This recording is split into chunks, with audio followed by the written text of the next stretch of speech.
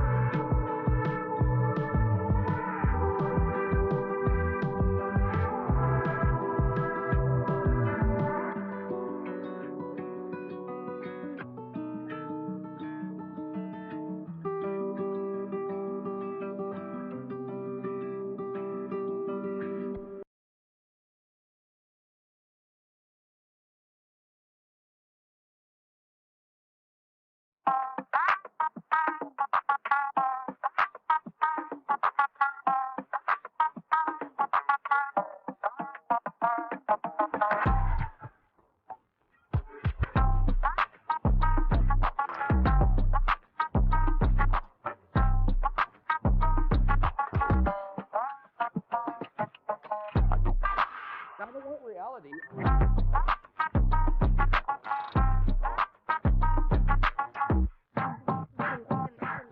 In the Ice Age, how much taxes did people pay?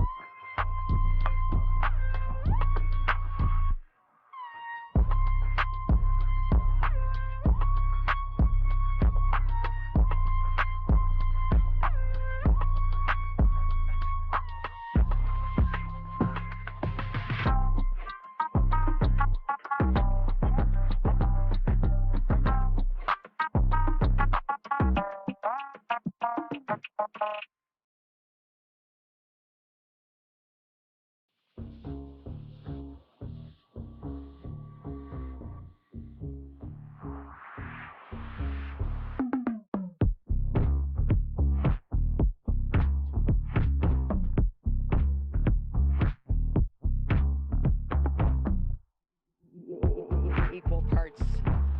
Oh my gosh.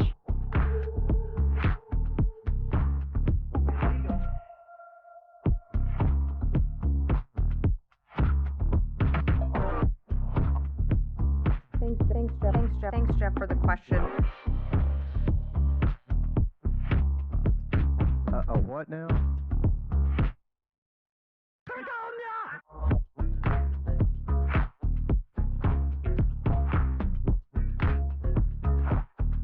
You should be ashamed of yourself for having that thought. Come on! Help! Help! I'm being repressed! That's too much, man!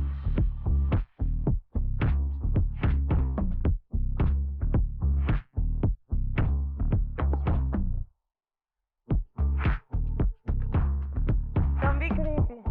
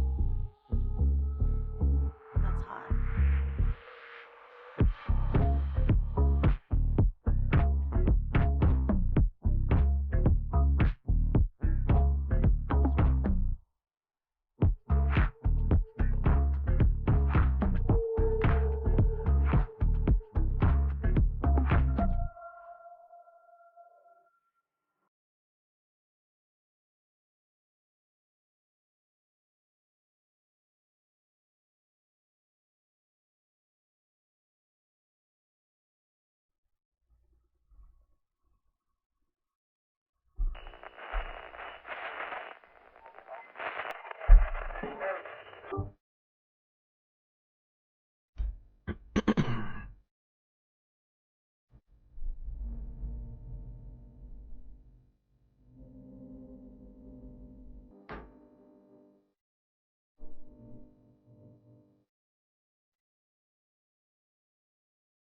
Well, here we are again. Good to see you all here on this galactic evening. Got a hell of a lot to talk about, so we better get right to it. Make sure you got those seatbelts on, Space Fams. Safety first while taking journeys through the unknown.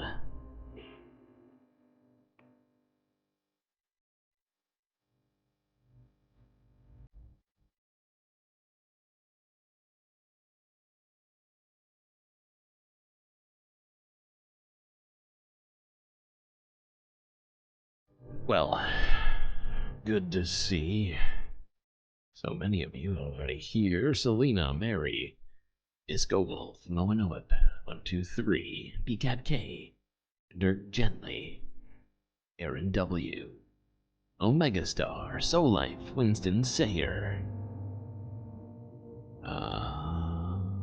Aproponics,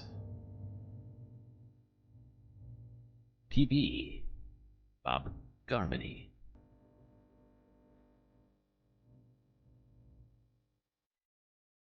Yes, it's good to see you all. Hope your evening and or day is going well so far.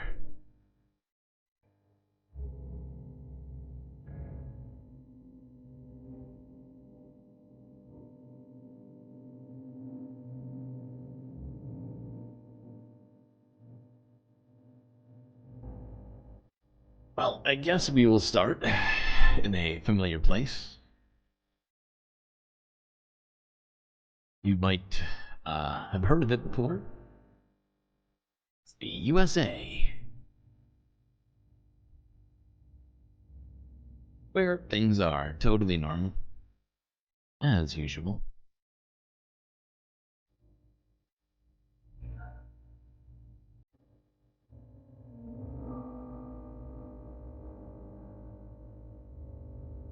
Guess we'll start with this disturbing story here from the Associated Press.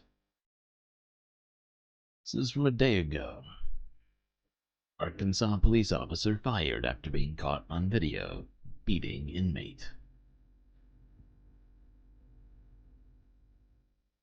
An Arkansas police officer has been fired after being caught on video beating a handcuffed inmate in the back of his patrol car. This is on 2X. Jonesboro police officer Joseph Harris Why is this on was fired 2X? after.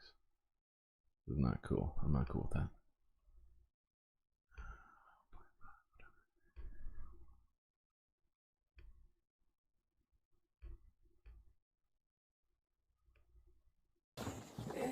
An Arkansas police officer has been fired after being caught on video beating a handcuffed inmate in the back of his patrol car. Jonesboro Dude's over here police trying to officer Joseph practice Harris was fired after he was caught on his UFC on patrol this car dude's video brain punching, right now. elbowing, and slamming the car door on an inmate being transported from a local hospital back to the county jail. Billy Lee Corum, the inmate in the back of the patrol car, had wrapped his seatbelt around his neck while being transported when Harris pulled over his car and punched Corum several times as he... Yeah, I mean, clearly it's dangerous to him, but is punching him in the face? Is that the solution, really? Come on. ...finds the belt. Jonesboro Police Chief Rick Elliott said he did not know what injuries Corum suffered from the beating, but said he immediately fired Harris What the fuck was and would that? refer the case to prosecutors. What the fuck was Corum that was about? held at the Craighead County Jail on Monday What a creep. on escape charges and was wanted on warrants from out of state. The police chief had reviewed the video after receiving a complaint from the county sheriff's office about the incident. The Associated Press could not reach Officer Harris for comment on this incident. So yeah, this guy got fired, so... Cool, thank God. Apparently he's not a danger to society anymore. Oh, wait. That's right. No, he's still out there. Just not a police officer in this particular station. It's not like you can't go and find another police officer job somewhere. I'm sure that's what's gonna happen. I think we can all kind of agree that's pretty likely. As is often the case with these sorts of things. Okay. He'll go to the next city. Exactly. This piece of shit who just, you know, wails on completely, what do you call it? Defenseless people. I mean, you know, you got somebody tied up in the back of a seat, completely unable to defend themselves, and then you have police officers who think that's an opportune time to start practicing their strikes. Not that they were that good, it shouldn't really matter in this particular situation. We have 20 likes. Well, let me take care of that.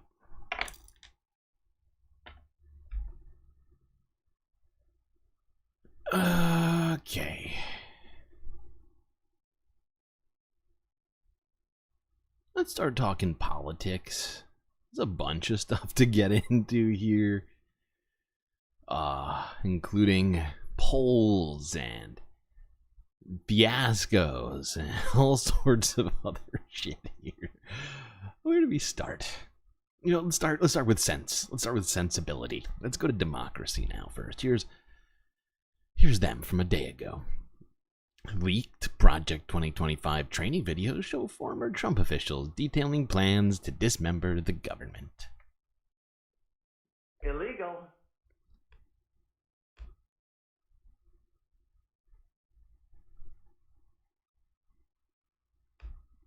This is Democracy Now!, democracynow.org. It's War, Peace, and the Presidency. I'm Amy Goodman.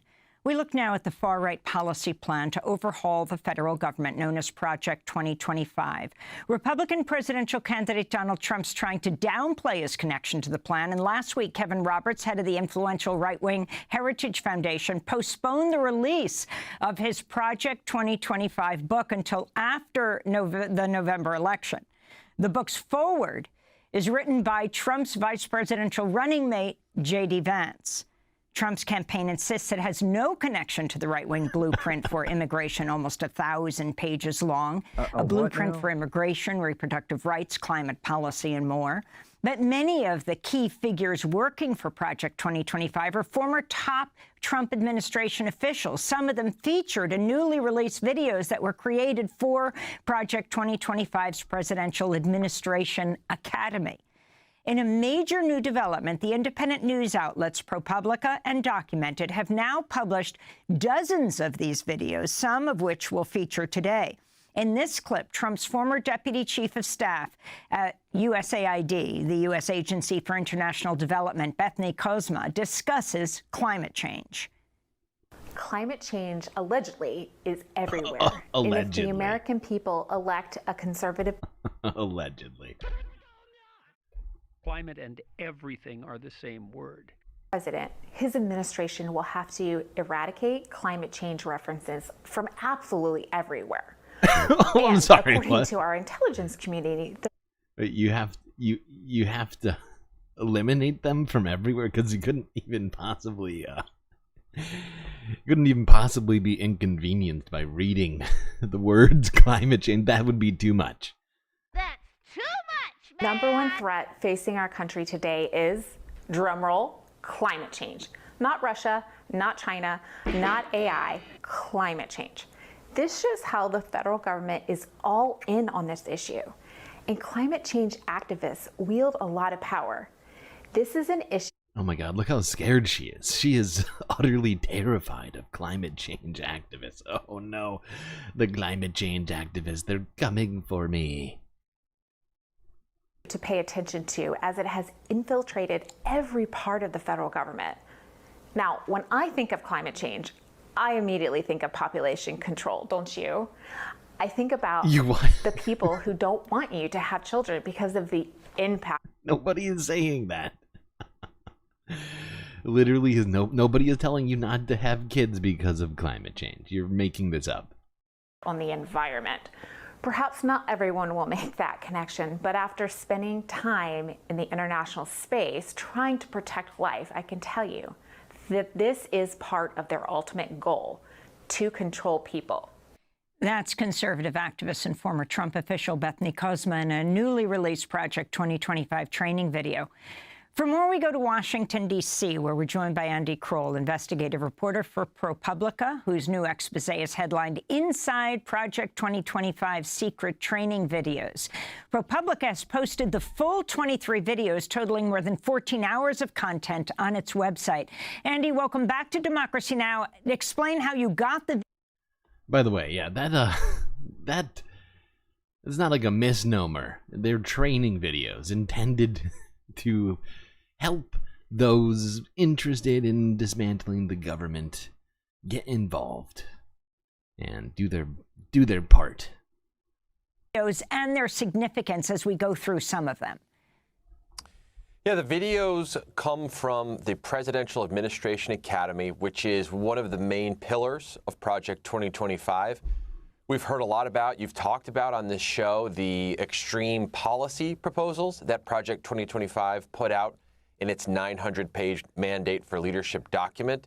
What's gotten less attention, but is no less important to Project 2025's long-term goal here, is to train thousands of future political appointees so that if a conservative president, which of course now means if Donald Trump, a conservative candidate, wins in November and we have a Republican president, that there will be a bench of thousands of vetted and trained appointees who can go into the government and fill openings in that government so that, as Project 2025 itself says on its website, that conservative administration can be ready from quote-unquote day one. Now, these videos were provided to us by a source who had access to them.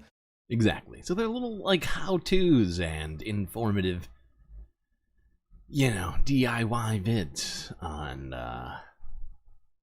essentially dismantling all the important parts of the government so that states and, more importantly, churches can take charge of these things. It's clearly the plan. I won't get into the sourcing on it, but with any kind of situation like this, the key things for us at ProPublica are these videos real? Are they authentic? And are they newsworthy? Obviously, the substance is newsworthy. In our reporting process, we talked to people who are in the videos. We verified them, authenticated them, and fact-checked them ourselves. Wait, hold on. What is Nightbot doing? What in the fuck? Project 2025 aims to forecast trends and innovations for the future. Can be good for planning and preparedness. What the fuck is Nightbot? Is Nightbot paid by the Heritage Foundation? What's happening? And now we've published on them, and as you helpfully pointed out, also published all of these 23 videos totaling more than 14 hours on our website. Anyone watching today can go on Project 2025, because of course President Trump has did this, but meanwhile, of Project 20 advisor in Trump's administration, of course,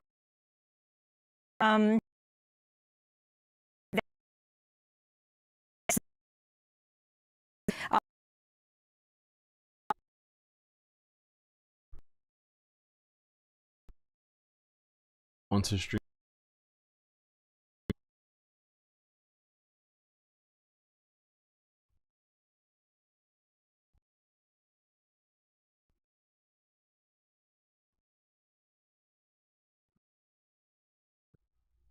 I'm into that.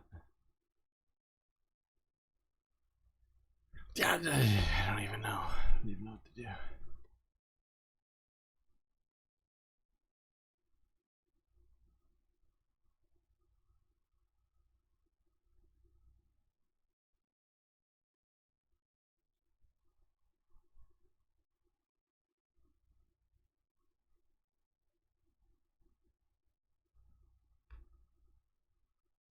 Hold on, I'm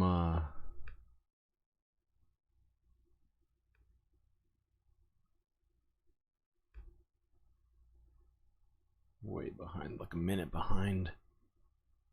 Something wrong? No, there's nothing wrong with Amy. It was the stream suddenly started lagging. Got a DDoS attack. That's right. We're being attacked by the deep state.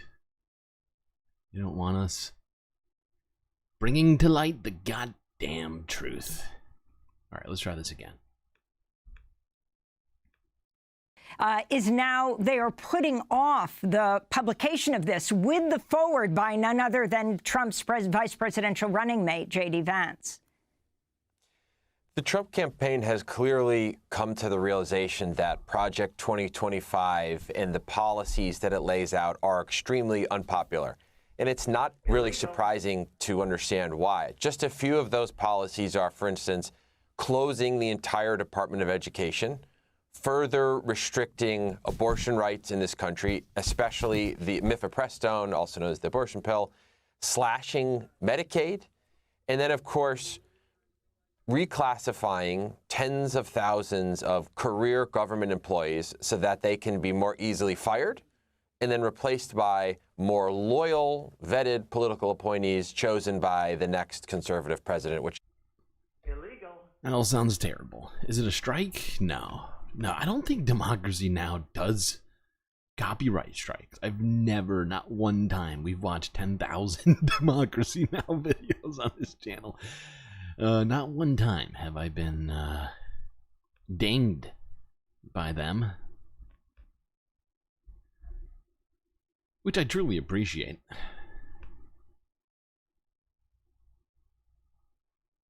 Hold on, we gotta go watch more of these freaking unhinged clips that they have here for us. Please hold. Here we go. There we go. Alright. Seems like a good place as any to start. and this Project 2025 effort. Andy Kroll, I want to play a series of clips that you have just released. This is another Project 2025 training video featuring Katie Sullivan, who was acting Assistant Attorney General, Department of Justice under Trump. In this clip, Sullivan says the next conservative administration will need to eradicate all equity plans. I think you can expect that equity and all of the equity executive orders under Biden will be repealed early in the next administration. This is going to require a very detailed plan to execute the eradication of the dictates in the equity orders. Why is that so important to them? To get rid of equity and diversity and things? That's just in general. The existence of it is a problem. For instance, there's a gender advisor position created by one of these executive orders. That position has to be eradicated, as well as all the task forces, the removal of all the equity plans from all the websites, and a complete rework of the language in internal and external policy documents and grant applications. And this is another Project 2025 training video featuring Dan Huff, former legal advisor in the White House. Oh, boy. You know, they get real upset about money. Like, you probably heard it in there. She's like complaining about the existence of grants for what do you call it? Diverse groups other than I don't know, the usual ones.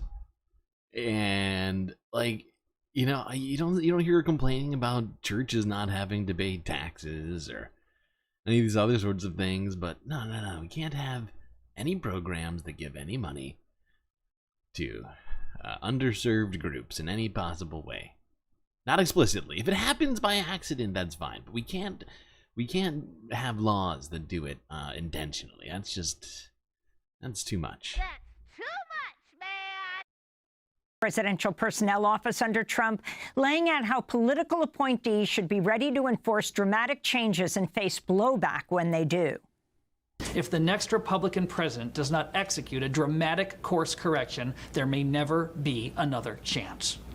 So if you're not on board with helping implement a dramatic course correction because you're afraid it'll damage your future employment prospects, it'll harm you socially, look, I get it. That's a real danger. It's a real thing. But please, do us all a favor and sit this one out. This guy knows all about that.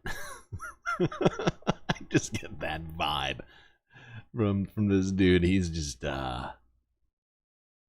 he has been struggling socially. And I wouldn't say it's justice, but clearly it hasn't been helping. And this is another Project 2025 training video titled The Political Appointees Survival Guide. It features Max Primorak, a former deputy administrator at USAID during the Trump administration. Now, in terms of a survival tip, do not let career bureaucrats hinder you from advancing the president's agenda. What does that even mean? don't let career bureaucrats hinder you from. What if they're new hires? What if there's like a bureaucrat just fresh in, just got done with the HR paperwork, and can you allow that person to hinder you from advancing the president's agenda? That's a question I have. Keep in mind, you're coming into a place, Washington, D.C., that does not share your conservative values. They're even hostile to it. Because you're here to do something that's not in their interest. They're not going to be your friend, and they're not going to help you succeed. What are you doing? You're here to cut government. You're here to cut spending. You're here to cut regulations. You're here to stop the waste, fraud. So he's speaking from the perspective of somebody in government, essentially. I believe that's what he's doing here. He's saying, you need to get into government so you can destroy the government. Just blank. Just this is completely laid bare. I feel like they used to try and, what's the word? They tried to beat around the bush on this. They used to try to pretend like the government had some sort of important role to play. These days they've just decided, no, we're just gonna say it. The government, we don't want it. We prefer fiefdoms. An abuse that's going on, but a lot of careers have been made from that. A lot of money has been made from that. Fiefdoms have been built around it. So you're going to get a lot of opposition here. It's an entire industry of opposition from lobbyists, professional associations, contractor groups, and disappointingly, faith-based organizations. Oh, God. And finally... Oh, the faith-based organizations haven't been doing enough. Right. Yeah. I'm going to turn to a Project 2025 training video featuring Alexei Walternist, a former Assistant Secretary for Public Affairs at the Department of Homeland Security. In this video, he encourages future appointees to avoid mainstream news outlets like the New York Times, the Washington Post, instead take their message to conservative media. The American people who vote for a conservative presidential administration, they're not reading the New York Times. They're not reading the Washington Post. Actually, to the contrary, if those outlets publish something, they're going to assume it's false. So the only... Of course, they have an Orthodox priest to tell us this. I mean, this is creepy. This is super weird. Why is this... What the fuck? Reach them with any voice of credibility is through working with conservative media outlets. So Andy Kroll, investigative reporter for ProPublica, if you can respond, this is just an excerpt of the videos that you have released inside Project 2025's secret training videos.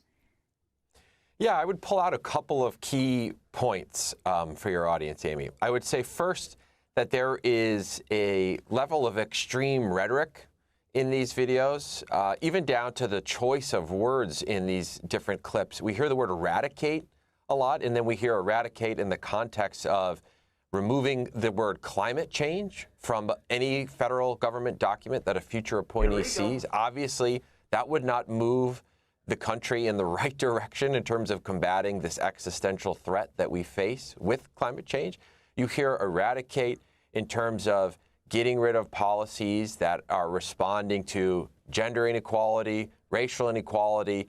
Before you get too far down on this, the thing is I just want to drive home that first point that he made about the climate and climate change-based policies.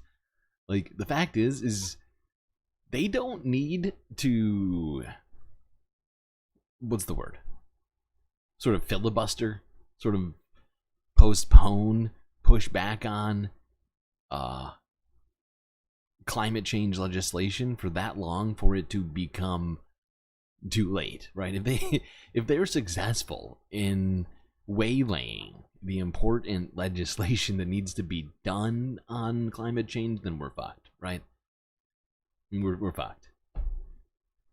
Like, it needs to be 2030, right? 4 or 5 years, basically, here. Everything needs to be already like at the place it should be, essentially.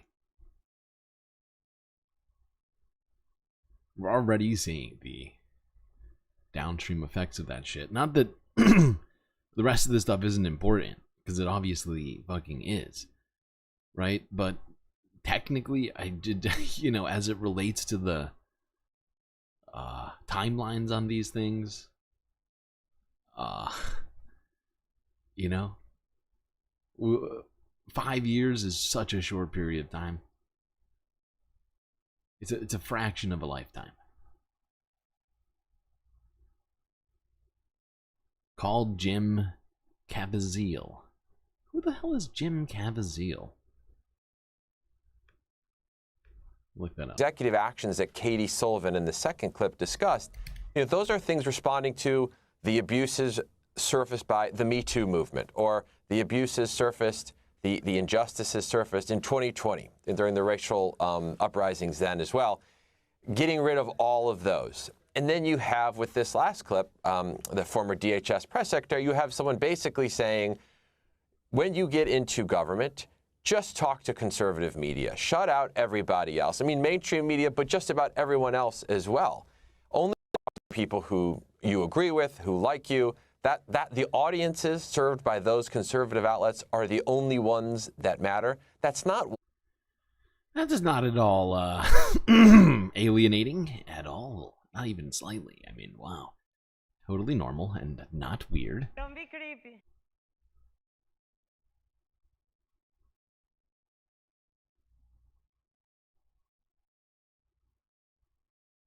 I just looked up who Jim Caviezel is. Apparently that's the Passion of the Christ guy. Okay. I think you might be behind by a minute, Bob. Stream lagged out and it's sent back. I can just, maybe I'm wrong, but I feel like your message timing is slower. Could be wrong. Yes, PB, thank you for the update on that. Figured it out. He also played Superman? Is that true?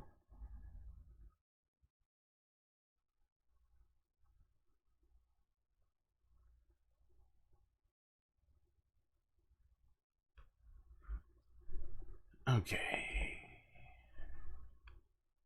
How am I gonna do this? Trying to think. Alright, let's watch this first. I don't know. We're gonna be going all over the place on this one, I feel like, because there's just so much to talk about in the political arena right now in the United States. Let's go to this first. This is Forbes breaking news from a couple of days ago, where Donald Trump was at a rally trying to revamp the oldies. So if you listen to Kamala's speeches, you'd never even know that she's been running the country. She's been running the country for 4 years and doing a horrible job. Look at what's happened to our country. We are a failing nation. I hate to say it, we are a failing nation. I wish I didn't have to do this.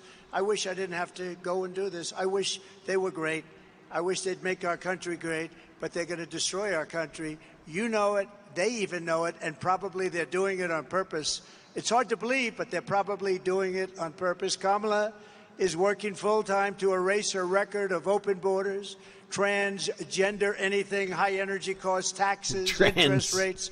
Transgender anything. Transgender staplers. Transgender gummy bears. Where will they stop? Where will they stop? Illegal. You're at sky levels, rising crime rates, and wars all over the world. We're in wars all over the world. You know, when I left, we had nothing. We had no wars. The world respected your country. We had no wars.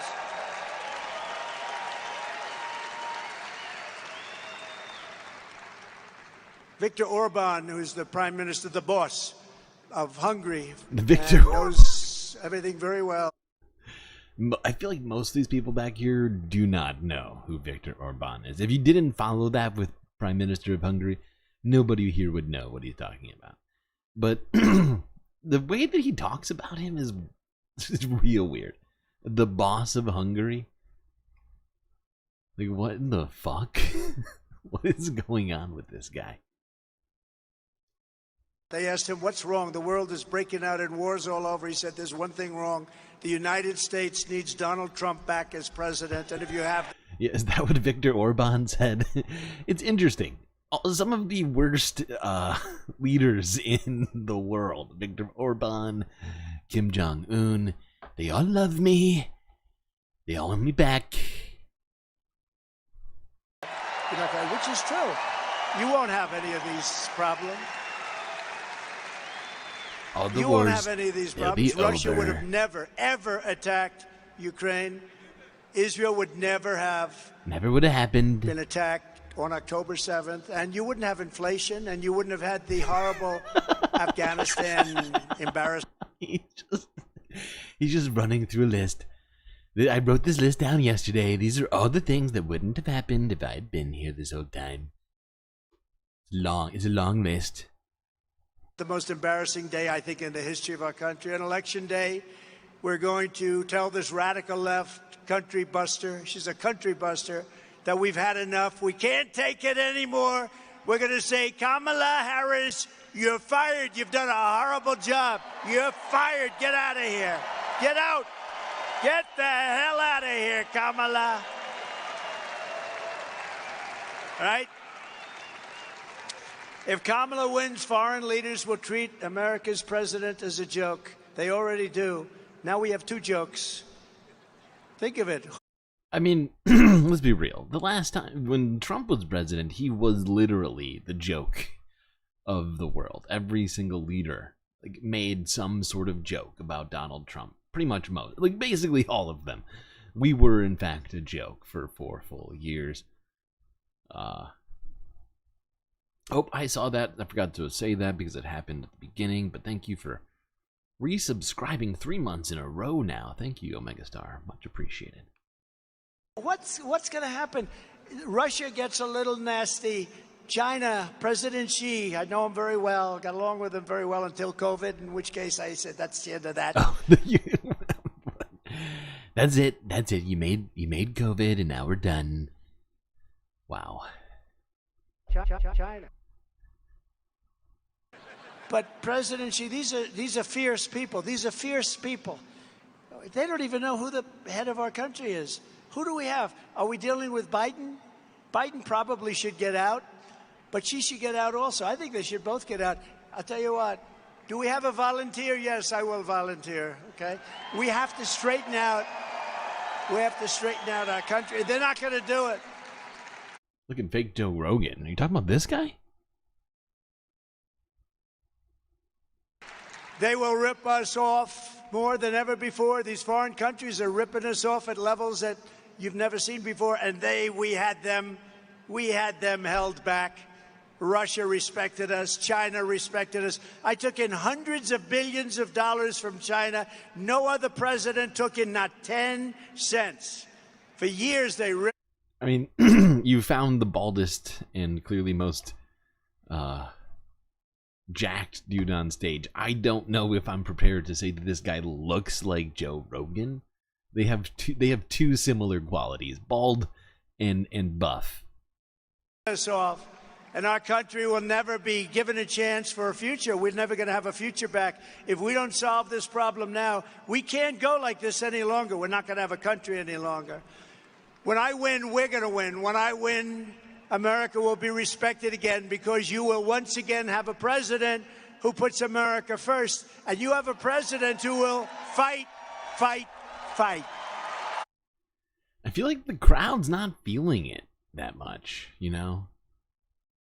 It seems very low energy, and he's been he doesn't feel like he has any real direction on attack, and that's what the crowd loves. They love when Trump, gets in there, he starts playing dirty, calling people names and whatever else. But I feel like he's just not, he hasn't found it yet. He does not know where to go with this whole Kamala shift. Very small crowds.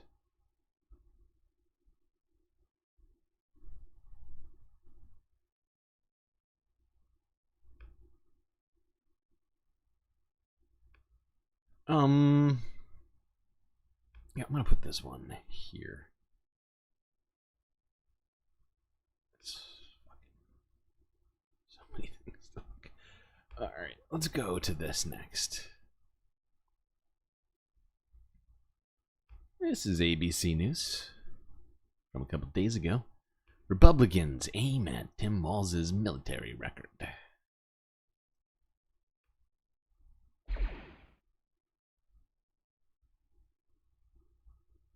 Republicans wasting no time taking shots at Minnesota Governor Tim Walz over his military record. The issue coming to the forefront last week when Ohio Senator J.D. Vance, now a GOP vice presidential nominee who himself served in the Marines, began questioning the circumstances surrounding Walz's 2005 retirement after 24 years with the Army National Guard. Listen. He said we shouldn't allow weapons that I used in war to be on America's streets.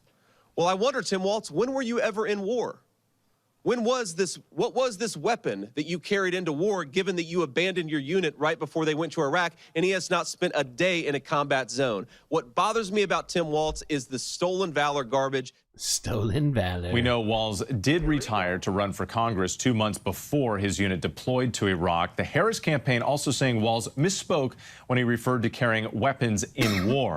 Joining me now to talk more about this issue is Minnesota Public Radio's political reporter, Dana Ferguson. Dana, it's so great to have you. We appreciate it. So Senator Vance there used the term stolen valor in reference to Walz, but that would actually be... Now, before we get too far here, let's look at something here. This is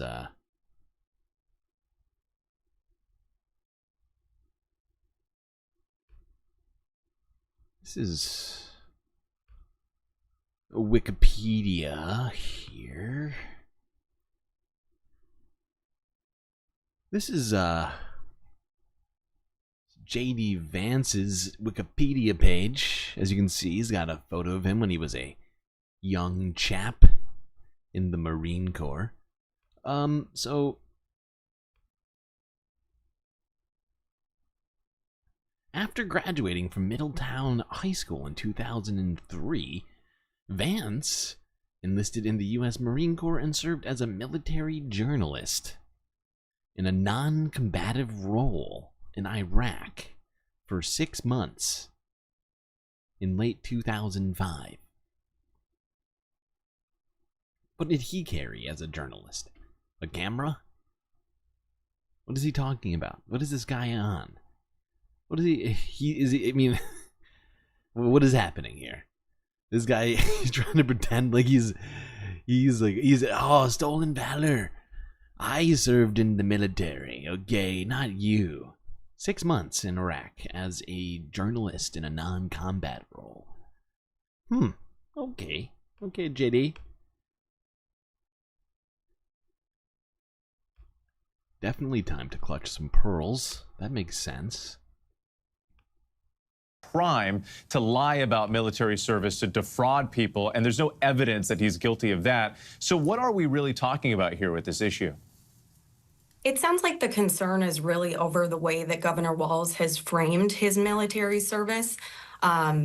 We know that he was honorably discharged before he ran for Congress.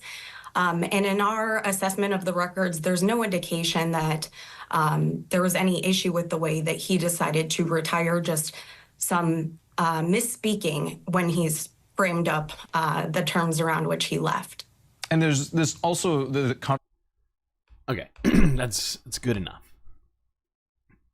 Someone described Vance's job in the military as basically a blogger. Yeah. Meanwhile, Tim Walz spent 2 decades in 24 years. 24 years in the military. More than, how old is JD? Is he 39, 40 years or something like that? Hold on. Can't do the math. Should have taken this goddamn thing. 40 years old. So longer than JD Vance has been an adult, Tim Walz was in the military, and he's going to claim that somehow it's Tim Walz who's stealing valor, not the military blogger who was in Iraq for 6 months. Okay, pal. Let's talk about something else relating to J.D. Vance. You know, he's a very entrepreneurial guy, big fan of the VC stuff. Likes throwing that money around to make more money. Now, let's go to CNN from 10 hours ago involving one of his ventures. Apparently, workers are alleging nightmare conditions, quote unquote, at J.D. Vance's food startup. Illegal.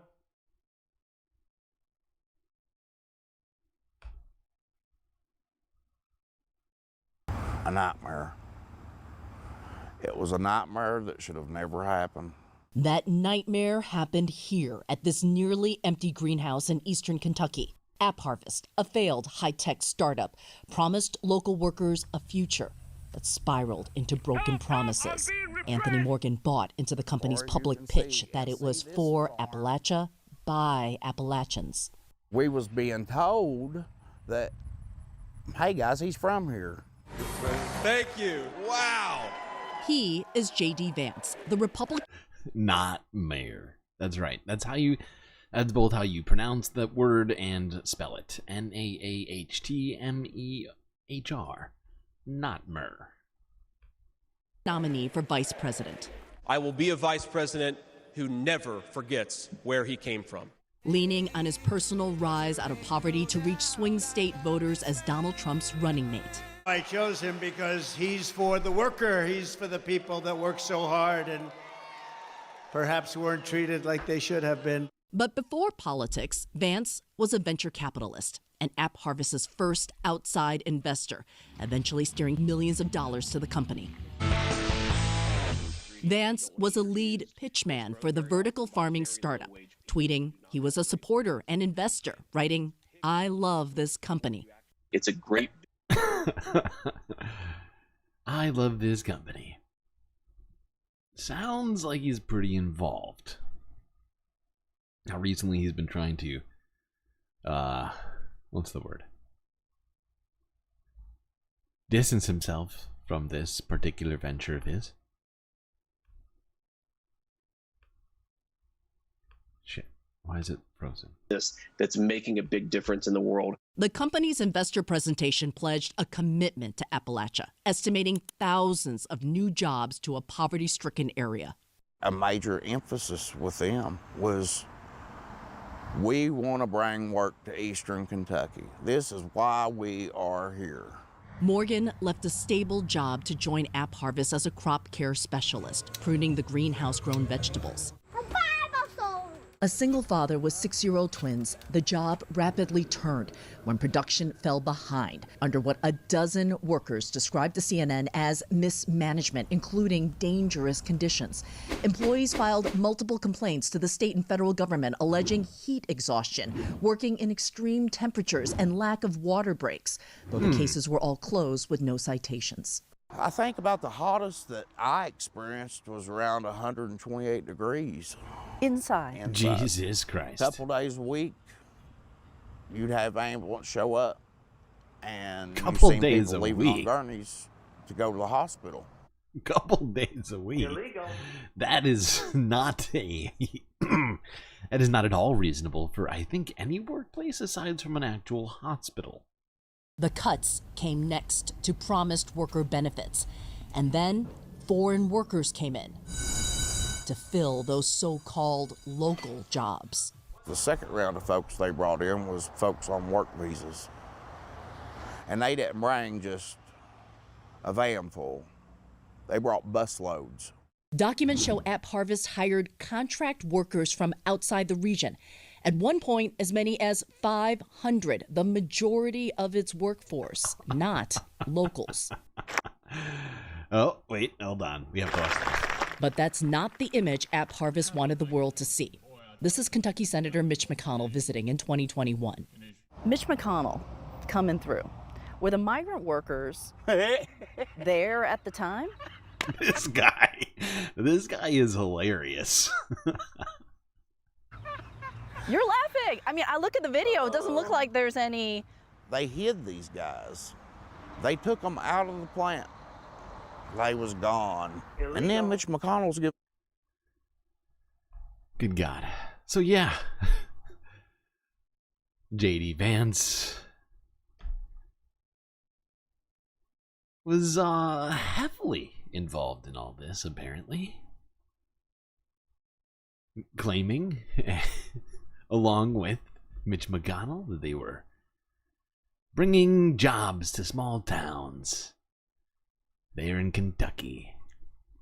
But instead, they were giving people with work visas jobs.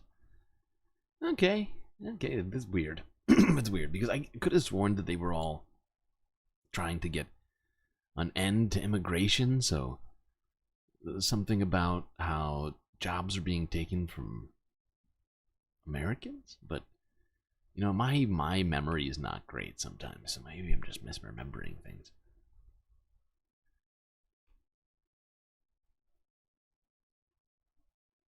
How far are we? We're an hour in. Ugh, we might have to keep this moving.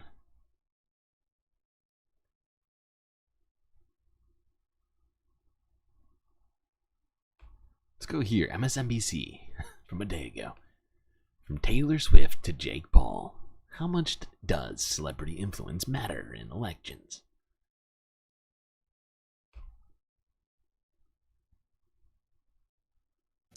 Far-right activist and agitator Matt Walsh recently posted on X with some advice from his MAGA Republican cohorts. Quote, Kamala Harris has all of the big-name entertainers on her side. All of... This is all I really wanted. I'm not gonna lie. This is the reason, okay? This is amazing. Come on. You can't tell me. You cannot tell me that this is not just fantastic. Just incredibly self-aware for this just this snippet in time. I don't know how long it took. I mean, this does seem like a well thought through post, right? It was like some strangely lucid moment for Matt Walsh here. Like, I don't know how long it took him to write it, but at no point did he say to himself, you know what? Don't hit send. This is gonna make me look real stupid in a second. Nope, didn't happen. Note for Republicans. Kamala has all the big name entertainers on her side. All of them. Please do not try to counter this by parading around a bunch of washed up or obscure entertainers that nobody cares about. That just makes us look sad and irrelevant. Don't be creepy. Sad and irrelevant. Oh, Matt. It's not the only thing, but it certainly doesn't help. It's truly amazing.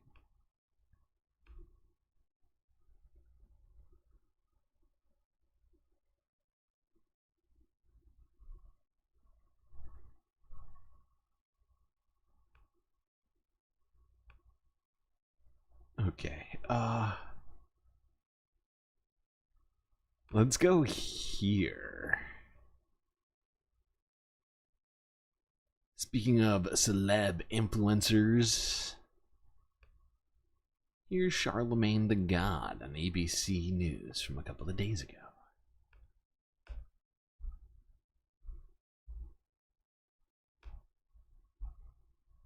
Don't debate Donald Trump. Donald Trump is going to run circles around him and make him look insane to all of America. Donald Trump is going to make him look old and frail. You know why? Boy, that aged well. Donald Trump is an entertainer. Joe Biden he's really about business. He's a politician. He's actually in there doing the work. That was the Breakfast Club co-host Charlotte. Good point, Bob. They did get the Hulk and Kid Rock. Those are two very relevant, very current, very young, sort of vibrant celebrities. The God, when we spoke with him back in February, he was certainly right about what if Biden debated Donald. We talked can win, could lose. 6 months ago. And character.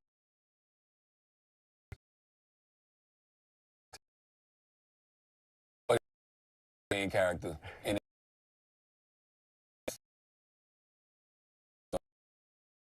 because we president. What the fuck?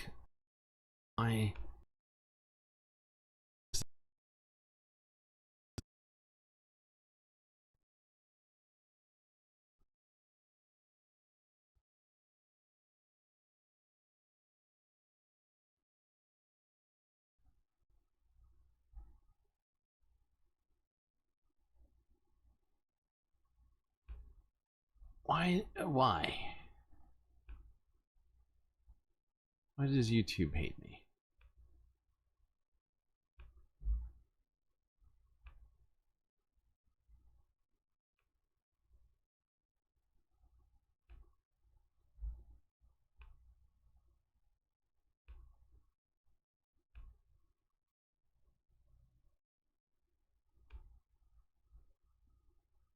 That's good. This is normal.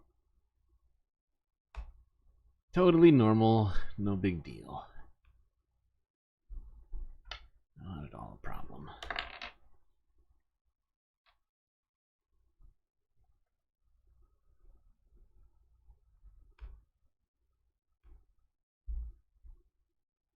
It's not the bit rate.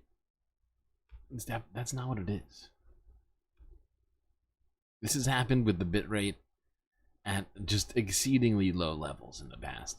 And honestly, right now it's pretty low. So that's not the solution. It is just something to do with the network, I assume. From what I can tell. Alright, where the fuck were we just now? Well, it seems to be working again. I don't know what the problem was.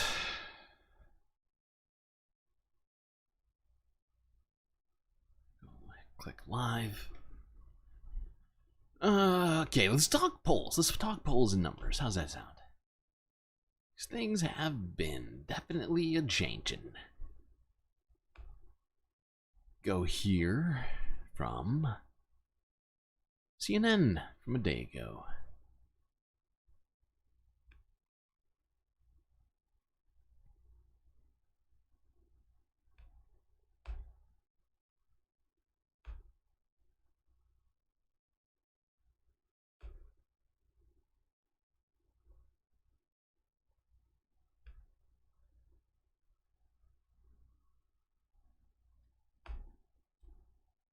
Pollster and communication strategist Frank Luntz just held a focus group. Watch this. How many of you were supporting Joe Biden 14 days ago? Raise your hands. None of you. How many of you, if the election were held today, would vote for the Democratic nominee, Kamala Harris? I would. Okay, that's all of you. Wait, hold on.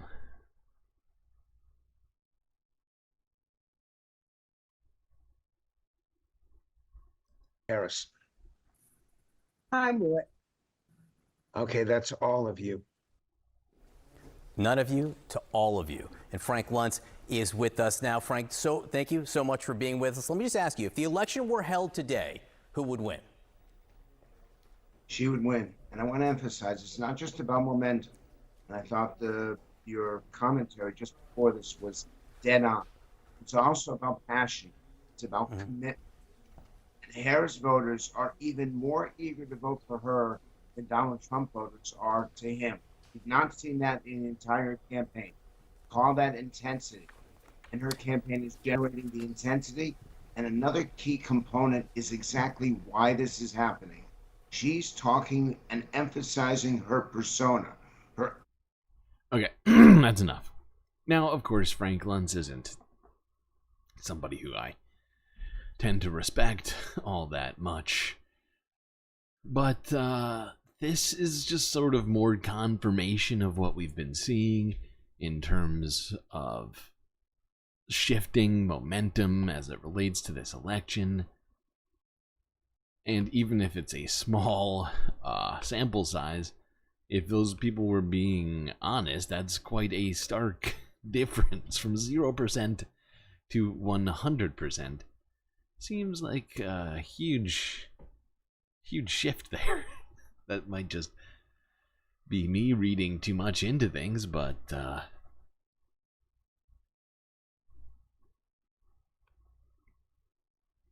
honestly, I just don't feel like listening to the rest of this, because Frank Luntz is just an annoying person.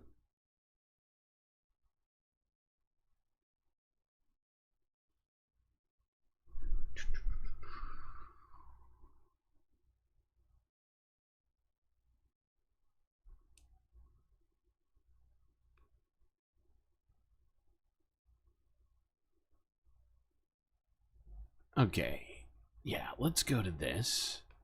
This is CNN as well. 2 CNN vids in a row. Get these numbers in here. John King. Oh, good. From Frank Luntz to John King. John King's going to break down how the race has changed since Biden's exit for us. Okay, let's do it.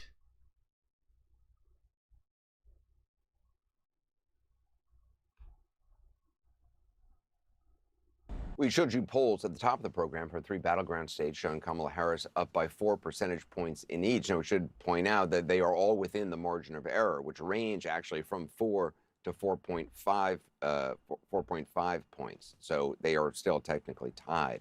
That said, they do seem to have gotten under Donald Trump's skin. Whether they have or haven't certainly marked the difference between now and what the race looked like before Biden-Harris gave way to Harris-Walz. Speaking of Walz, John King is at the Magic version with more. John, so how has the vice president on the Democratic ticket changed the race in battleground states, or has it? Some numbers in a moment, Anderson, but first let's just start with this. I have the map this way because we are now back in what we thought at the beginning of the year, before Biden's debate, before the questions about his age, that this would be the state of the race, right? 6 essentially battleground states. After that debate, remember, the Trump campaign was saying, we're going to put New Mexico in play, we're going to put Virginia in play, we're going to put New Hampshire in play, we're going to run away with this. That was the mood after the Biden-Trump debate. Well, Biden's gone. Harris is the candidate now. So at a minimum, we have reset the map to a traditional battleground state. But remember, after those last debates, it was Trump could win here, Trump could win here, and Trump could win here. Not only did the polls show that, and I'll bring them up, Anderson, but we talked about that after all of my travels into those states. So let's just look a little May and now. Trump ahead in Pennsylvania, you're exactly right. This is no clear leader statistically within the margin of error, but Trump had momentum. This Michigan poll, New York Times, Siena had. Did you get your fucking arm out of the way for a second, John? You're being highly annoying. There we go. Look at the swings on these.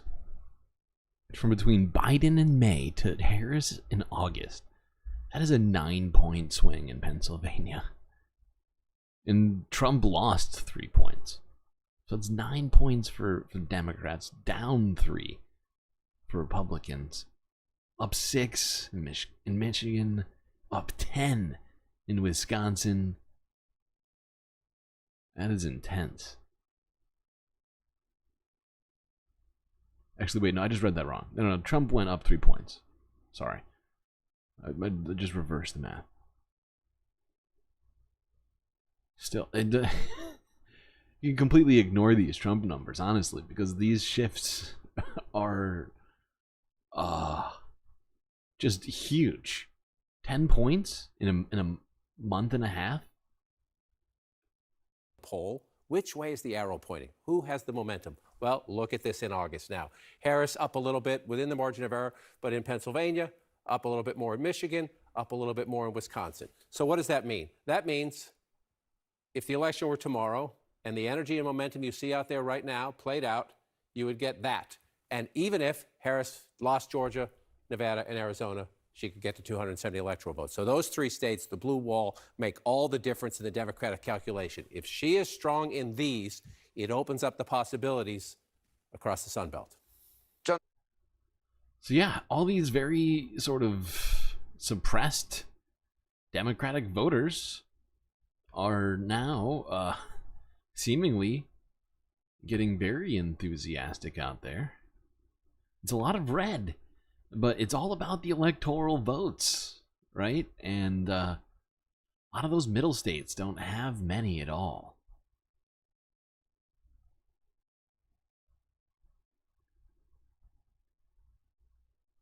And the fact is, with those shifting there, it opens this up so much. And we've been talking about this to some degree with Arizona, Nevada, Georgia being completely doable. Biden did them in 2020.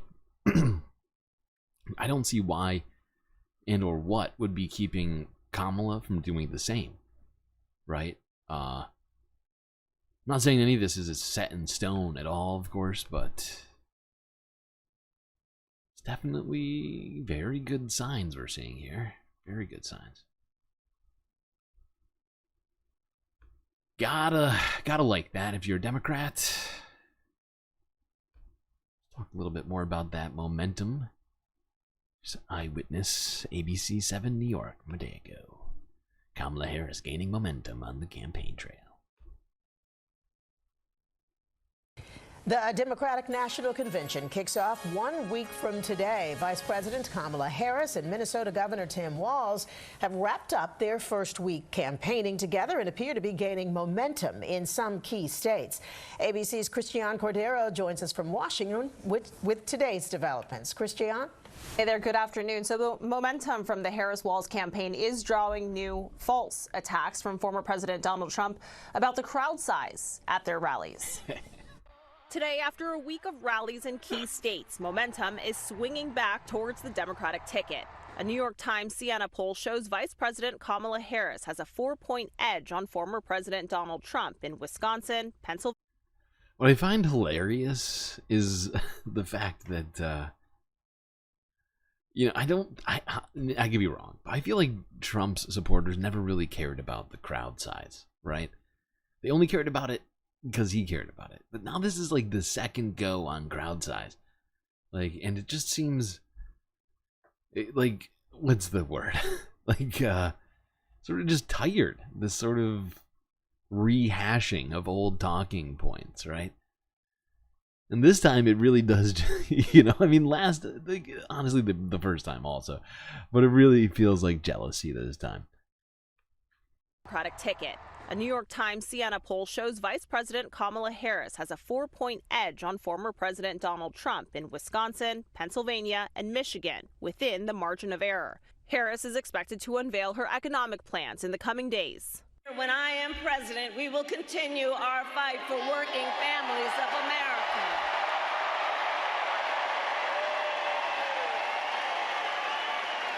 Including to raise the minimum wage and eliminate taxes on tips for service and hospitality workers. Trump responding, she copied my no taxes on tips policy. We will pass massive tax cuts for workers. We talked about that. Hilarious. I called that. I straight up called that last stream. I was like, Donald Trump, he is going to be very upset when he finds out Kamala stole his policy. That was mine. You can't have it.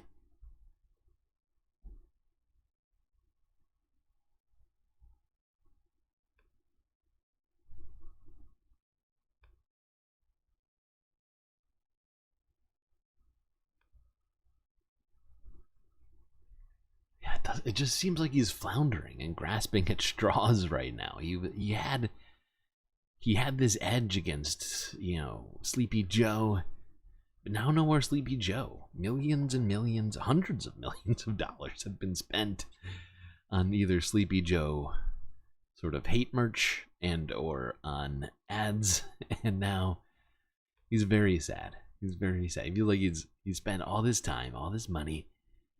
He wants a refund. Illegal.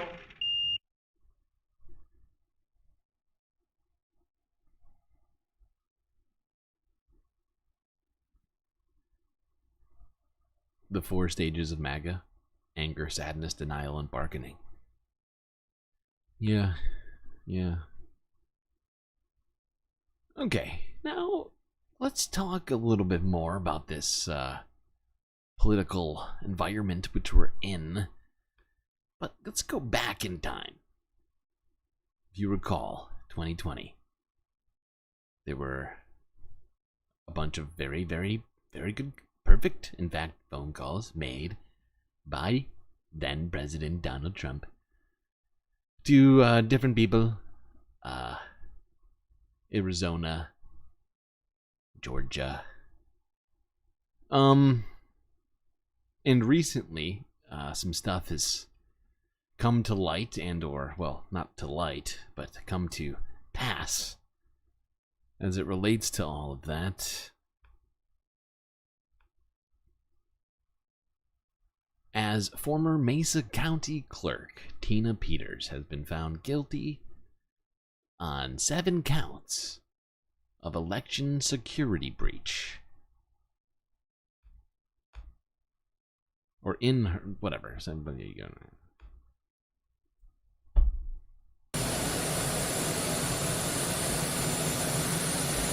Wait, whoopsies, there we go. My bad.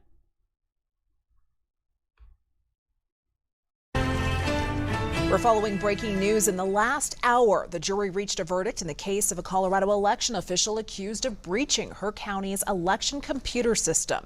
The jury found former Mesa County Clerk Tina Peters guilty on 4 felonies and 3 misdemeanors, including attempting to influence a public servant, official misconduct, and failure to comply with requirements of Secretary of State.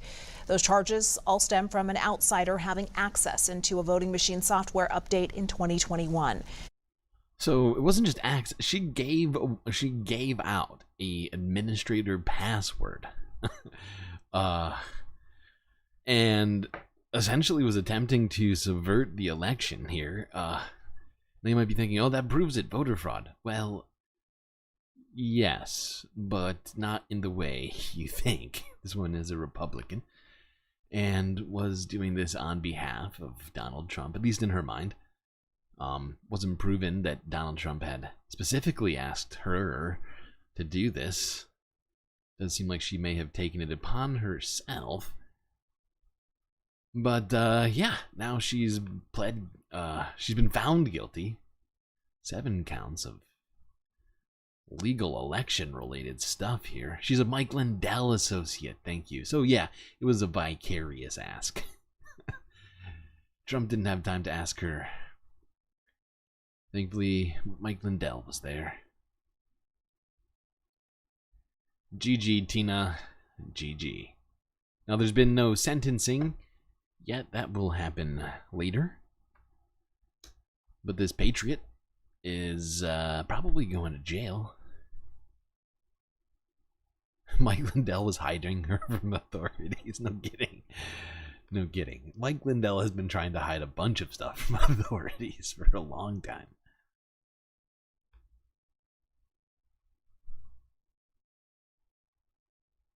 Okay. How are we doing on time?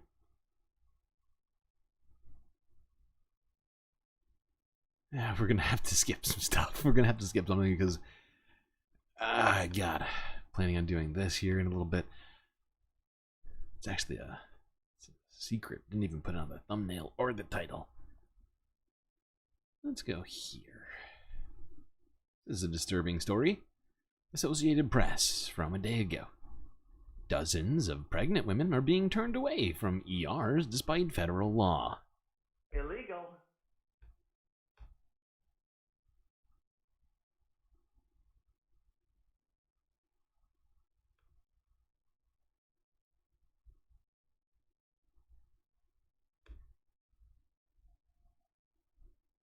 Yeah, I was sent home with an ectopic pregnancy, clearly visible in my ultrasounds. I was sent home to let it go off inside of me and internally hemorrhage and potentially die, which is, it ruptured and I internally hemorrhaged. If I had been given information sooner, then I could have made a decision that could have saved my right tube. That is horrifying. Now, if you didn't quite pick up on what just happened, this woman went and was turned away by a hospital. She had an ectopic pregnancy. And as often happens, not always, but with ectopic pregnancies, if you don't abort, well, really bad stuff starts happening. A baby starts growing inside of the fallopian tube. That's exactly what happened to this poor woman. And it ruptured her fallopian tube. So she is now down one fallopian tube and ovary. Right? So now she, from what I can tell, wants, perhaps wants a baby. From the way that she's talking about it, that's not entirely clear. But in just hypothetically, play with me here for a little bit. In, this hypothetical situation, if she did want a baby, what these doctors and what this law, in fact, has done, has caused this woman to now not be able, or she's going to struggle much more in having a baby in the future. Right? Which seems to be antithetical to everything these people who are creating and attempting to enforce all these horrifying laws want. Right? Don't they? Isn't this all about them wanting more babies? Isn't that the whole thing? Like, what? But now, here we are now. This is, Jesus, I say that.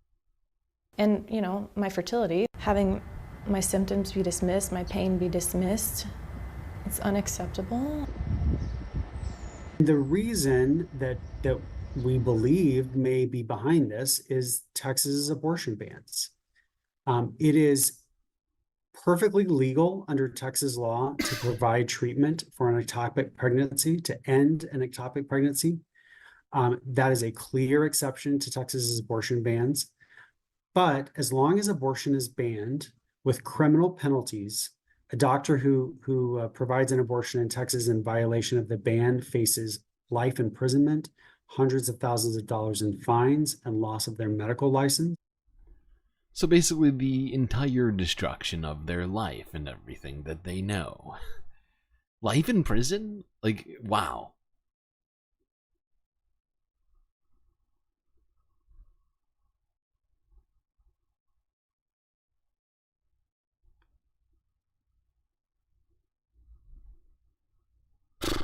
Okay, let's move on from that. I want to remind you of the horrifying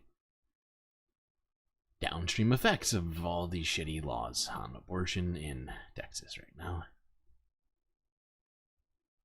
Let's go here to a less frustrating story. More funny than anything. Actually though, let's start here. Let's get into tech, pretty much, although there might be a little bit of, maybe some politics that sneaks in through this whole discussion. Let's go to Reuters here. This is Reuters from a day ago. According to them, X was hit, and by X I mean Zitter. Zitter was hit with Austrian data use complaint over AI training. Illegal. Whoops, that's the wrong one. Son of a bitch. Why'd you do this to me?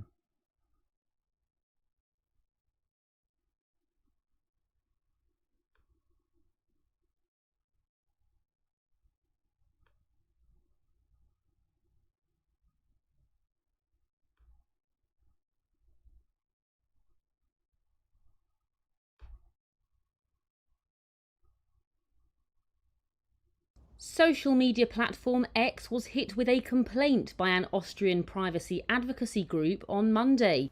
The group, NYOB, accused the Elon Musk-owned company of training its AI with personal data from users without their consent. That's in violation of EU privacy law. NYOB announced that it had filed complaints with 9 EU authorities.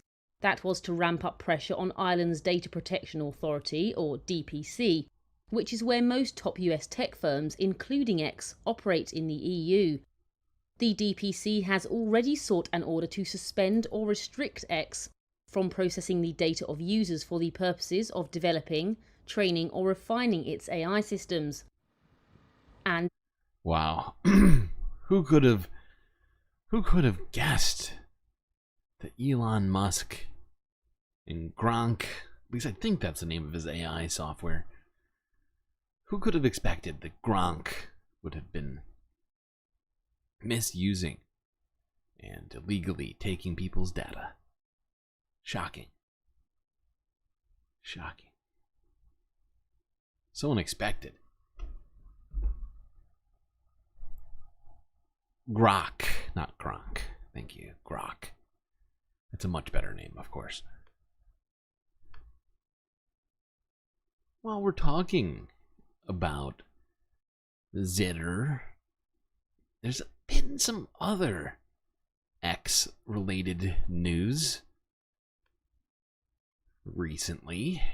You may have heard, but Donald Trump went on to a X live spaces, whatever you call it, with Elon Musk in an attempt to rally support for his campaign.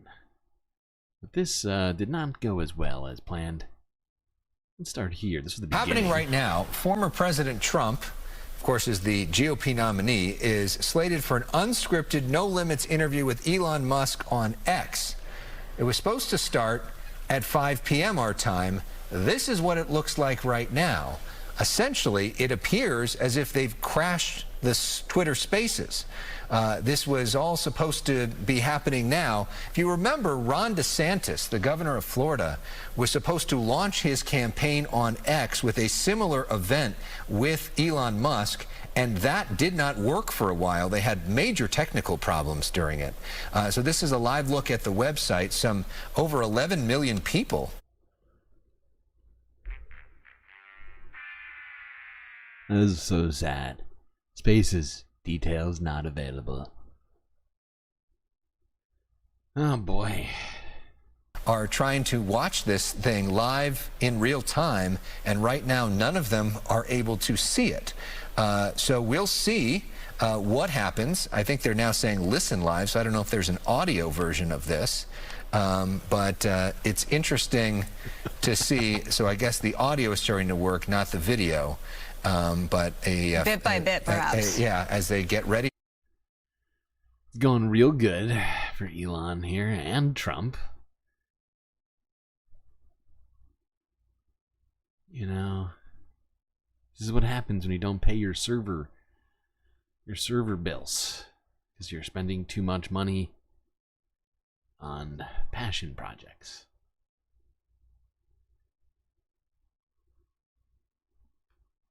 And just, you know, paying yourself exorbitant amount of money.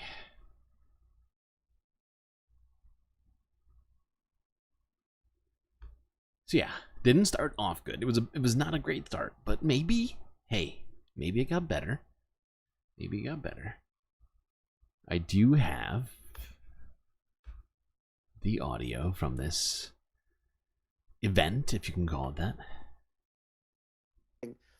It was at the lowest. You've seen the chart. It's become quite a famous chart. But that was the lowest point ever recorded. It was a really, I mean, I was very proud of those numbers. And then you see what happened with these people, Kamala and Joe. You see what happened. They just let it go. I had Remain in Mexico policies. I had all these different policies that were so good.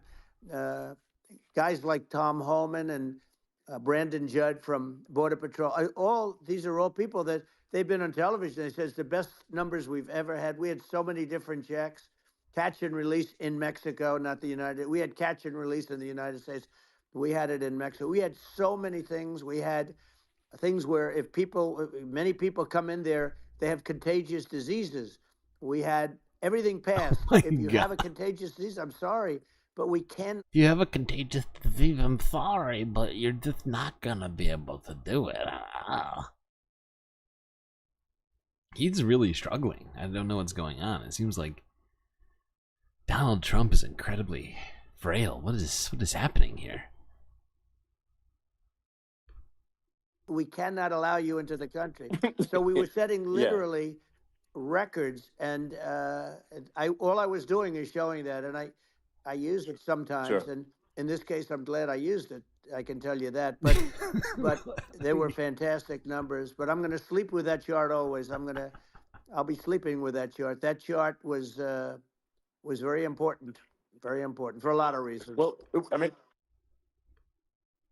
would it be accurate to say that you're supportive of legal immigration, but we also need to shut down illegal immigration and especially unvetted illegal immigration, because and that's not the same. Wow. So as you can see, it went from being an inauspicious beginning to a very weird middle. Not gonna watch this whole thing. We definitely don't have time for that. But I figured we'd do this instead. Let's go here. It's from earlier today.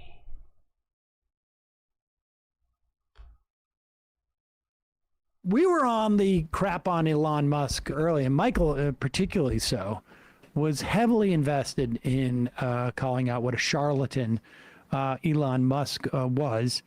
And this actually worked out pretty well for Elon Musk. There was only 45 minutes. Let me put it this way. Last night, I live streamed it. Mm-hmm. The idea that it took me less time to figure out how to work OBS on my computer and to actually set it up and actually do it than it did Elon Musk to set up his.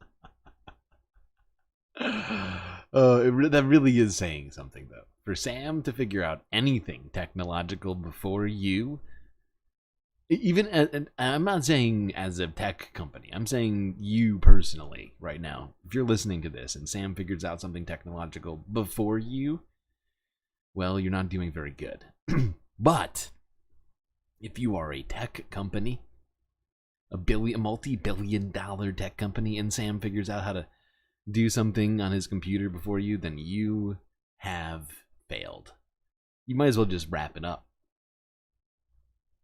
It's not even video. It's just like a voice. Literally just audio medium. It's radio. Why not just broadcast it on the radio? But they had. I did college radio, and it was more sophisticated than their output last night. This is a conference call, basically. But that's the thing, is that this technology is this is stuff that has existed for decades. 2004, granted, it was real audio, but it existed. And all he's got to do is he's putting it on a website. Now, maybe they don't have the servers there to support it. I don't know. Maybe they're not paying for it. He claimed... Yeah. He claimed that there was a DDoS attack. And honestly, Easy to say. I am going to say that whenever I F up any type of technology going forward, because I'll tell you something. There was no DDoS attack. I mean, let's be honest. Everybody who's a grown-up knows that he just, whatever reason, they couldn't get it together. If you forget to respond to one of your friends' texts, you say, "Oh, there's someone, my phone. There's something going on with my phone." Look, the dog ate my servers. Okay, I'm really sorry. I'm very sorry. My terrible dog ate my servers. I had Nikki Haley. She's taking care of it for me. The service was being denied. But wait, was it Nikki Haley or Kristi Noem who shot her dog?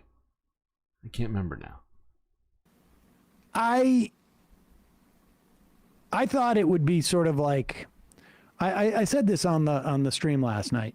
I'd once read a review of someone who I knew had done a play, and it was he was not a playwright, and the review though was magnificent, and it came up with this quote: "There are some things that are so bad they're good. This was worse." And that's the only way that I could explain this to you. We obviously, like, I tuned in because I thought it would be fun, and it was just boring. And what was with Trump's lisp? The only sort of like interesting thing was everybody was trying to figure out, like, why is he lisping? And at first I thought, like, oh, this has got to be something I'm doing wrong. Like I'm sending out like a double signal on my stream. And nope, It's a safe bet. It was the lisp. It's a safe bet. And then someone had put a picture of dentures, which I used as the background for the entire broadcast after I saw that on Twitter. Beautiful. But if I were to say sort of like the three things that we learned, it's one, Elon Musk is incapable of carrying a conversation, and it's particularly hard with two sort of all-out narcissists who don't listen to each other.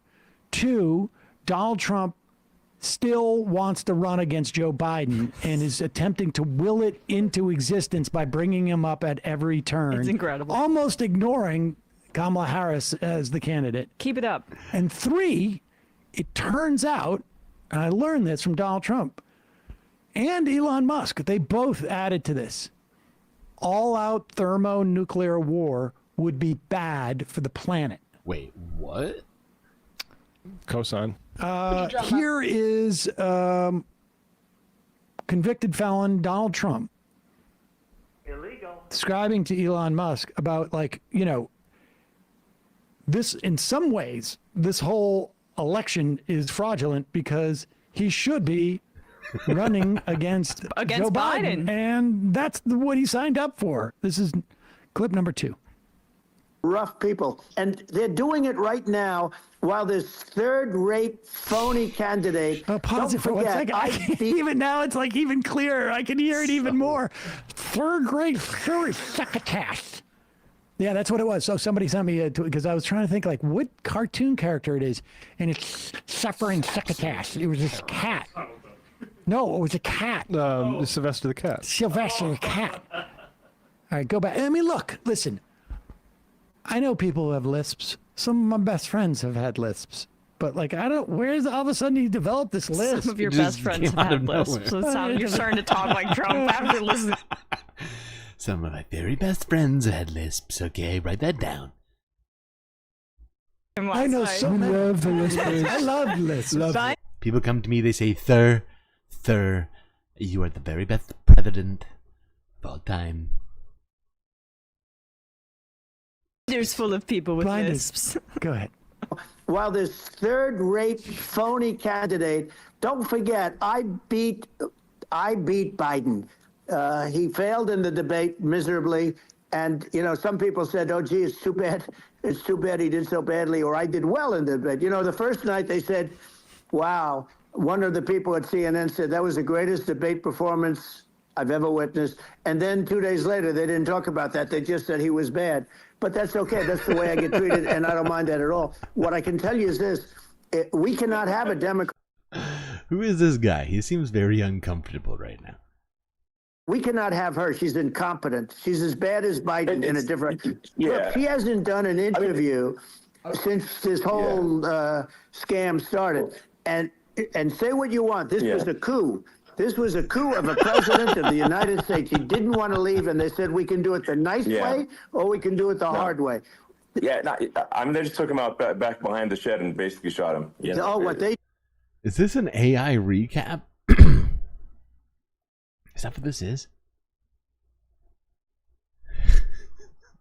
Now, we already addressed this whole coup talking point.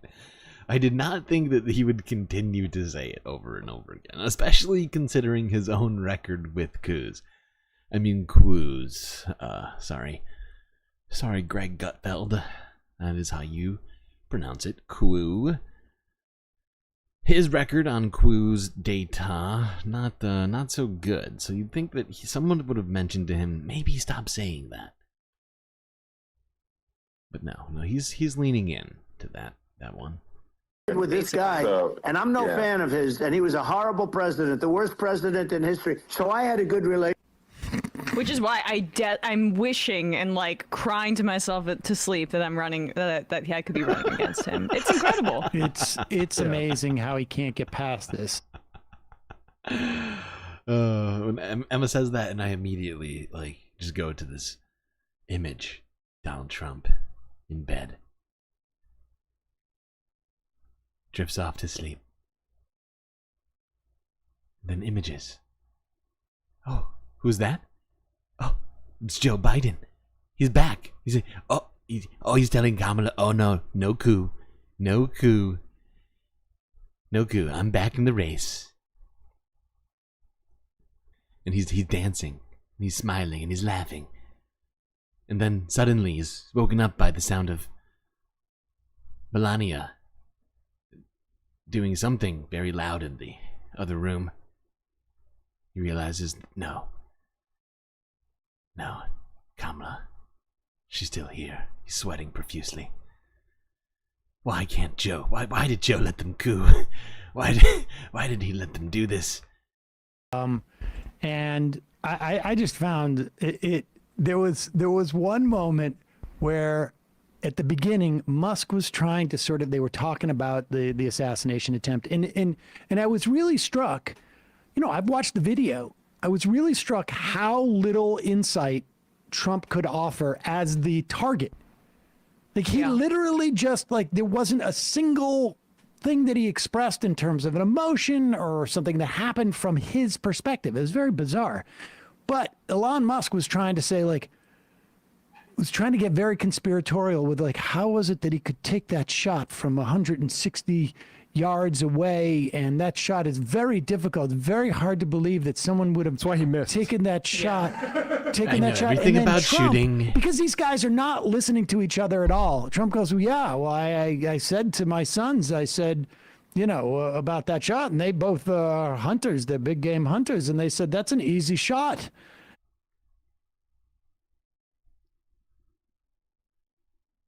Okay. Got more to talk about. We are running behind schedule right now, shockingly. Who's in charge of this goddamn Spacecast?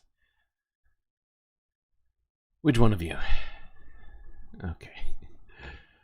Let's go on.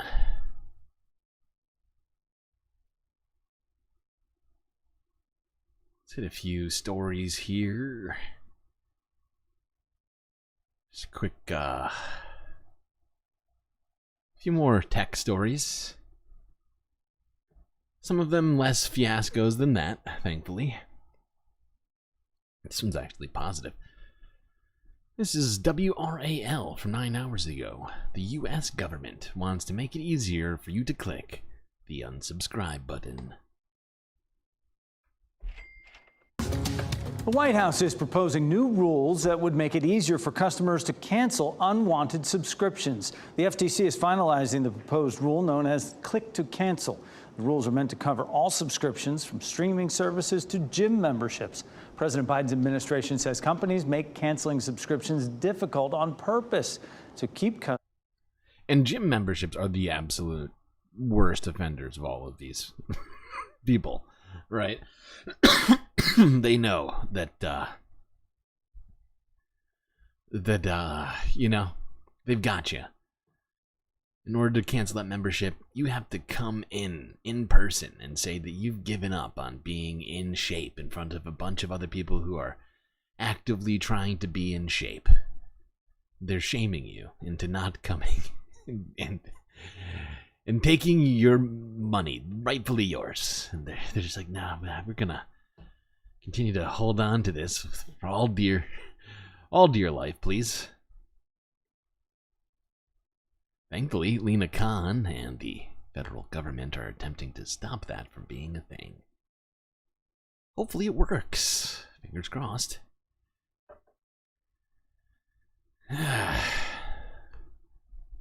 Maybe people can get some money back.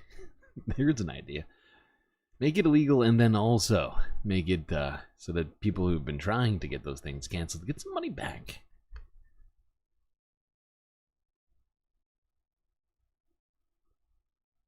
The fact, let's just think it really quickly through. If you're, not providing someone a service and they're actively telling you they don't want that service anymore, in what world should you be allowed to continue charging them against their will? Which world? Not Earth. Not the Earth I want to be on. All right. Next story. Associated Press from a day ago. This is tech and medical story. How exciting.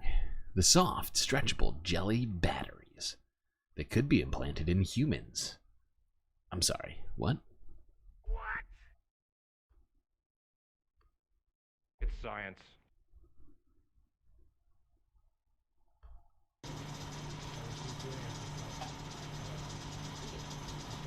So this is an example of one of the pieces of gel that we use to make up the battery. And as you can see, it's very soft and stretchable, just like jelly, really. And with about 5 of these stuck together, we can then make the hydrogel power source. Yeah. Okay. Thank you.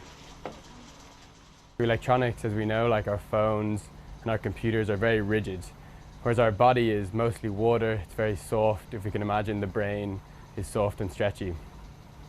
So what we tried to do is make electronics soft and stretchy to be able to interface either inside our body or on our skin.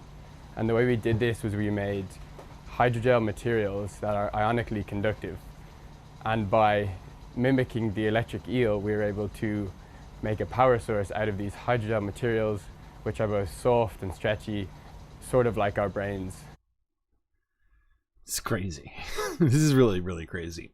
I was recently watching a video on how electric eels make that electric current. I was at no point expecting humans to replicate or come close to any sort of technology like that. And suddenly here we are. So yeah, I think that these batteries would be used for devices like pacemakers, like Bob is saying in chat there. Other sorts of things like that. Is wild. It's a really weird thing about turning humans into electric eels. Not that I think that you're going to be able to shock anybody.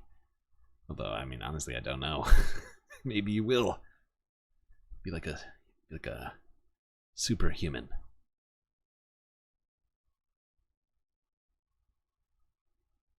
Okay, let's look at some other technology that may be bad for humans. Here's global news from 2 days ago. Burger flipping robots prepare UBC engineering students for future jobs. That's one way to put it. Another way to put it is, I don't know, UBC gets its engineering students to delete the jobs of the future.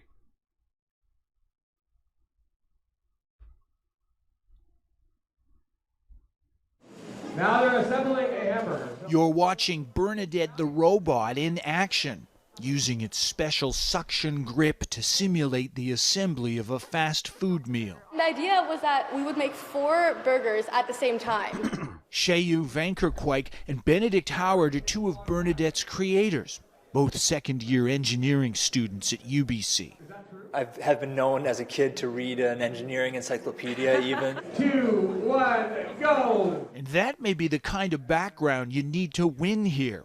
UBC's annual robot competition. It's actually a final exam, where teams work for about 6 weeks to build autonomous robots basically from scratch. This year, the contest was to assemble mock meals out of plastic fast food ingredients.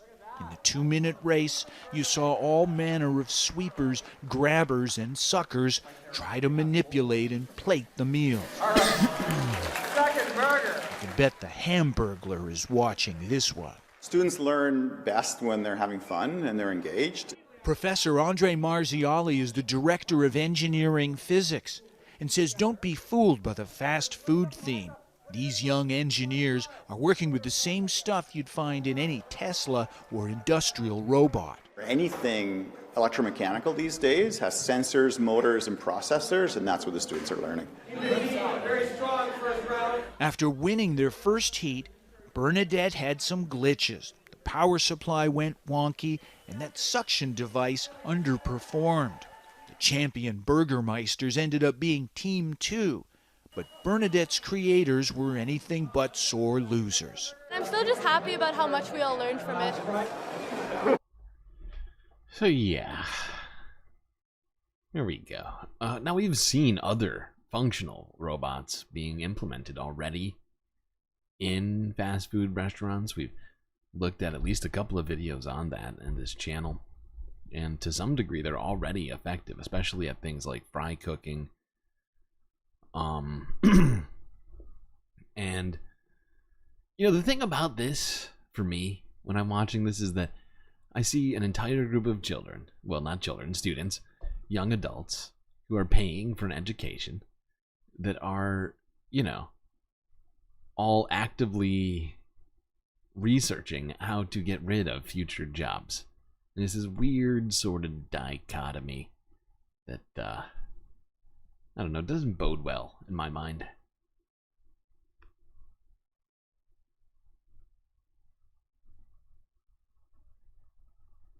The fact is, I'm not anti-technology. I'm not anti, you know, robots or whatever, right? It really just has to do with how this will all be used in the system as it is right now, right? Because I think too often we think about these things in some sort of a future, sort of future world, right? And whereas I think about what does this mean in our world right now, right? Without global communism or whatever, right? How are these going to be used right now? They're going to be used by capitalists. They're going to be used by major companies wherever they possibly can. Automation will be used to remove jobs as much as possible while, you know, keeping the system the same. You know, that's the goal of all the companies trying to utilize this technology, right? I'm not saying that's the goals of these students necessarily at all, but you know, the way that these technologies will be implemented for now, until we address the downstream effects of them, is gonna be bad for people. Whether it's fast food or call centers, customer service, things, it's becoming a more and more automated world and leaving more and more people behind, but the system is not adjusting for that.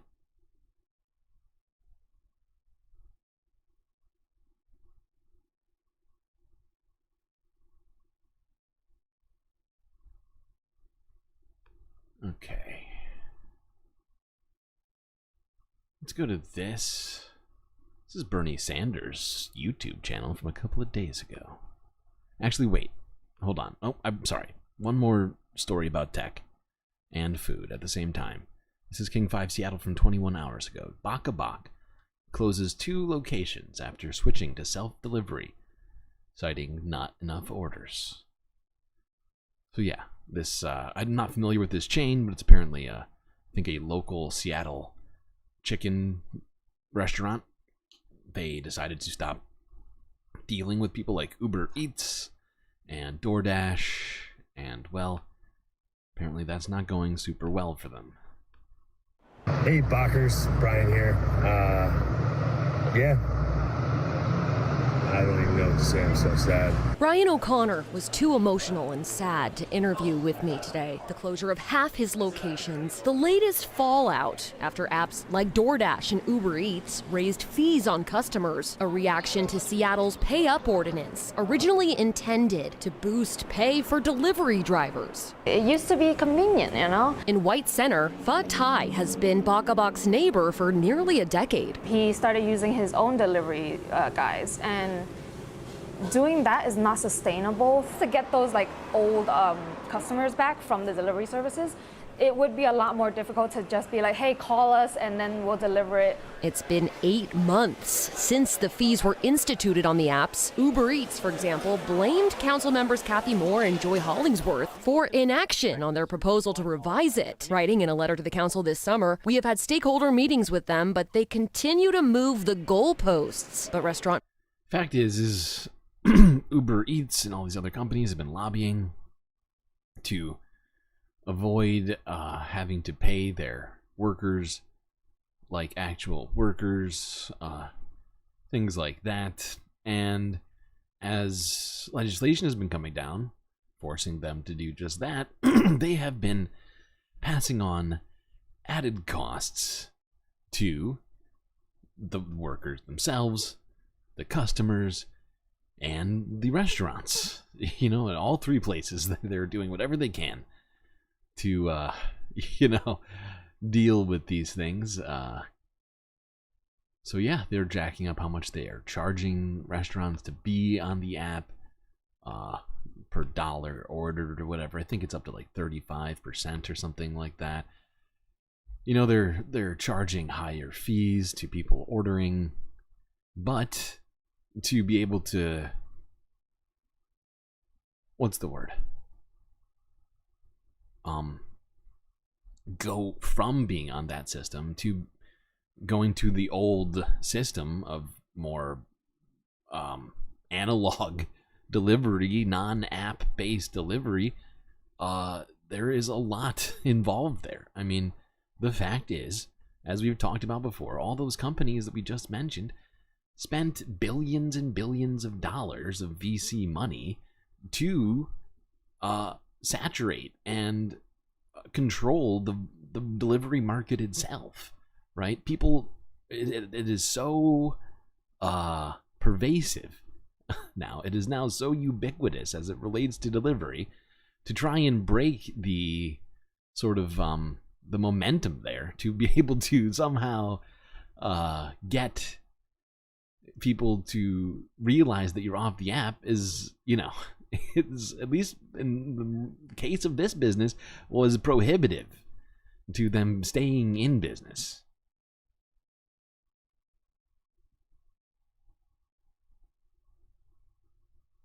Your feeling is that you should give a pension to anybody who loses their job to a more efficient system. It's an interesting idea. I think it only solves part of the problem.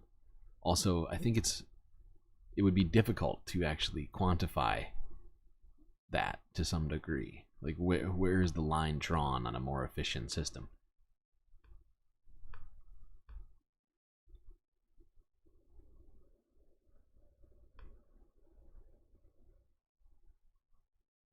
And then there's the whole, like, what if you didn't have a job?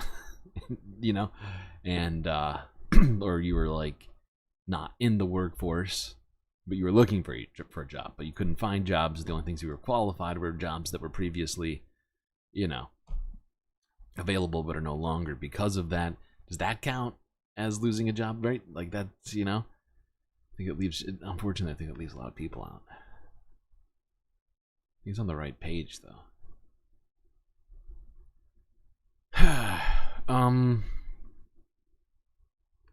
Andrew Yang gets, what are you saying, UBI?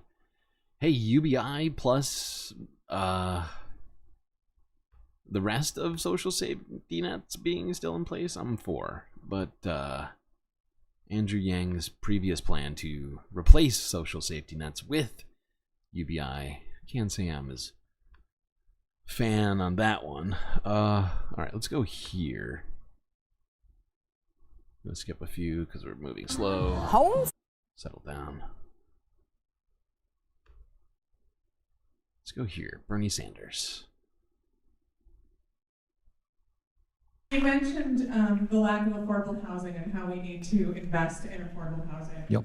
And you very briefly mentioned the fact that Wall Street is buying up affordable housing. What can be done to not just limit the rents that they charge, but they're going into particularly minority neighborhoods and buying up 100% of available stock? These private investment companies, I mean, again, one of the untold stories of today is it's not just that they're going into the housing industry. It's not just they're going into minority neighborhoods. They're going all over the place. They're going into healthcare. They're buying private practices and primary care. They are going into childcare. They are going into almost every section of our economy. And when I talk to you about 3 investment firms controlling $20 trillion in assets, that's what I'm talking about. Bottom line is we got to bust up this kind of concentration of power that exists in Wall Street right now. Absolutely. I mean, seriously. We talked recently about, Berkshire Hathaway. The fact that that one company owned by Warren Buffett controls over $1 trillion in assets and owns a shit ton of real estate, a shit ton of companies you probably don't even think of being owned by him, right? Geico, for instance. Heinz tomato ketchup. I believe they also own Duracell. They own a bunch of stuff. Just so much stuff. Oh, God. All right. Let's go. Let's go here. We were talking about housing a little bit. Bernie Sanders mentioned a few things about how they're buying up housing and all these things. Well, let's talk about housing. Not necessarily as it relates to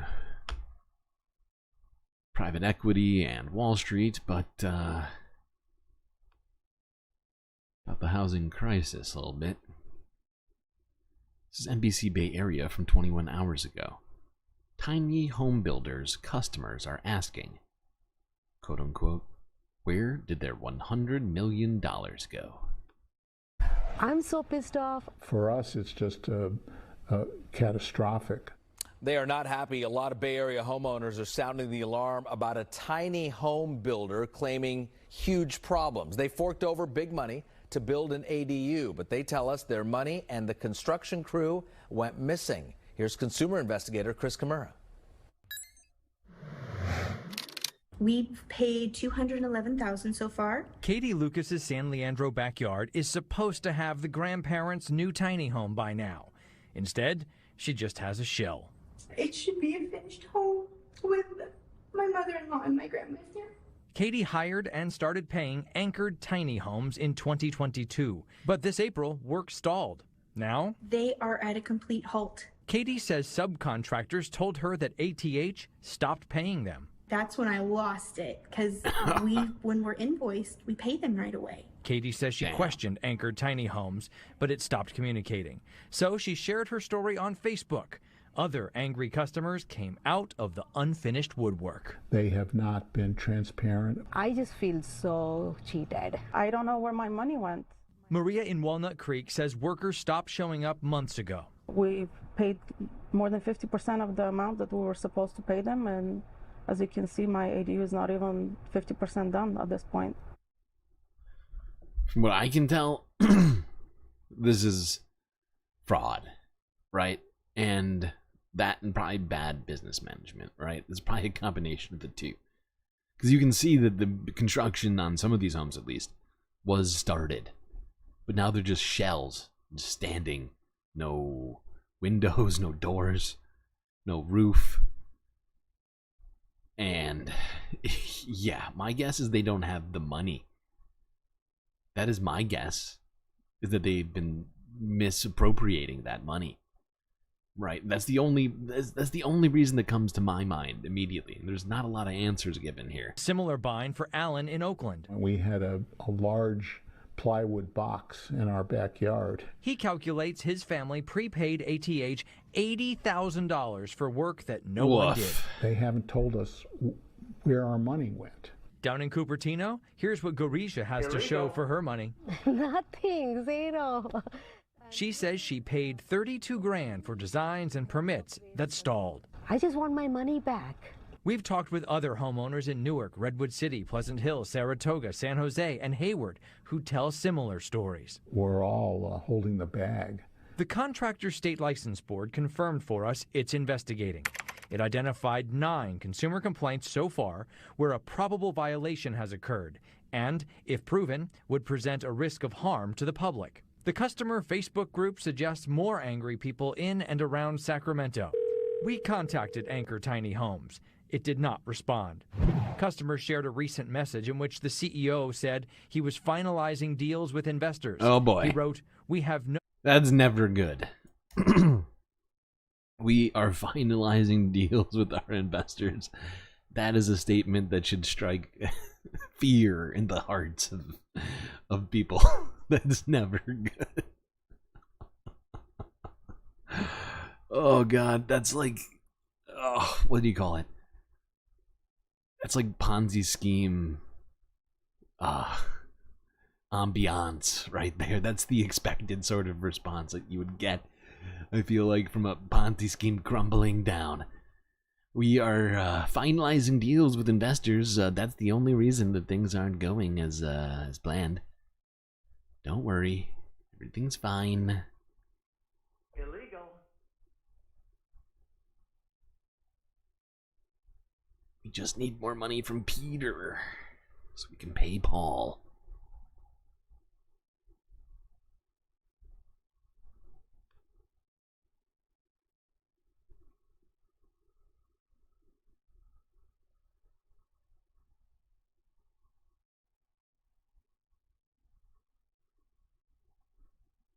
Now let's look at a different story relating housing and housing insecure people.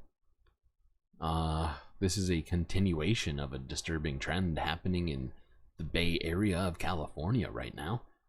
After the Supreme Court ruled that homeless people are illegal just by existing in towns and cities, San Francisco Mayor, why can't I think of her goddamn name? This is what I get for trying to go by memory on literally everything. Point is Breed. I think it's Mayor Breed. I could be wrong. It just came to me. I could be completely recalling something different, but San Francisco's mayor has been going in on getting rid of the homeless now that she has the green light from the Supreme Court. So let's go here. This is NBC Bay Area from a day ago. RVs being cleared out across the Bay Area.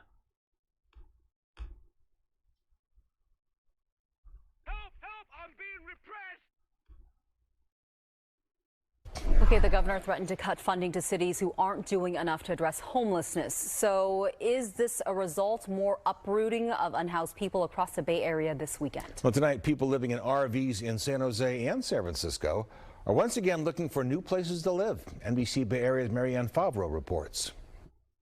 This photo shows a long row of RVs parked on Sierra Road near Lundy Avenue in San Jose. But today, the street looks much different. After vehicles were towed and owners told to leave, only 2 RVs remain. We talked with the man who owns one of them. He asked us not to identify him and said after living here a year, yesterday city officials told him he had an hour to move. While his RV hasn't been towed yet, he expects it will be any day. It's a big impact because if they were to take my vehicles, like where do I go to sleep? Oh, I don't got no money for no motel. Neighbors say for months they've complained to the city about trash, noise, and other problems associated with the RVs parked on the street. There's always some, like a door open, there's trash, there are people sitting on the curb. Now they're $100. This Karen was one of the main complainers. camping into our property, putting up tents, leaving their waste. We reached out to the mayor's office and police department to find out why the city decided to force the RVs parked on Sierra Road to leave, but have not yet received a response.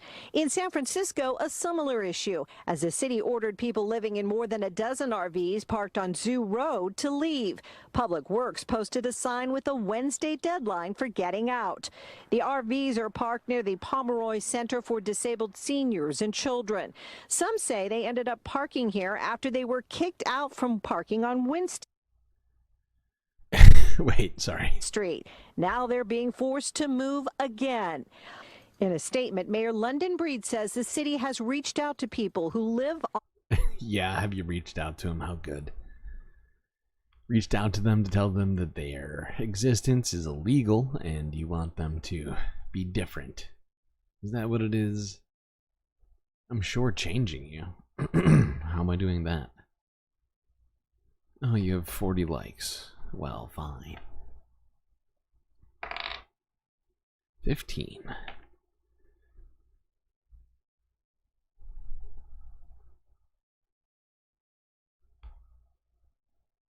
Oops.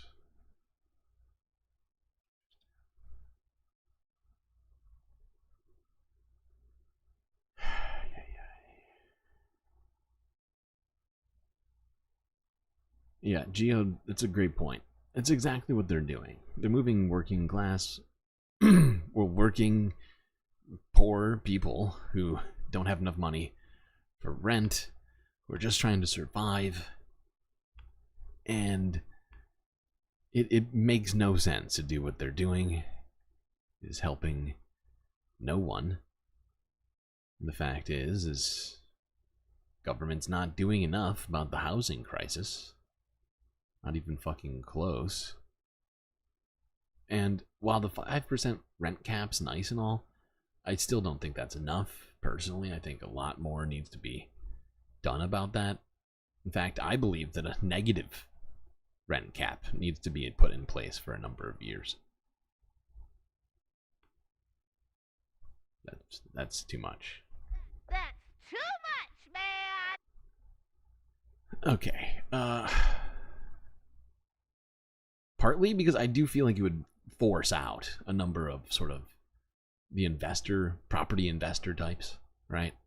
If they were essentially given foreknotice that their business was going to lose 5% a year, I think there would be a lot of calculations made. They might have to let go of a bunch of properties, and instead of hoarding them and price gouging people, they'd be put in a completely different situation.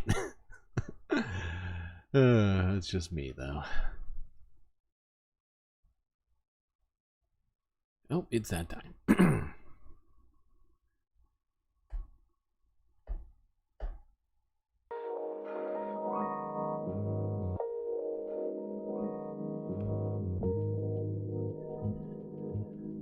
Time for the Galactic Intermission.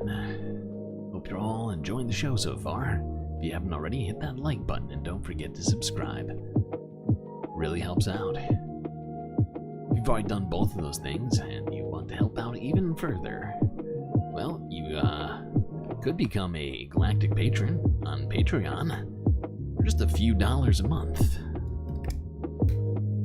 Get to hang out here by the pool with the rest of the patrons, or by the bar, or one of the other places that we spend time in here on the Galactic Spacecast. That, as well as shoutouts and other sorts of exclusive Galactic content. All available there on Patreon. You can also support me on Twitch. And I know, you're on YouTube, you think Twitch is stupid. That's fair, that's fair. Yeah, you know, to each their own. It's just an option. Putting it out there, it's up to you. Anyway, chat, utilize this space break however you choose. I'll be right back.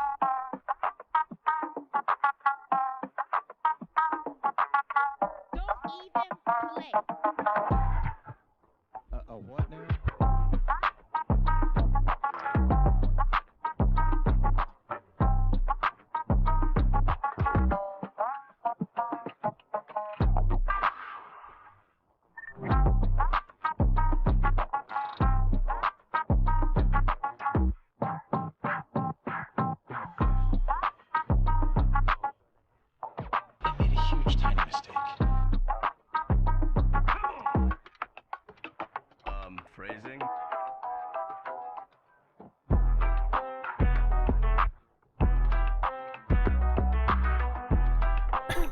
I think he's a very talented cat to be able to do moonwalk on. Look,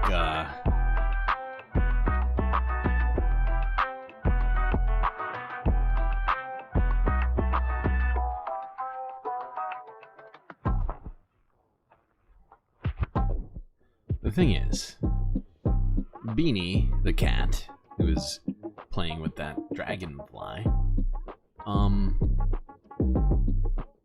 you know, the footage of Beanie, which I was given, may have been a little shaky and zoomed in and out. So it looks like he's moonwalking. He's really just laying there, but it's a trick of the... It's a film, a weird optical illusion, if you will.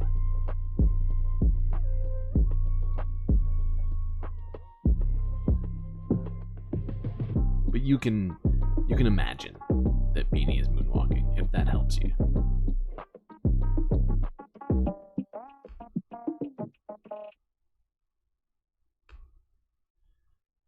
Okay, it's time.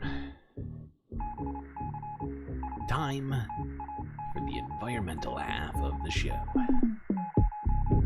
That's right. Get your butt back in the seat, Space Fams.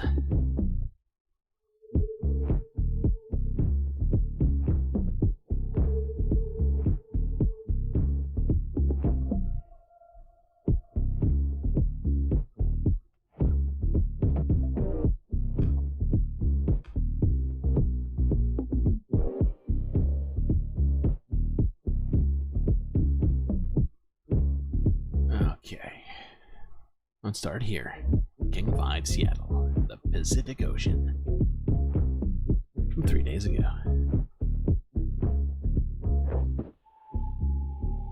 Saving a species. UW scientists release first lab-grown sea stars.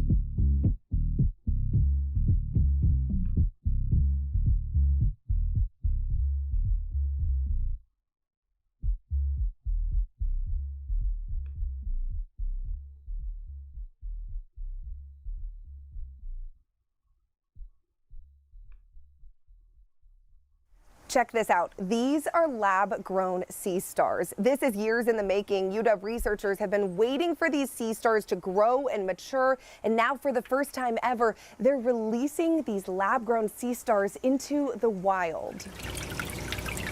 All these sea stars have ever known is this Friday Harbor lab. So we're gonna get this out. And after years of calling these four walls home, Guys are going on a big adventure. they get a parade down to the waterfront. Gently lowering it. It's a day Nerve-wracking. Jason Hoden has been waiting for. I mean, we've been talking about this for 5 years now. Yeah. So, it's pretty exciting. It's time. Yeah, it's time. It's time. When disease wiped out sea stars from most West Coast beaches, Jason and his team were tasked with saving the population. This is our first time of us putting our captive bred stars out and monitoring them. I'm a lot more worried than they look. They don't look worried at all. Right on. These lab-grown sea stars are about to be set free in the wild on their own. Nobody's ever done this before with this age of star or with any captive bred star before, so we have no idea what we're going to expect. With an audience of inquisitive minds. How big do they get to be? They can get to be about the size of like a trash can lid. Jason explains why they're doing it here in Friday Harbor. Here in our area, we still have some of these stars left, but in some of the places where sunflower stars used to be, like in California, there are almost none left at all. We're gonna push this guy into the water. The team has a thought-out plan. Divers will put a marker pole on the sea floor.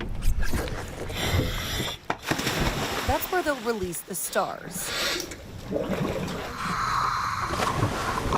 They'll analyze how they do on their own.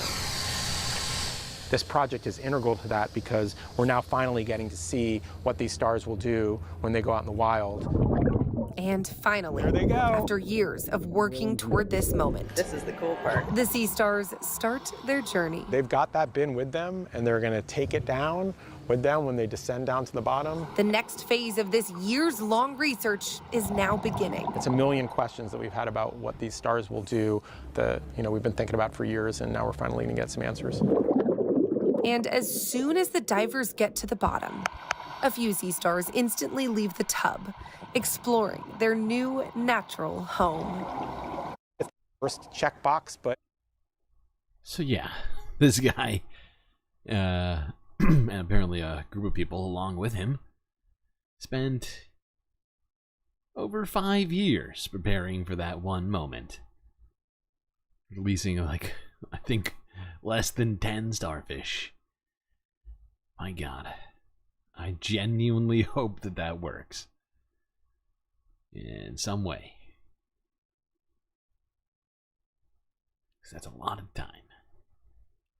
A lot of effort for that moment there. Just figured we'd start off on something positive, environmentally, considering the rest of this is gonna get a little shitty.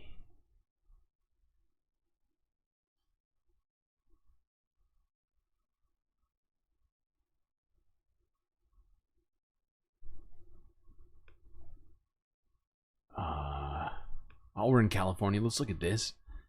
As there has been discussion of a potential aftershock, potential megaquake, I believe, in Southern California. This is from NBC News from a day ago. Welcome back. We are following breaking news. An earthquake has just rattled Southern California. The quake was centered just northeast of downtown Los Angeles. NBC News correspondent Dana Griffin joins us now from California. Dana, what else do we know at this moment? Any reports of damage or injuries?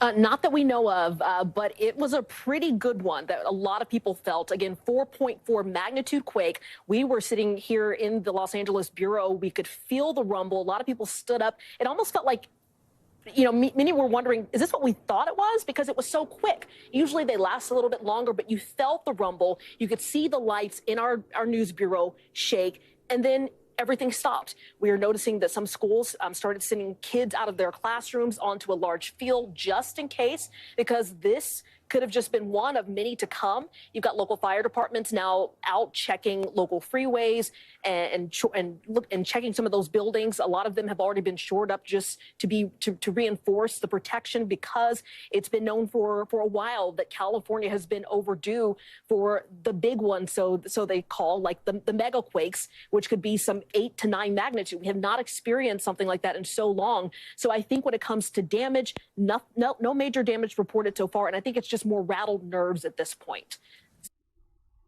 Yeah. And this only happened a day ago, so they are bracing for potential aftershocks. None have been reported from what I understand. Japan's also bracing for potential aftershocks, although that was days ago, so that may already be sort of past. Not sure on that last one.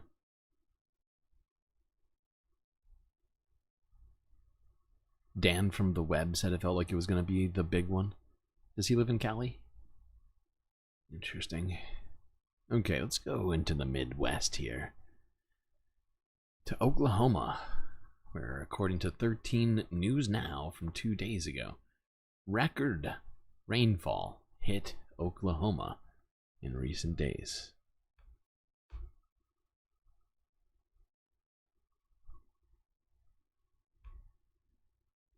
Also in news across the nation tonight, Oklahoma City is seeing some of its worst flooding in living memory. Torrential rain causing flooding on streets. Officials warning people not to drive into high waters. ABC's Chuck Severson has more. Intense rain across central Oklahoma prompting flash flood warnings and a sharp rise in river levels. In less than 12 hours, receiving more than 6 inches of rainfall, its 7th wettest day on record. Oklahoma fire officials say they responded to at least 12 water rescues. Meanwhile, on the East Coast, lingering flooding in the Carolinas and Georgia from Debbie. We have flood watches in effect throughout the Carolinas, receiving over a foot of rain. There's Hold on, let's stay focused on Oklahoma for a second here.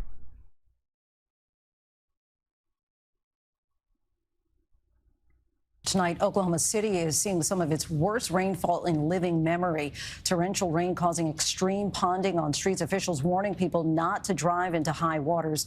One local river went from 5 feet to 17 in just a few hours, overflowing its banks.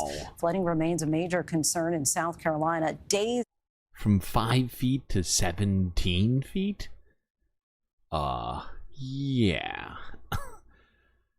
You really gotta hope you don't live by that river. After Debbie, residents of Dorchester County north of Charleston are being told to head to higher ground as rivers crest. ABC News meteorologist Samara Theodore joins us now. Samara, what kind of activity are you tracking in the tropics? Well, Lindsay, we're taking a close look at potential tropical cyclone 5. This is usually what the storm gets named right before it becomes a named storm, and it could potentially become. So yeah, we are going to start talking about this by way of the end of this video here. Storm Ernesto, and this storm system will continue to brush past Puerto Rico, strengthening to a Cat 1 status, and then moving out towards Bermuda as a Cat 2 by the end of the week. Meanwhile, on the East Coast, we're still dealing with the ramifications of Debbie. Rivers have been flooding, reaching major stage level. We have flood watches in effect throughout the Carolinas, receiving over a foot of rain. This water has nowhere to go, and it's looking like we'll be seeing river flooding at least through the end of the week. Lindsay? So many water weary. Samara, thank you so much. So yeah, we have been talking about this tropical pattern that was going through the Atlantic. It is actually now officially been named Ernesto, as it has become an actual tropical storm, and I think is essentially like on the verge of already being a Cat 1. Sorry, I'm trying to make sure I get your support characters on here. The stream software is lagging already, so for now you have a Pink Panther waiting here. Let's go to Fox Weather. Ernesto is slightly stronger, and we have now hurricane watches in effect for some of the Virgin Islands. Parts of the Caribbean, they are bracing for a strengthening tropical storm. Heavy rain, even landslides will be a growing threat. We have storm surge. All that's on the table. You know, we were talking about this earlier, how, look, this thing is strengthened a little bit faster than we thought it was yesterday. And I know the forecast was for a 60-mile-per-hour storm near Puerto Rico, but now the forecast is for a 75-mile-per-hour storm when it's at least close to Puerto Rico. I think just past it in the forecast track. But there are some change. There's some this update, I would say. Following Ernesto was still just a potential tropical cyclone as of yesterday. It is our 5th named storm of the season.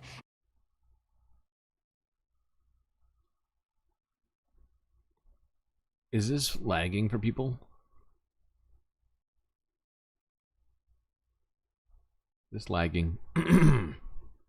Hold on.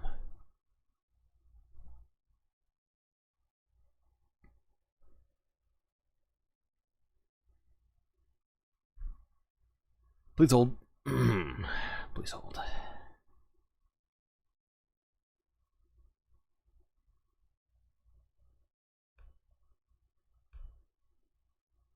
Okay, it appears to be working again. Make sure to refresh those streams, get them live. Alright, here we go. Let's try this again. Tropical storm, heavy rain, even landslides will be a growing threat. We have storm surge. All that's on the table. You know, we were talking about this earlier, how, look, this thing is strengthened a little bit faster than we thought it was yesterday.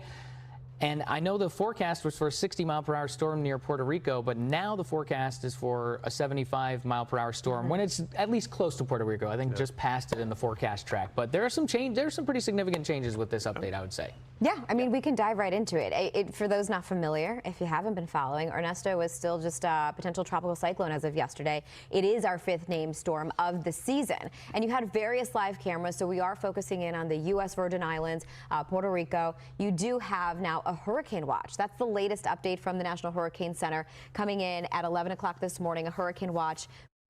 Now, the thing about this that I'm seeing, as it got, because earlier when we were talking about it, the hurricane was more here. It's now traveled hundreds of miles.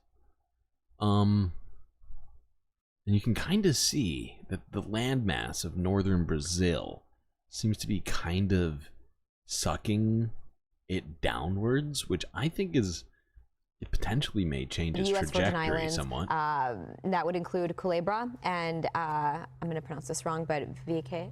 Do you know? I'm going to pronounce this wrong. Yeah, not 100% sure. But it's within, let's see. We also have the government of Antigua and Barbuda issued a hurricane watch for the British Virgin Islands. So within that area, because of the strengthening anticipated. There has definitely been a signal. And Ari, you've been pointing to this, how it's organizing. It's moving over the Leeward Islands right now, very close to St. Kitts and Nevis. And as it moves toward the west-northwest, we're going to continue to see this thing strengthen. Yeah. Okay, hold on. We are... Hold on, let me fix this while I'm standing here.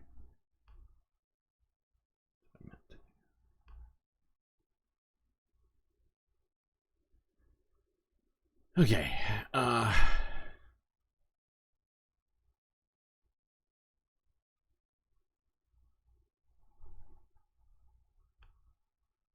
just going to move it along where they show what the predicted path of the hurricane is here. I think there's a good map of it somewhere. I could have sworn they did it. Oh yeah, it's right here.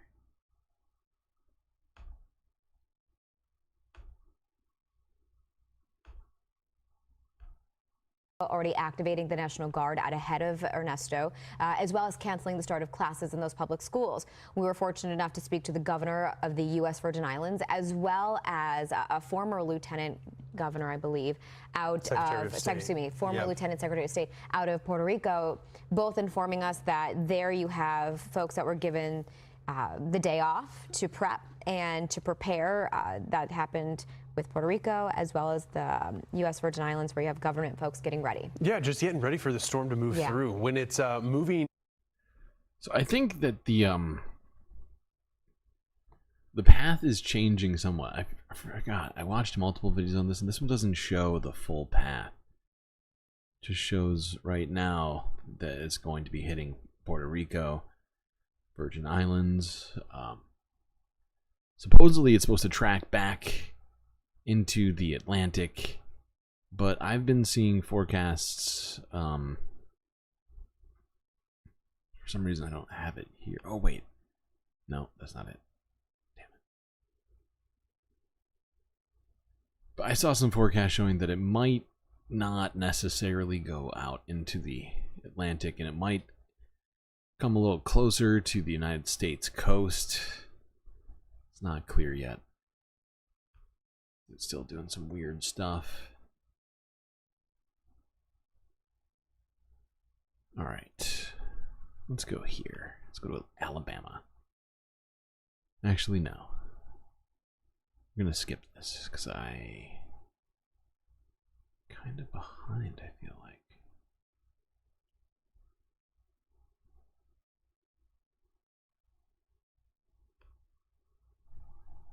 Let's go to Europe, as they have been getting absolutely smashed by extreme heat.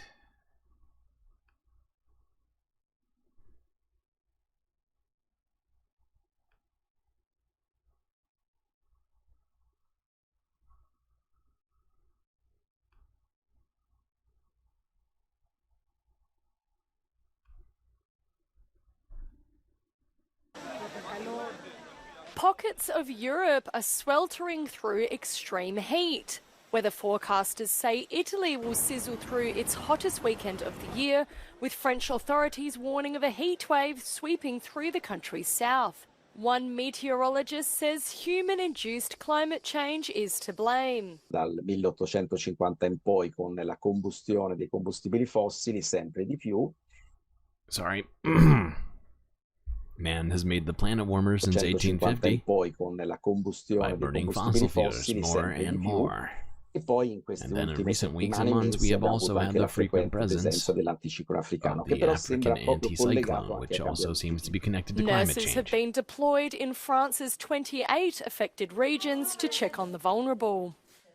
We're here to remind them to drink a lot and be careful of dehydration, which would mean that we would have to call the doctor or the family. When the nurse comes, it's good to have someone, and if I don't feel well or tired, I can tell her.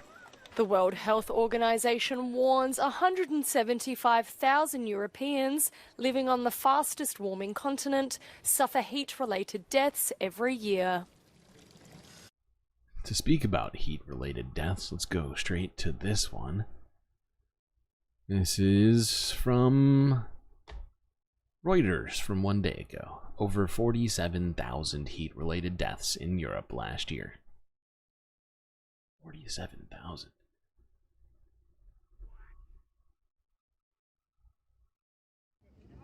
More than 47,000 people died in Europe as a result of scorching temperatures in 2023, according to a new report published on Monday.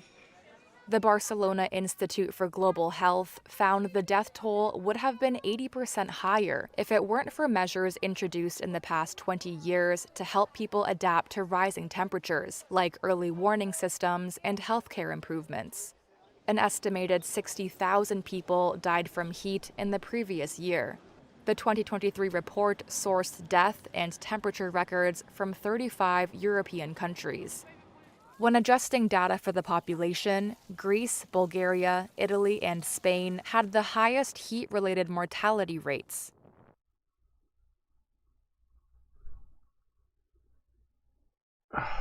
God.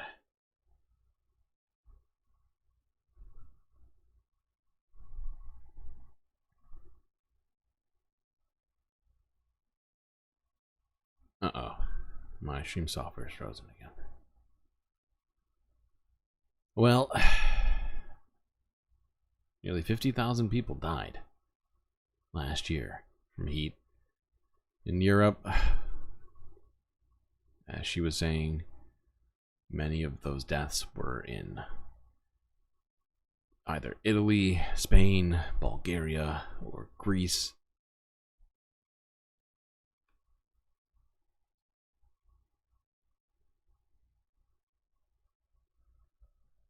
Speaking of Greece, let's talk about what's been happening there.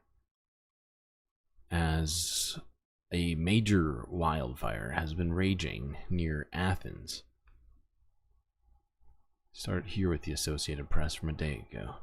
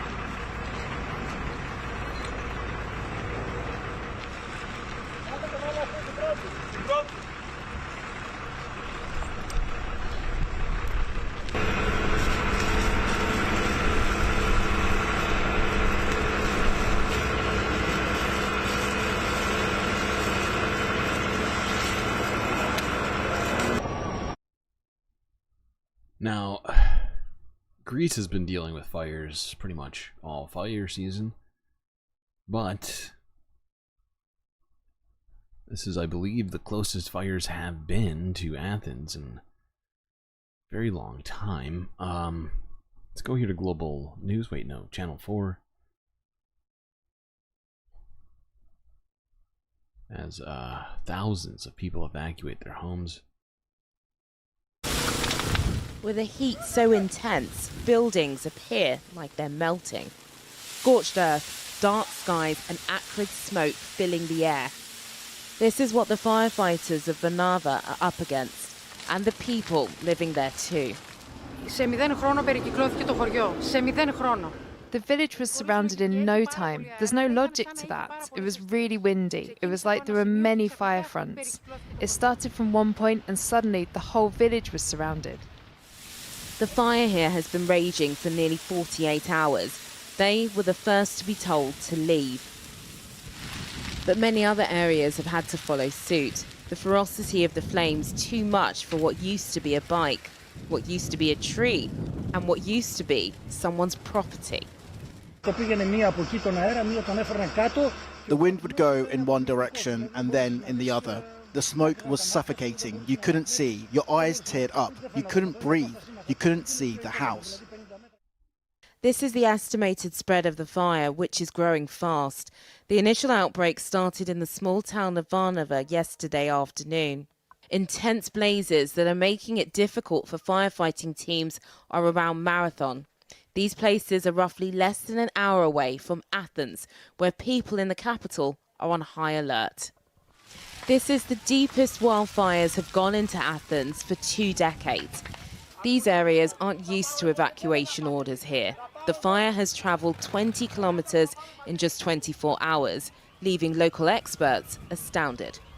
It's beyond what I could imagine. I mean, currently we have active fire fronts at the northernmost boundaries of the main urban area of Athens. Yeah, it's beyond any imagination. The situation is really, really bad right now.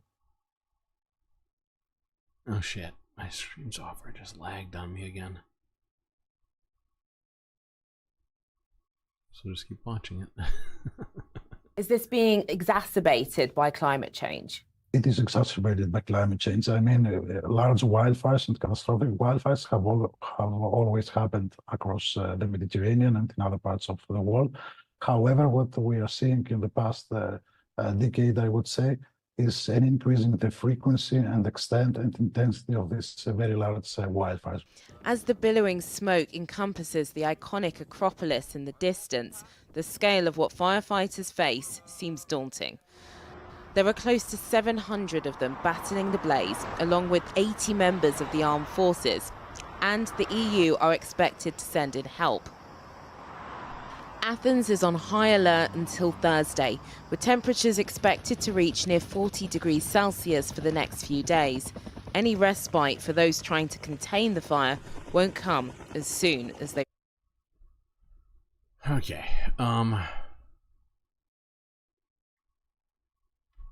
there's definitely more to look at with this. It's been going on, like they said, for 48 hours.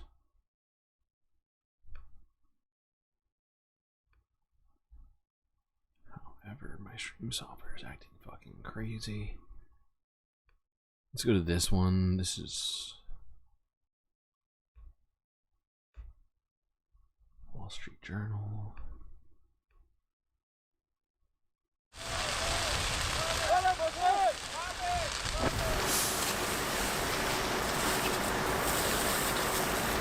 Devastating wildfires with flames up to 80 feet approached Athens on Monday, according to authorities. Residents in parts of Athens were ordered to evacuate as emergency teams struggled to battle the flames. Look at these fucking... Jesus Christ. More than 670 firefighters joined by water bombing planes and helicopters worked to bring the forest fires under control.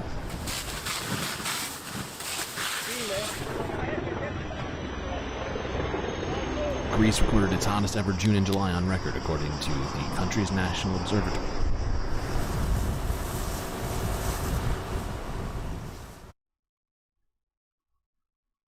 Seems like a weird time for this to happen.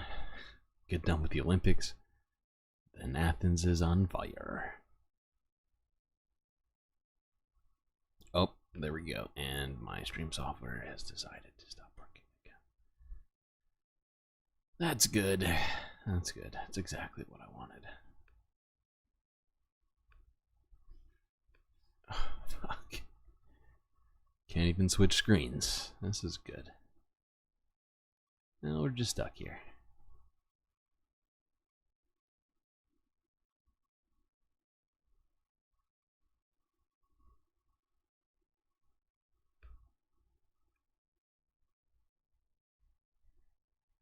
Okay, this is the most recent footage from these fires in Greece. ABC News, 12 hours ago. Wildfires in Greece forced 30,000 people to evacuate. Those numbers are going up. Oh wait, I skipped this one. Let's go to this one first, actually. Shit. In one of the cradles of civilization, infernos now rage as through the night, firefighters wage an unrelenting battle against the wildfire threatening Athens.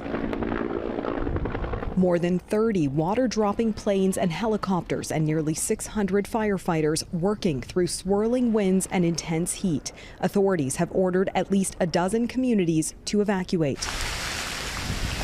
Frantic scenes as residents fled through thick smoke and approaching flames. The fire service said there were no reports of deaths. One firefighter was burned and several people were treated for breathing problems. It hurts. We have grown up in the forest. We feel great sadness and anger, said this resident. This man said the flames surrounded me. I couldn't see. I hit a pine tree and this happened. As this woman, who stayed back after police told her to leave, said, "We knew that if we left, no one will defend our house. We have experience from 2 other fires." 30 years I was building all night. 30 years. The full extent of damage to homes and forests not immediately clear. Officials say the fire, fueled by prolonged drought and record-breaking temperatures, shows no sign of relenting. I think we all would tend to agree that global warming is having a significant impact. Jonathan Clark works with a national disaster charity and is a former California Wildfire Fund advisor. He says human behavior and overhead power lines are major causes, but global warming is making fires more devastating.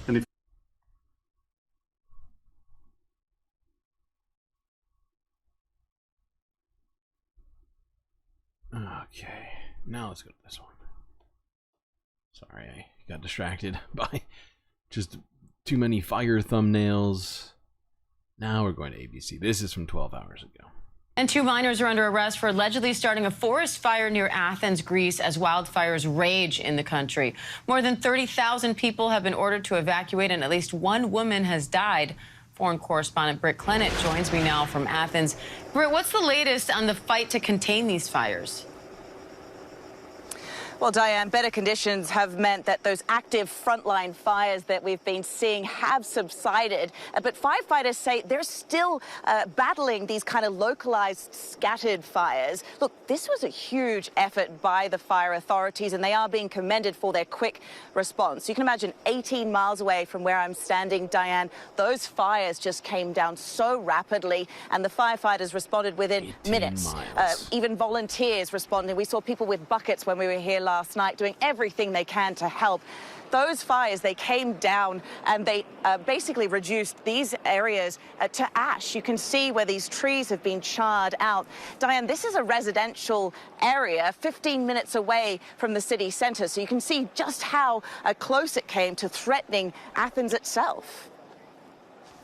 Now, authorities have confirmed at least 1 death in the same area where you've been seeing this damage firsthand. What's the latest on that? Yeah, it's sad and quite mysterious, actually. Look, this is the house, this is the building, rather, where it happened. The woman, we believe, was working in this shop at the time, and for one reason or another, she didn't evacuate. 20 others are believed to have left the area. Perhaps it was smoke inhalation, we don't know, but it does really raise the problem that it's not just danger from the fires themselves, but also from that dangerous smoke that you can inhale and you can you know, pass out as a result of that. Okay. So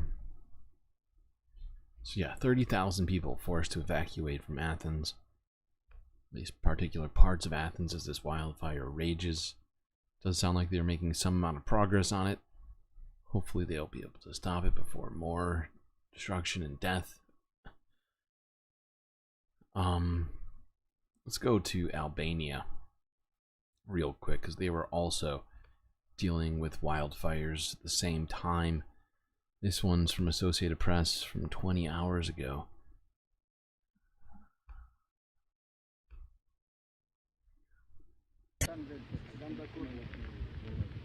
This is in Finnick, Albania.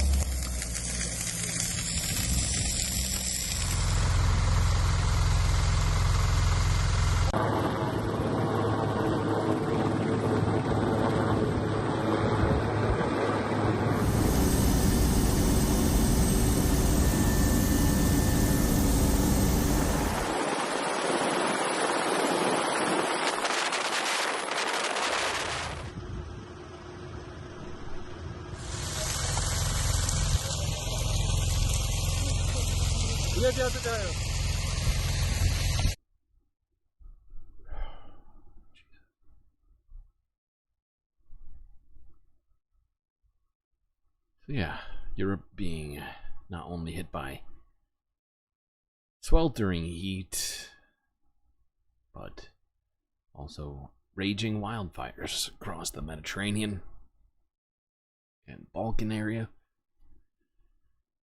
Okay. What else do we have to talk about? It was a grease fire. Okay, let's go to China.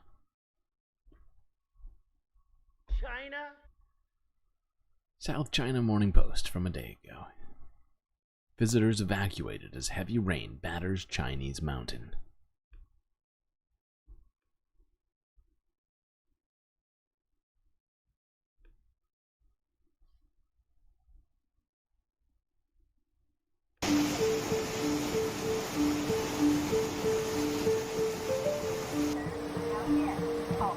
Visitors were seen struggling to walk in the heavy rain. Jesus. The torrential rains hit the site at around 7 p.m. That... What in the fuck?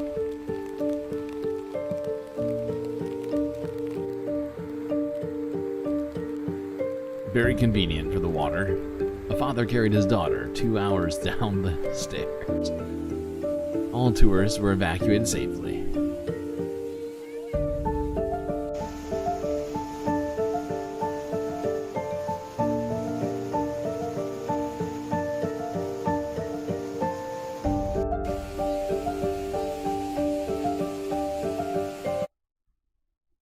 It does look like an actual waterfall. Yeah.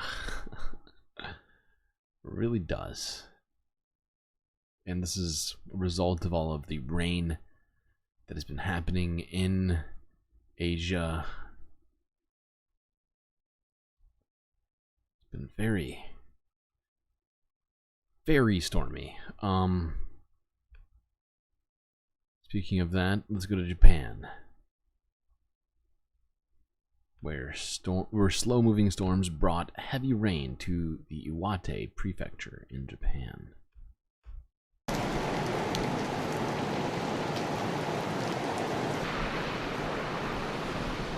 God damn it.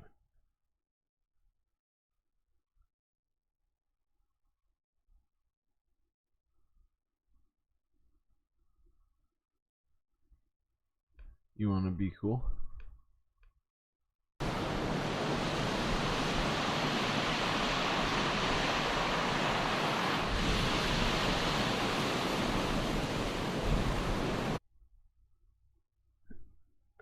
Now you want to work. Okay.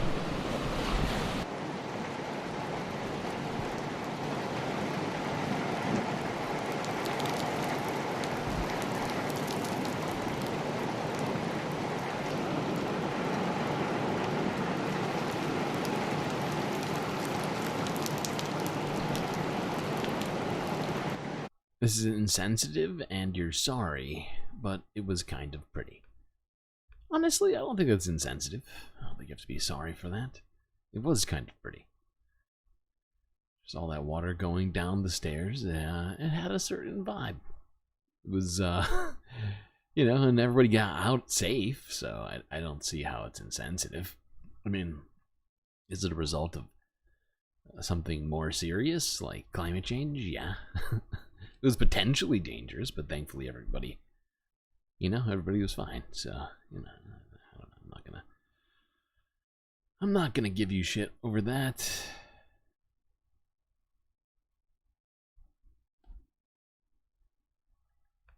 All right, let's talk about the oceans a little bit more. But this time, let's talk about the Great Barrier Reef, which recently scientists recorded breaking temperatures in the Great Barrier Reef.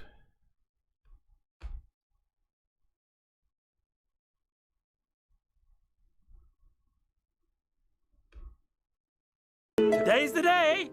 An underwater ecosystem teeming with life. Many associate the Great Barrier Reef with this thriving marine habitat as depicted in this Disney film. But in reality, the world's largest living structure is facing its largest existential threat in centuries. So we've put together this 400-year record of temperature changes on the Great Barrier Reef. What that showed is the recent really warm years that we've been having, where the corals on the Great Barrier Reef have bleached. They are unprecedented in that 400 years, so we haven't seen temperatures really that warm. The damage done is more than just aesthetics. So why do we need the Great Barrier Reef? The coral reefs have been called the lungs of the planet. Home to thousands of plants and animals, the reefs offer food and shelter for millions of species, including turtles, dolphins, whales, and manta rays. Coral reefs help keep us, our oceans, and our planet healthy. Tropical coral reef ecosystems are home to at least 25% of known marine species. We'll lose a lot of those structure-forming corals, so a lot of the plating ones, a lot of the branching corals, and these are a lot of the corals that fish rely on, right? So we lose them, we lose the fish, we lose the whole ecosystem. Coral reefs like the Great Barrier Reef also offer coastal protection. As natural breakwaters, they help reduce the impact of tsunamis, hurricanes, and typhoons on land. These vast structures have contributed to scientific research too. Coral extracts have been used to develop treatments for asthma, arthritis, cancer, and heart disease. The Great Barrier Reef is also crucial for water purification and carbon dioxide absorption, as well as for tracking climate change. They are actually living sensors that, for us, sit in the ocean for hundreds of years and recording what has happened to them over many centuries during their lifetime. Beyond their natural beauty, the reefs are an important economic driver. The Great Barrier Reef is one of the world's top tourist attractions. Always got to make sure to frame it in a capitalist way. Remind everybody, those goddamn reefs, they make good the money.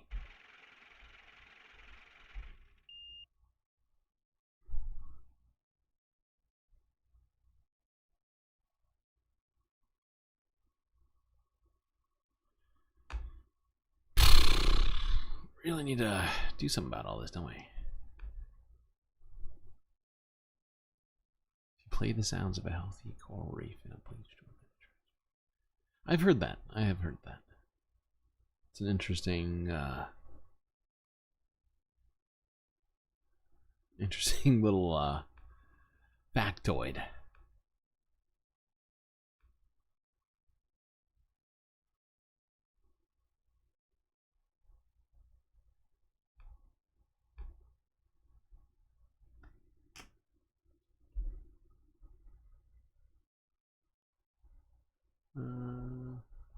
Shit. I forgot to re-add the goddamn music.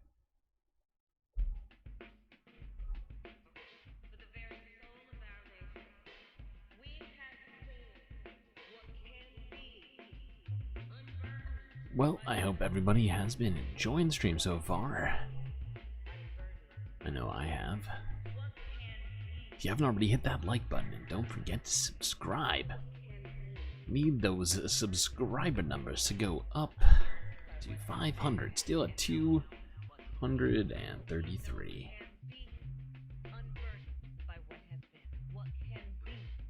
If you've done both of those things, well, I appreciate you for that. Here's some other ways you can support the Galactic News Network. Patreon. That's right. Patreon's the best place to help support the Galactic News Network. Your space dollars will go the furthest there. Not only in terms of space benefits that you will receive, but in terms of how much of that money that I will actually see. That's right, Patreon beats them all.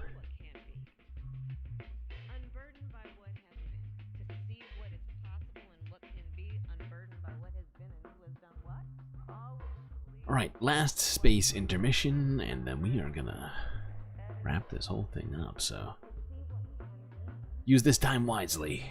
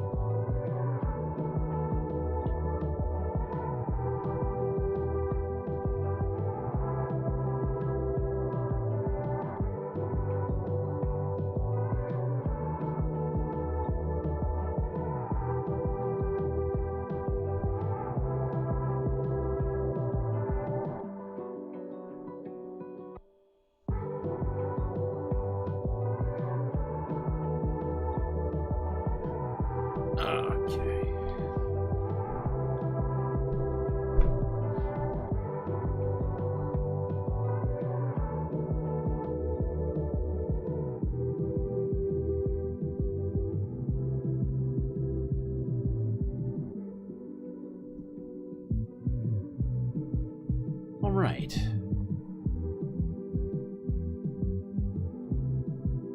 Did we all get the news? I thought I saw that news. I thought I saw that news. This is good. This is good.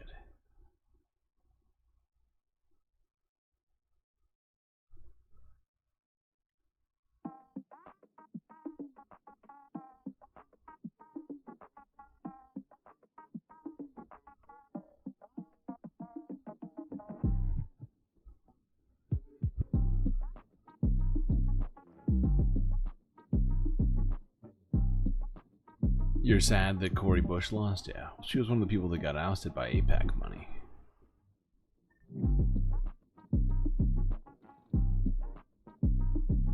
Okay. It's time. Get back in those chairs, Space Fams. It's time for the final half of the show.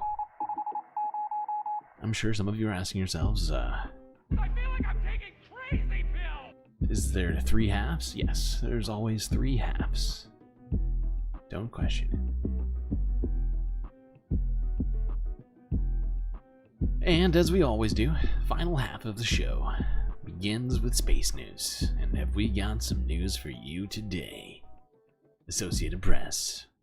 From a day ago, Mars may have enough water under its surface to form an entire global ocean, according to a new study.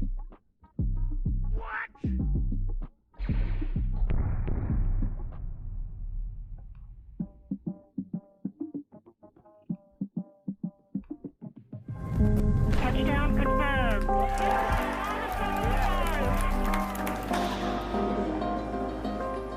So the purpose of the InSight mission was to learn about the evolution of Mars as a planet. For work that I've been a part of, the most interesting finding is this present one, that there is large amounts of liquid water in the subsurface of the planet itself. The liquid water is roughly 11 to 20 kilometers beneath the subsurface, and getting that liquid water would be quite challenging. For example, on Earth, you often have to circulate fluids, whether that be liquid water or mud, to make drilling a little bit easier. You also need the power capabilities, and you need to bring those things on Mars. Water affects just about everything about a planet's evolution. In Mars, we get to see a water cycle without humans.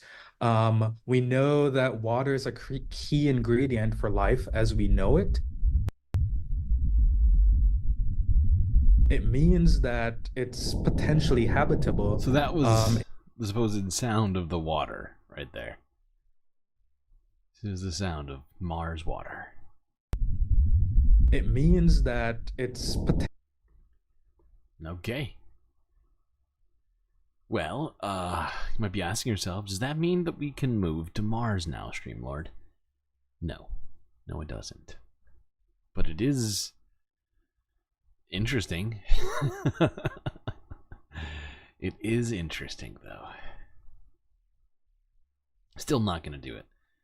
Still not good enough. Earth is still the best.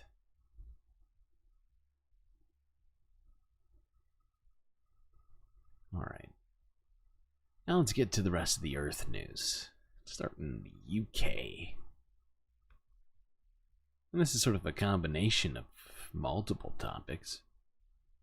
The right wing in the UK, the recent protests, and by protests I mean violent riots by British groypers,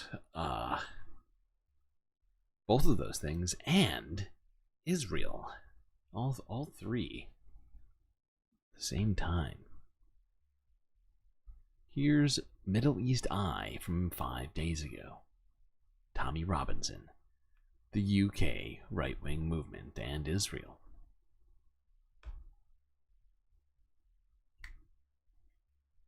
Is Tommy Robinson a Zionist asset? Why are people angry? I'll tell you why they're angry.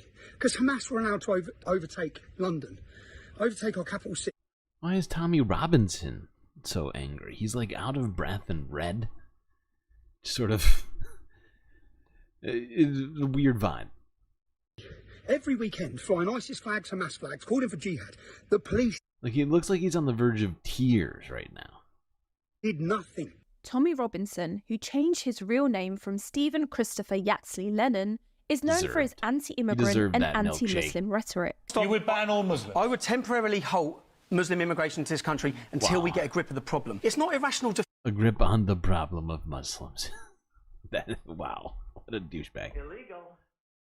These things. Now, if I hold this book up and say, there will never be peace on this earth so long as we have this book, is a violent... So long as this book exists, there will never be peace on Earth. That's who this guy is right here. No. He co-founded the English Defence League, a far-right anti-immigration organisation, in 2009 and led the group until 2013. He has also been involved with other far-right organisations, including the British National Party and Pegida UK. It's not my policies that opened our border to Pakistani immigration and made our police stand down whilst a generation of our daughters were raped. I didn't do that. Oh my God. In 2018, Tommy He just said that a generation of our daughters were raped by Pakistani people? This guy is just disgusting. Illegal. How is he a person? faced contempt of court charges for live streaming a Facebook video outside Leeds Crown Court. He filmed and broadcasted footage of defendants involved in a sexual grooming gang trial, violating a reporting ban. But he only served 2 of his 13-month sentence. The Middle East Forum, a pro-Israel conservative think tank, claimed to have funded Robinson's legal expenses. They stated they were assisting Robinson by financing his legal defence, applying foreign pressure on the UK government for his safety, and organising rallies in his support. But what can Zionists and pro-Israel entities gain from supporting Robinson? And I say to people in the West and in Europe, if you look at how emboldened they come after October the 7th, after murdering and raping and pillaging 1,400 Jews, look how confident they become across the entire West. What does that mean? What do you think they're going to do if they go through Israel? If they killed all the Jews, if they won the war? Oh, so what he's talking about is protests. That's Muslims. To point out, it would appear a lot of people here are just British people.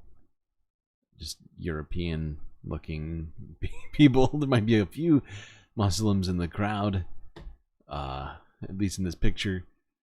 But, wow, he is just, he's a real shitty person. Seems like everything that he says is just bad.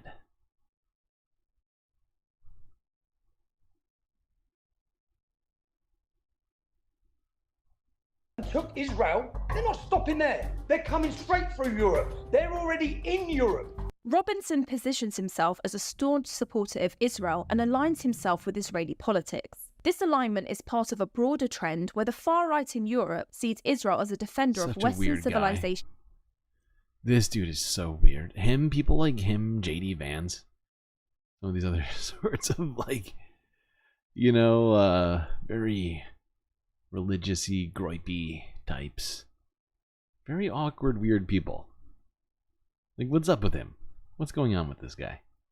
Part of a broader trend where the far right in Europe sees Israel as a defender of Western civilization against. And when I'm asking, like, what's going on with him, I mean, like, what's like inside, internally?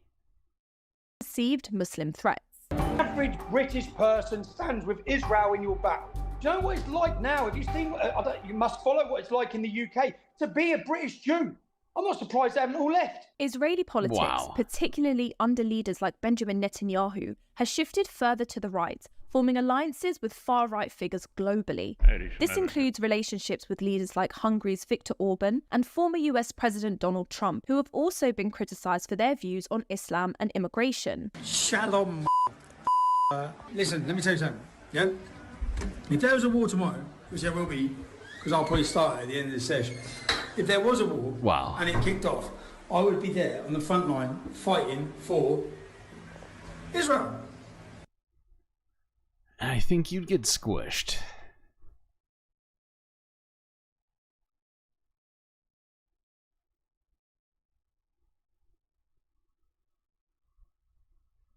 Him and Andrew Tate share a hometown.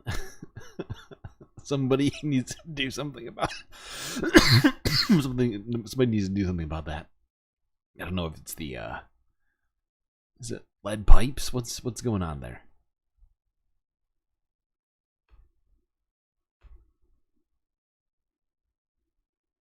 Is somebody putting something in the water?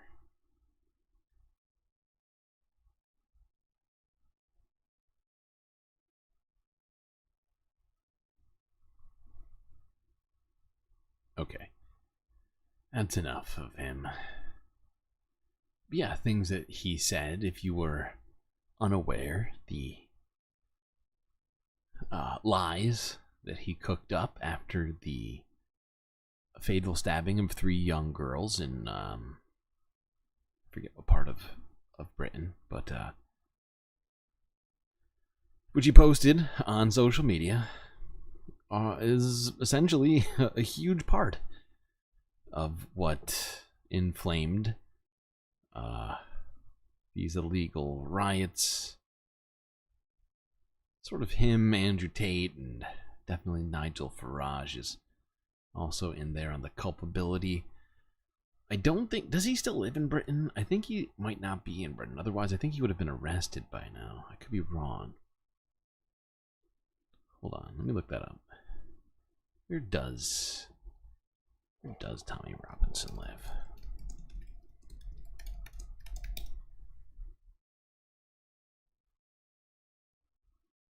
Oh, he's living in Spain. He's living in Spain. 'Cause yeah, they already arrested at least one person for things that they said on social media, and I think that some of the stuff that he said probably would have made the cut had he been on British soil. Does Nigel Farage live in Brussels? Is that true? That's so weird. Wait, that makes so little sense. Britain needs to leave the EU because Brussels.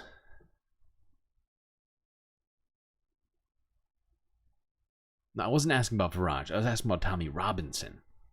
But the Farage information is interesting nonetheless. I'm writing it down in my mental notes as we speak.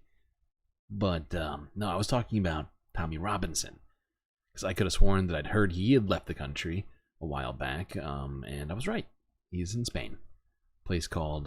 What was it again? Shit, I lost it. Something La Blanca or something like that. Alright,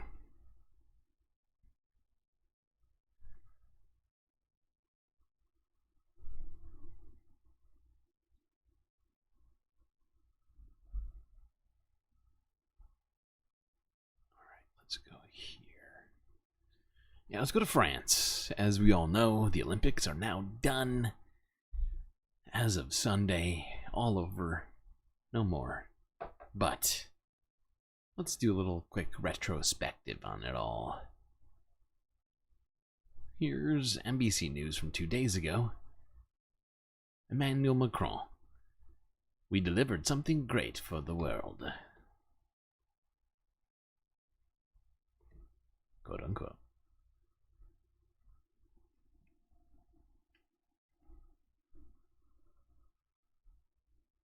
Tonight, President Macron reflecting on an extraordinary Olympics. What are your favourite moments? Obviously, the opening ceremony was a great moment. I have a lot of memories, and the fact that we delivered something great for the world. And we made it, and we make it iconic. All together. I thought you might say hanging out with Jimmy Fallon. I think it was part of this... The French leader that was definitely meeting part Jimmy of it. Fallon ahead of... Broing down with Fallon. Look at him. Look at he's got stars in his eyes right now. He couldn't be more stoked. This is maximum stoke for Macron. Tonight's closing ceremony. On the day of the opening ceremony, France faced an attack on rail lines and driving rain. A lot of people were just despaired and saying, wow, it will be a nightmare. But his country, he says, overcame it all. We will do it, and nothing will stop us. nothing. And this is exactly the message. Audacity, tenacity, and nothing will stop us. No gay. Palin with Fallon.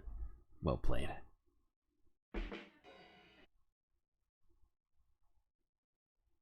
I like that. I like that a lot.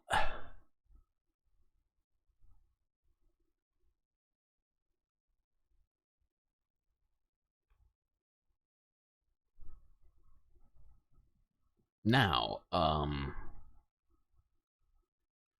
if you don't already know, somehow, because we've actually talked about it on multiple occasions here on this stream, but Los Angeles is going to be hosting the next Summer Olympics in 2028. Here's NBC News from 2 days ago. Los Angeles rolls out Olympic plans.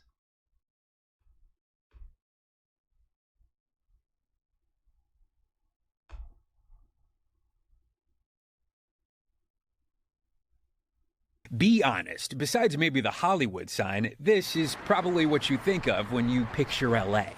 And now, the idea of a no-car Olympics in just 4 short years is hard for many to imagine, but that's the plan. Part of having a no-car Olympics means getting people not to drive, but also using public transportation to get to the games. The 2028 committee is aiming for the country's most climate-conscious Olympics. What people are going to see is a really different city than maybe what they are expecting. Plans are Now, I'm still a little bit confused what no car Olympics means. I mean, it sounds good, but what the fuck does it mean? Especially in a place like LA. It's very confusing, not gonna lie. But they do go into some of that here. In the works, but organizers say part of the deal is making LA's already pre-existing Olympic venues only accessible by public transportation. To pull it off, the county is borrowing nearly 3,000 buses to drive an estimated 1 million more trips a day, including... So they're just going to grab a bunch more buses. 3,000 more to be specific. Okay. 3,000 buses to drive an estimated 1 million more trips a day, including venues spanning as far as 85 miles across the region, and asking people to keep their roads clear by working from home. Local transportation officials say that would cost the LA metro system at least $1 billion, and it's not clear who would foot the bill. Safe to say, many Angelinos are a little bit skeptical. I don't think it's possible. I would opt to leave town before I would take public transportation. Wow. Transportation professor Jim Moore sound says terrible. A bridge too far for a city that doesn't rely on public transportation, and safety is a big sticking point. The reason the transit system doesn't feel safe right now is because it's not. And there's a lot that we need to do to make it safe. But this isn't the city's first rodeo. No traffic, it's just wonderful. Everybody should take the bus.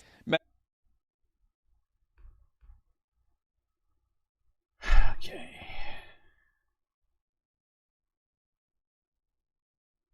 Yeah, I get. Does LA have the public transport to make that possible? Clearly not. That's why they're planning to borrow 3,000 buses.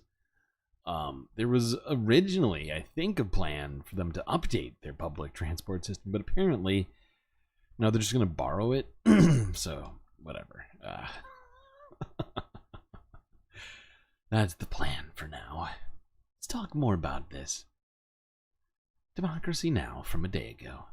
2024 Paris Olympics highlights and lowlights. From hijab bans to social cleansing to boxing gold.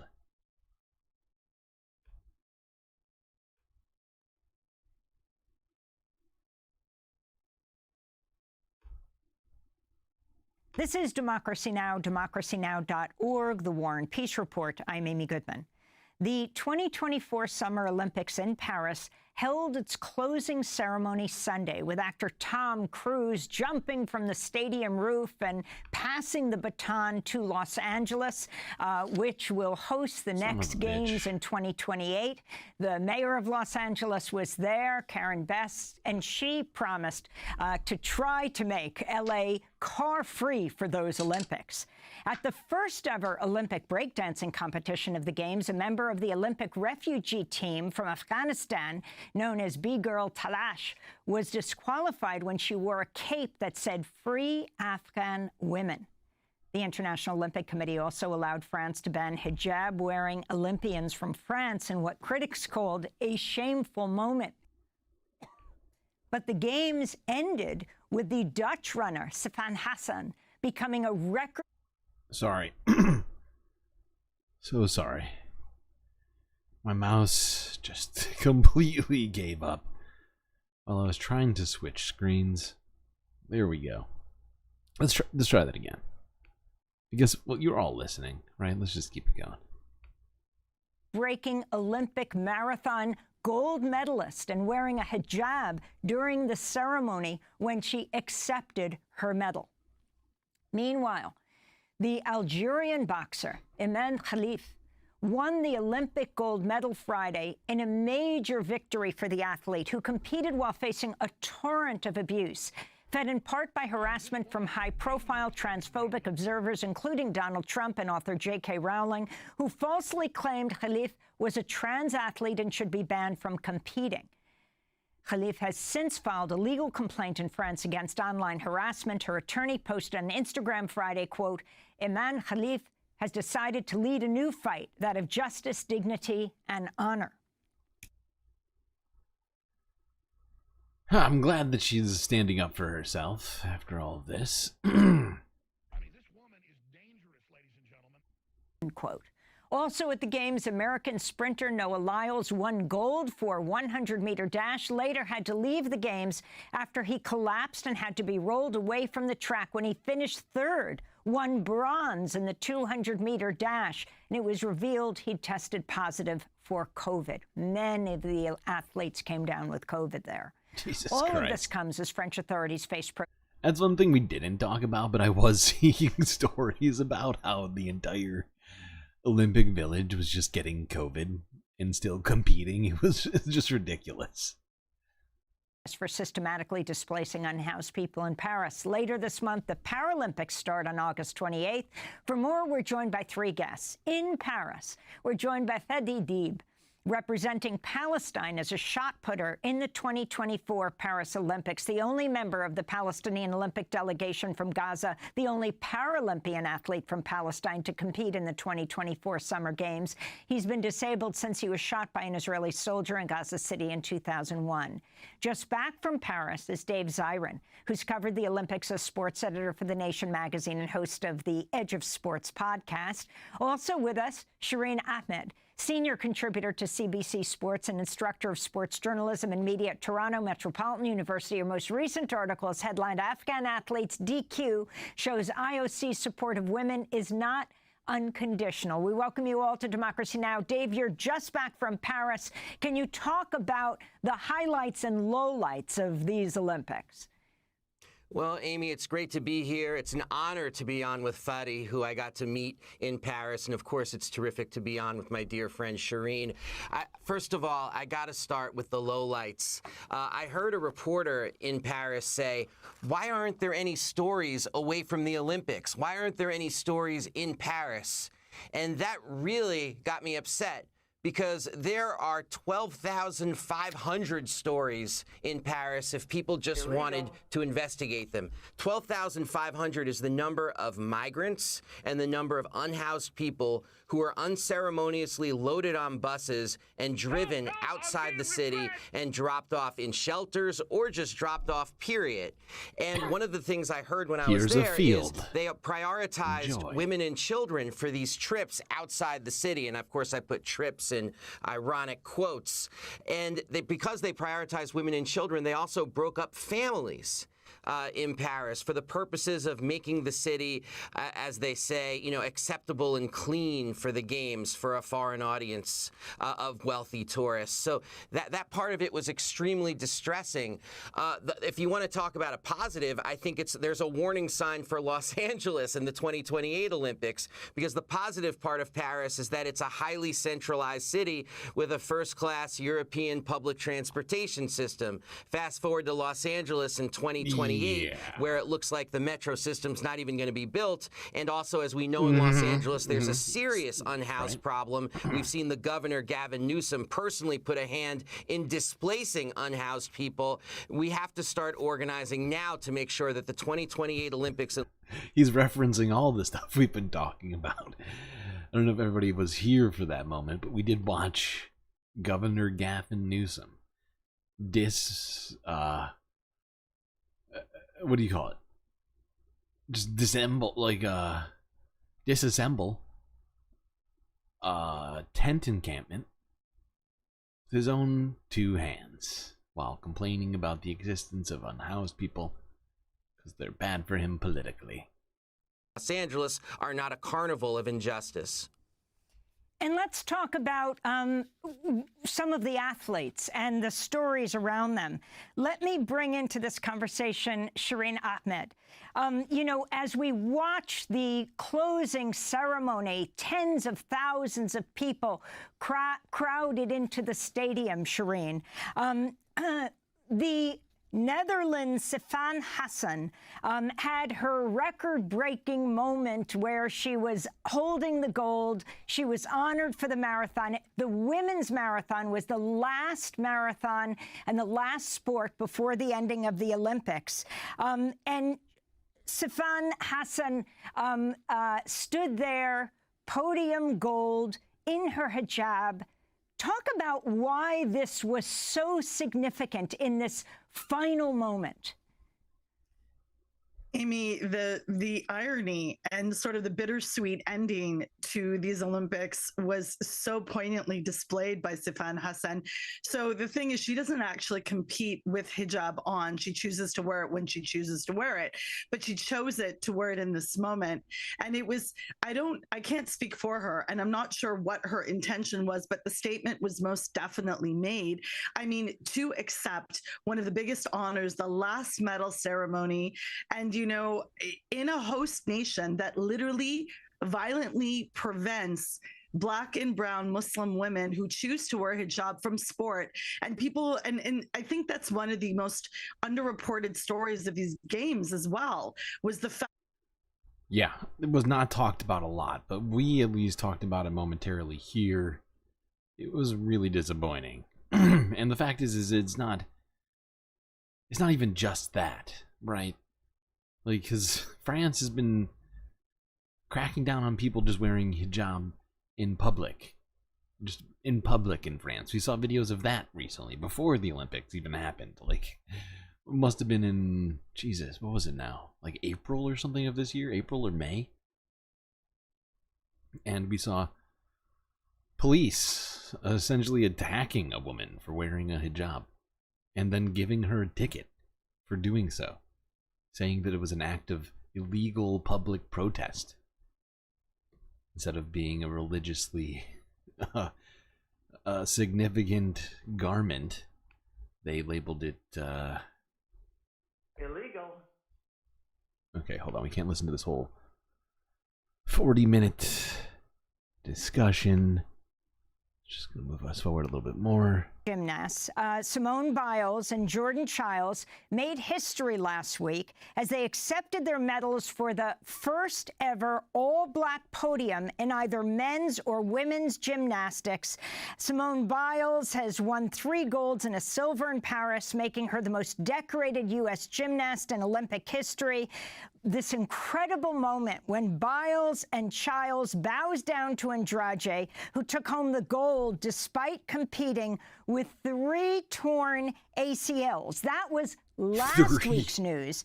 And now you have the latest where the Olympic... I've literally never even heard of that. I had no idea. I thought that you only had 2. Not gonna lie. Hearing that she tore 3...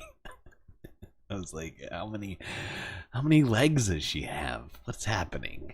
last week's news. And now you have the latest where the Olympic Committee has ruled that Jordan Chiles must return her bronze medal in the women's floor exercise after a court of arbitration for sports ruling. In an update on August 11th, the International Olympic Committee sided with the ruling, confirming she could no longer be the bronze medalist, but the U.S. is appealing this. Explain it all. Well, first and foremost, with regards to Jordan Chiles, this is a terrible injustice for somebody who performed at her best and earned that medal. Now, there's also a discussion of them sharing the medal, but the IOC nixed that right away. So here's Jordan Chiles and her people stepping forward with this idea that is in the so-called, quote-unquote, Olympic spirit. You know, and frankly, in the spirit of Biles and Chiles doing the bow to Andrade, like this idea, this beautiful feeling of communal cooperation about people, the Olympics is supposed to be about raising their level of performance, and instead to come down on Chiles like this, it leaves such a bittersweet taste in one's mouth. And frankly, I'm reminded of a story 1968 Olympian Dr. John Carlos told me, where he talked about how after he won his bronze medal and then he raised his fist on the medal stand, the International Olympic Committee showed up in his hotel room and demanded that he return the medal. And John Carlos' response was to say, well, where are they? And they looked at him quizzically and said, where are who? And John Carlos said, the army that you are going to need to take this medal from me. Don't even I hope that there is a similar result to this, where Jordan Chiles goes home and wears that medal proudly from her. Yeah, I agree. That's a good plan.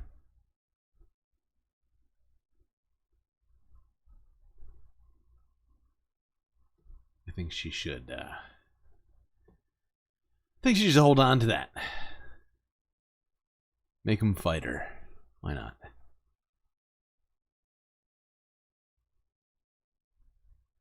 Actually, we're going to watch a little bit more from here. If that's a shared prospect, terrific. If that's hers, terrific. But the idea of stripping it from her after such a beautiful moment, in an odd way, it speaks to the very contradictions of the Olympics themselves. Dave, introduce our next guest to us, because you wrote a wonderful piece in The Nation about Fadi Dieb representing Palestine as shot putter in the 2024 Paralympics. Well, you're giving me chills just by asking me the question. Fadi Dieb is one of the incredible people I met in Paris, and one of the incredible people I've met in all my years doing sports writing, a terrific Paralympian, a terrific representative of the Palestinian people and his home area of Gaza. And I'd like to give the floor to him so his voice can be heard at the moment. So, Fadi, you have a split screen right now. Dave's back in Washington. You're there in Paris, where you're going to be competing in the next 2 weeks. Can you tell us your story? You represent Palestine in the Paralympics. Talk about how you became disabled, what it means to represent Palestine, and talk about your sport, shot put. First of all, good evening for you, good evening for Dav, and it's my pleasure to be with you in one of the biggest show in the world, and to speak about my story, about my country, about Palestine. My name is Fadi Al-Dieb. I'm as a Palestinian from Gaza Strip in the east of Gaza. My neighborhood is Shijaiya area in the east of Gaza. 2000, in the 4th of October 2001, I get my disability in the second intifada. I get shot in my back from the Israeli sniper. So this is what happened with me, and I get my disability from 2001 up to now. To be a player and to compete in this competition for the Paris 2024, it's something like give me like too much responsibility to talk about my country, to show the people about Palestine. It's not just war, it's not just blood, there is life, there is hopes, there is goals, there is dreams. So I get a message. First of all, I want to raise my country flag here in Paris and to show the people we are still here. We're still in life. We have hopes, we have dreams, we have goals. Okay. I just thought that was an important part of all of this discussion. Man's from Gaza, if you didn't quite pick up on that. And lost his ability to walk, but is a shot putter for the Palestinian Olympic team, representing its country. The 2024 Paralympic Games here that are starting shortly. And that injury was caused by snipers, which Israel has claimed to be, well, he's saying that's from the second Intifada, right? Peaceful protests that happened outside the Gaza walls, and these people were slaughtered, shot by snipers. He's one of them.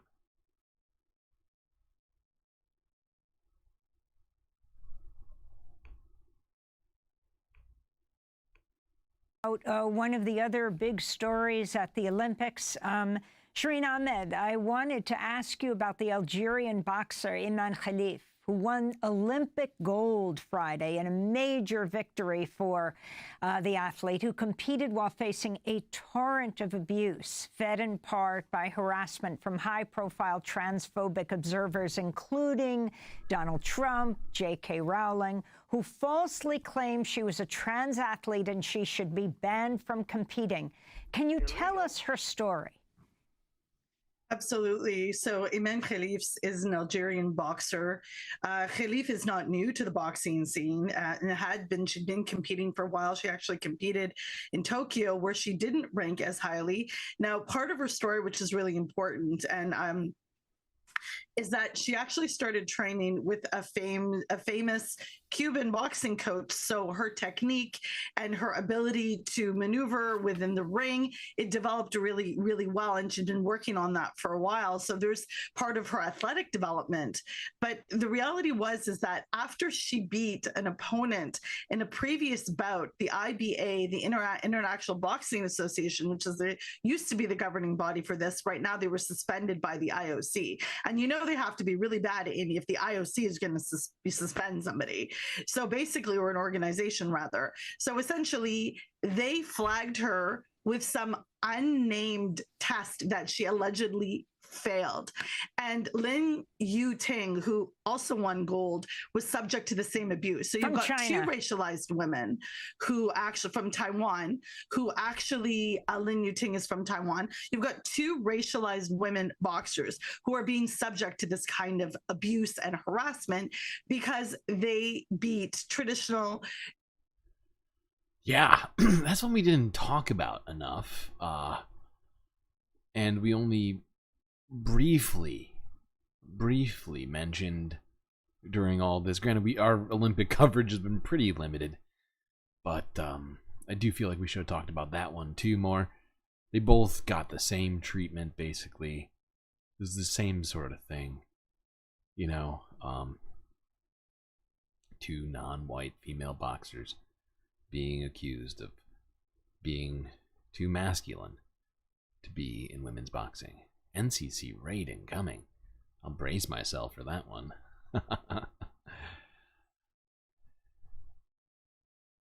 European models of beauty, what have you, which is what happened specifically with Khalif. When she beat Italian boxer Angela Carini, there was this massive uproar that Carini had to face a man. No, just because a woman doesn't look like what you think doesn't mean she's not a woman. That's the... Exactly. No comment, chick. Just raided on Twitch. Thanks for the raid, NCC. Good to see you. Hope your stream was good. Issue.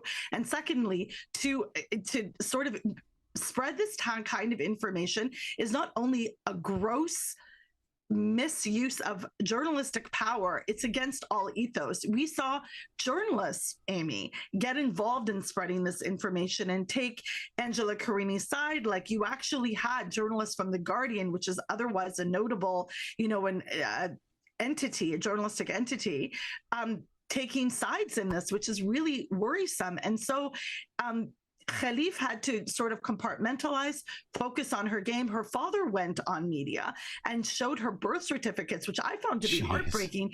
Yeah, seriously, though. Seriously, that is heartbreaking. The fact that her father had to go out on social media and try to convince people that his daughter deserved to be in the Olympics, who clearly had proven that she deserved to be in the Olympics time and time again, considering this was her second time. Oh, God. Should have to endure this, to literally read from her papers. And although my Arabic is very limited, he kept saying binte, binte, which means daughter. And that was so hard to watch, that a father had to go out there and justify the existence of his child. It was awful. A parent should be supporting their kids, cheering for them at this time, and instead having to defend their family integrity and his daughter's integrity as an athlete. Long story short, Khalif went on to win gold, which I think is incredible. And I saw someone label her as the people's princess, but to do it with so much integrity. She broke down in tears after the semifinal bout, which led her to advance to the gold medal rounds. And she really was, so moved emotionally, because she must be exhausted, not just from the physicality of her sport, but to be accused of being something you're not, particularly when, first of all, the emotional torment from being attacked by every right-wing figure and person with a axe to grind and a zitter account, as well as trying to compete on an Olympic level, having people throwing punches at you at a pretty quick speed. Sounds pretty arduous, if you ask me. I think that makes her even more of an Olympic champion. Not that she deserved to go that,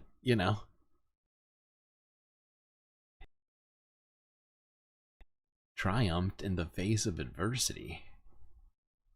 I think that's the last piece of this we're going to talk about.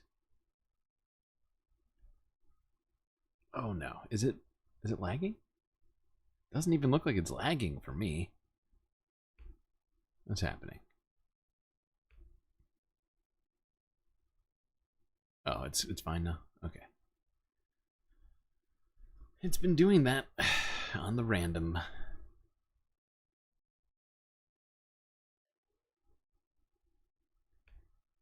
Thank you for the follow, oh Globbits.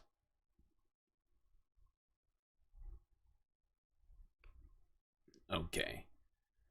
Now we're going to go on to this. This is one of the things in our titles today. Something that has been developing, well, for years, but more particularly over the recent days. If you're not caught up on this at all, recently Ukraine sort of broke with all of what it had been doing up until now and invaded Russia, a region called the Kursk region. This has caused a lot of buzz, not just in the media, but in Russia, forcing Vladimir Putin and Russia to move troops to that area, away from the front line, away from the fighting. And honestly, they didn't seem like anybody was prepared for this, not just Russia, but I don't think, at least from what I've seen so far, that they really projected this move to any of their allies. Although, of course, stuff could have happened in the background, but even more has happened recently, last 24 hours, so let's try and catch up with that. Thousands of Ukrainian troops have advanced up to 30 kilometers within the Russian border, in what has become their most significant incursion since Moscow launched its full-scale invasion in February of 2022. Footage released by the Russian Defense Ministry showed what it said was Russian armed forces fighting Ukrainian troops in the Kursk border region. The unprecedented incursion by Ukraine is the largest of its kind in the conflict. It caught Moscow unaware, and Russian military leaders have scrambled to contain the breach. The exact aims of the operation remain unclear, and Ukrainian military officials have adopted a policy of secrecy, presumably to ensure its success.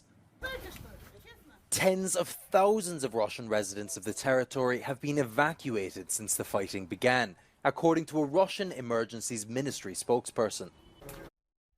So yeah, tens of thousands of people have been evacuated from the Kursk region now in Russia.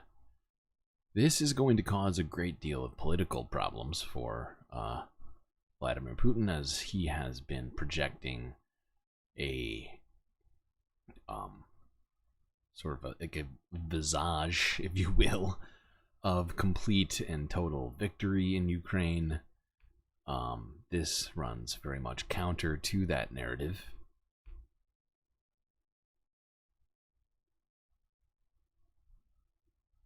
Did oh,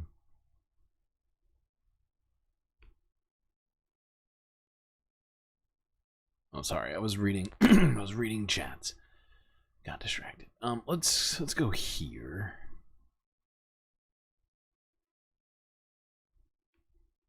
As up until recently, Vladimir Zelensky had not confirmed whether or not they had in fact pushed troops into Russia. Let's look at this. He did in fact come out and confirm that yesterday, I think. 6 days into Ukraine's attack on Russian soil, video is emerging of a damaged apartment building in the Russian city of Kursk. Russian officials say more than a dozen people were injured after debris from a destroyed Ukrainian missile fell onto the building. Russia is right now scrambling to figure out how to respond. It comes after Ukrainian President Vladimir Zelensky. Wait, NCC is still live on her channel?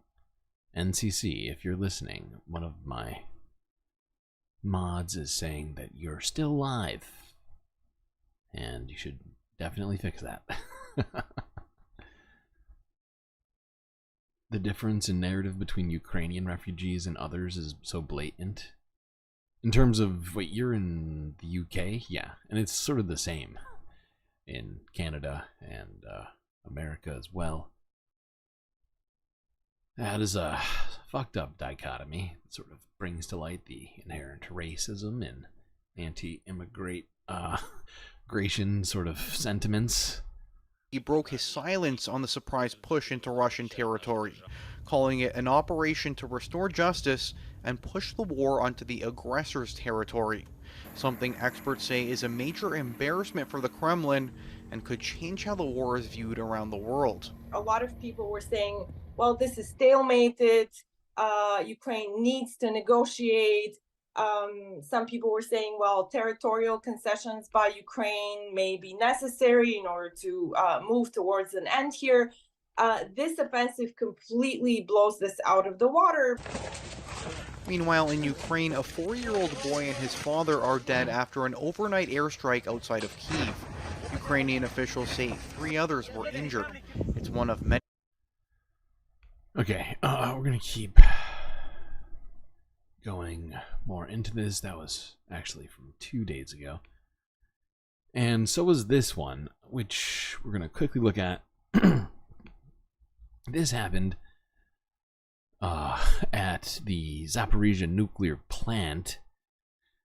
As you can see, there's a fucking fire.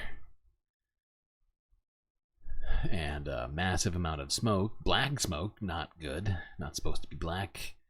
Just billowing out of the smokestacks there, the cooling towers. of this nuclear power plant. Zelensky had posted this a couple of days ago. It is currently under Russian military control.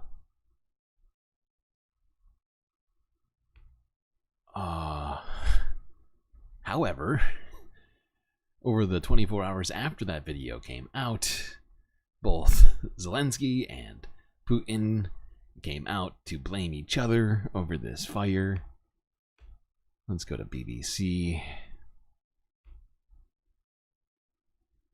Apparently it's tires. That's one of the supposed... We begin in Russia, where authorities are evacuating parts of the Belgorod region in the southwest of the country. It neighbours Kursk, where Ukrainian forces launched a surprise offensive nearly a week ago. The governor of Belgorod says the evacuation is due to activity by Ukrainian forces on the border. Meanwhile, in Ukraine, an attack on the Zaporizhzhia nuclear plant has sparked accusations from both Moscow and Kyiv. Russia's state media reports that the main fire at the plant was extinguished in the early hours of Monday. Ukrainian President Volodymyr Zelensky shared these pictures on social media. He said Russian officials who control the plant had deliberately started the fires. But the Kremlin-installed governor of Zaporizhzhia claimed the fire erupted after shelling by Ukrainian forces. The site has been under the control of Russian troops and officials since 2022. It has not produced power in more than... Seems like a really weird thing for Ukraine to do, if that were in fact true. Them to bomb their own nuclear plant on their own land. That would be...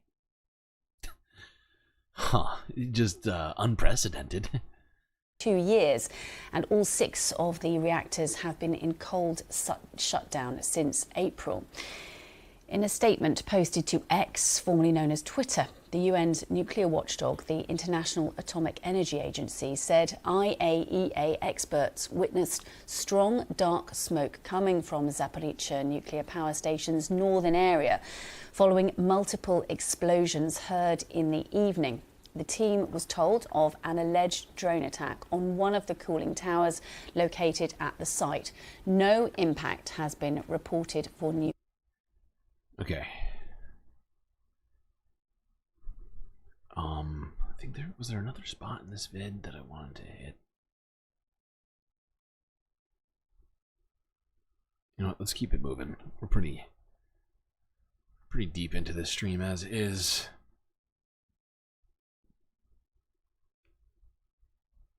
Let's go to CNN here to discuss this push Ukraine has been doing. Ukrainian President Volodymyr Zelensky is blaming Russian forces for starting a fire at a nuclear power plant in southern Ukraine. He shared this video online showing smoke coming out of one of the towers at the Russian-controlled Zaporizhzhia. We're moving past this. I've already heard 3 times now. Are reports of evacuations happening in a second Russian border region, Belgorod. This is a region that really up until this incursion by Ukraine into Kursk last week was really the epicenter of the cross-border attacks that we've seen, drone attacks, even sort of sabotage groups in the past have crossed into Belgorod. The governor this morning saying that they are starting to evacuate people from one border district there. He's talking about a disturbing morning, enemy activities on the border. We're monitoring unofficial accounts that Ukraine may have attacked there, though we cannot verify that as of this point. Could this be another attempt to sort of stretch the Russian forces, draw them away from other areas? That is unclear at this moment. Obviously, we've seen evacuations happen in the Kursk region over the weekend. Russian state media talked about at least 76,000 people having to have been evacuated. They've had to set up temporary accommodation centers in... So yeah, that number went up. What were we talking about? We're talking about 30,000 previously, now 76,000. And the fact is I had originally sort of postulated that first thing that she said was the reason, right? Just purely militarily drawing forces away from their pushing on the Ukrainian border back into Russia. But the more I look at it, and the more that more that happens with this as events have been unfolding over the last couple of days since all this sort of, I guess it's been like almost 3 or 4 days now. I think did it start Sunday or Saturday? It was not that long ago.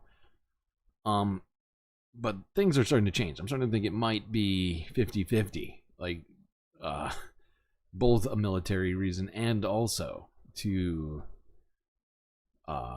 send a message to Vladimir Putin on all of this. Now, Vladimir Putin, we watched a video earlier where he claimed that what Ukraine is doing is terrorism, which I found pretty funny considering all the stuff that he's been doing. Illegal. Sort of a glass houses type of deal. Let's go to CBS News here. Actually, let's go to CNN again. Wait, no. We need this. Fuck it. Let's go to this. I had it on this list for a reason. What that was, I can't remember. New this morning, Russia is evacuating parts of its border region with Ukraine as Ukrainian forces continue operations inside Russian territory. The evacuations are taking place in Russia's Belgorod region, this after increased Ukrainian military activity across the border. This comes after Ukraine launched a surprise incursion into Russia's Kursk region. Over the weekend, Ukraine's President Volodymyr Zelensky spoke about the attacks, saying the military actions were aimed at, quote, pushing the war out into the aggressor's territory. Meanwhile, Moscow and Kyiv traded blame over starting a fire. The invasion started last Tuesday. The invasion of Ukraine into Russia started last Tuesday. Is that right? It almost sounds too early in the week, but I could be totally off. I've been going through so much of this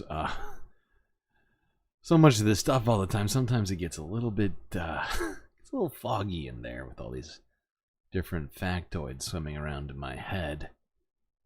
I could have sworn there was a reason for this, why I wanted to, but I cannot remember now. We're just gonna go to the next one.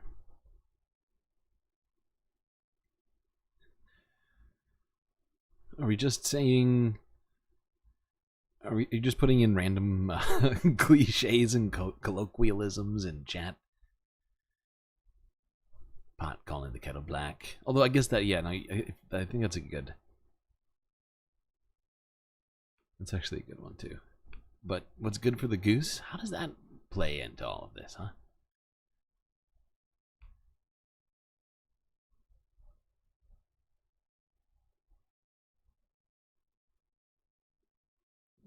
It could very well have been a full week. You seem very confident on it, and I'm not prepared to Google this right now. Read the next line of what?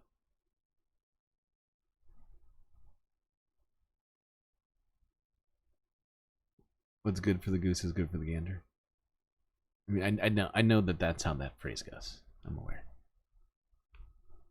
Okay, let's hear what Putin had to say about Ukraine's surprising advance into Russian territory from a day ago. All right, Mr. Putin.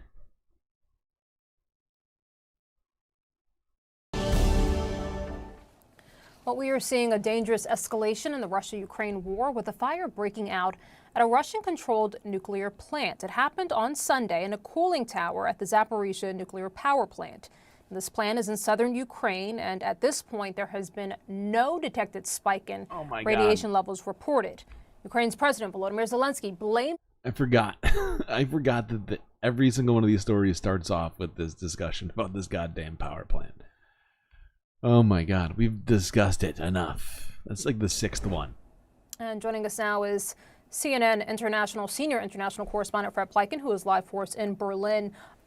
Fred, for the last week or so, this operation had been shrouded in mystery and still remains unclear. I mean, what do we know about where this appears to be heading?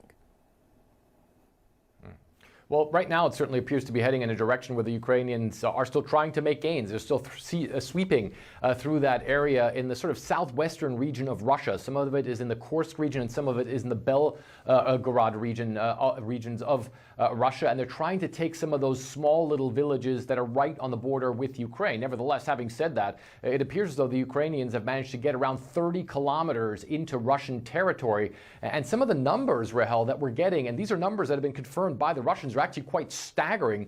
Some of Vladimir Putin's closest advisors have told him that 28 villages, at least, are now under Ukrainian control, and some 120,000 Russians have had to leave their homes and be evacuated. And so, yeah, this is what I meant on the non-military objectives of what's happening here, right?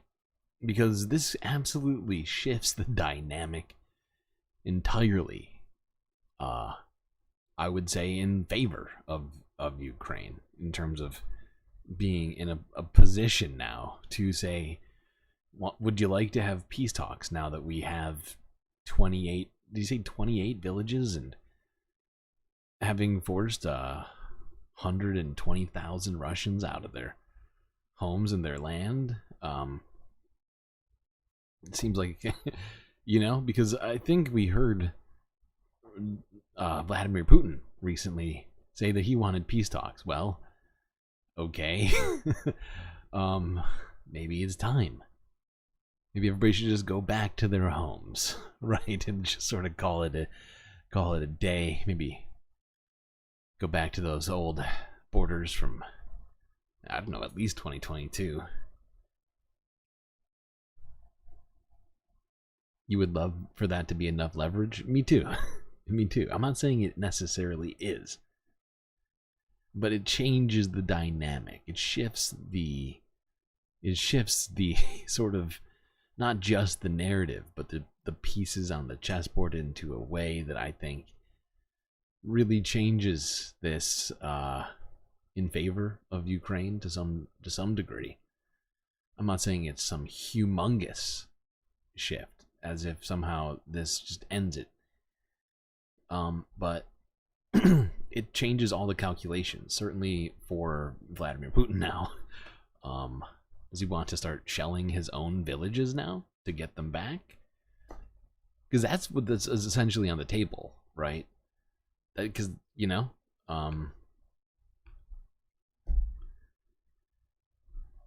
which is what Ukraine is to some degree, been forced to do for years.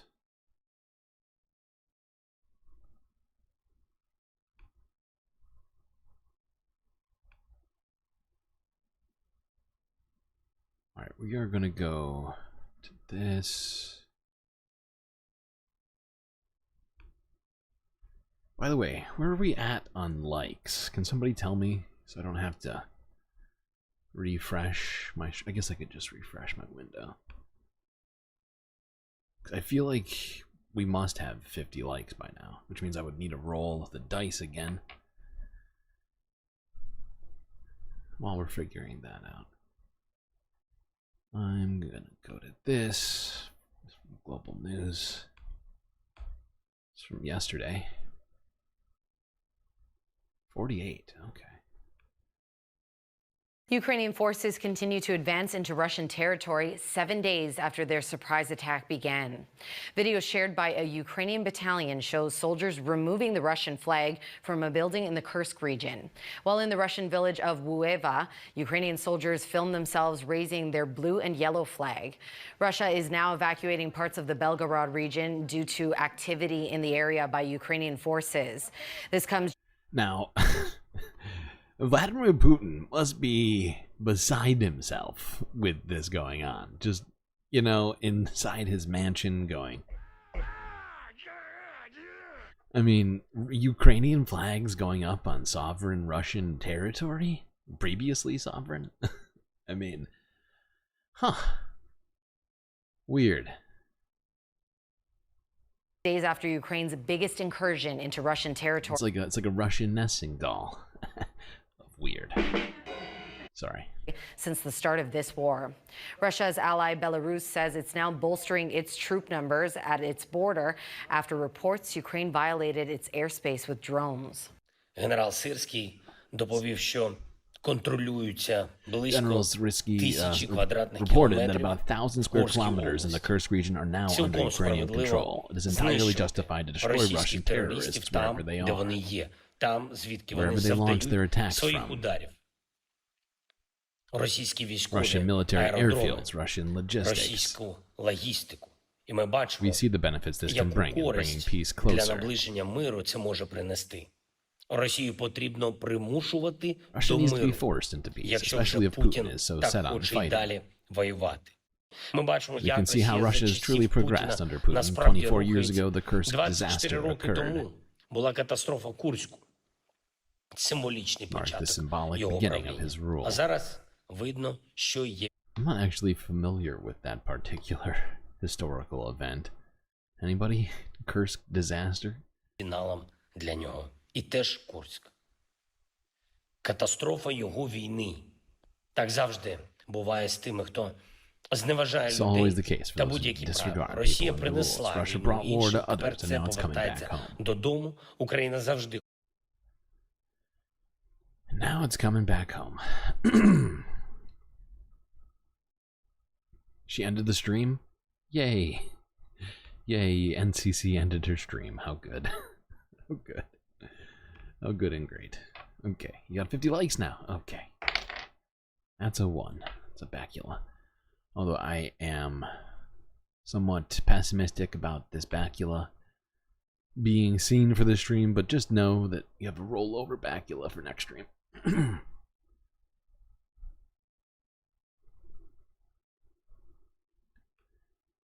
Okay, now this is from 1 hour ago.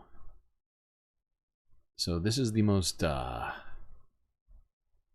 up-to-date information that we have on this situation.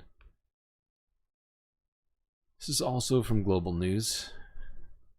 Kursk offensive. Ukraine now claims to control 74 Russian settlements. That's a lot. Happened fucking fast. A Ukrainian soldier tweaks a road sign inside Russia, changing a village name to give it a Ukrainian spelling. Oh, shit. The head of Ukraine's armed forces told President Volodymyr Zelensky that his troops now control 74 Russian towns and villages across more than 1,000 square kilometers, a claim difficult to verify. Zelensky thanked him for capturing Russian soldiers to allow for future prisoner exchanges. Videos from Kursk region appear to show soldiers killed on both sides. These Ukrainians lying dead outside their Canadian-made armoured vehicle.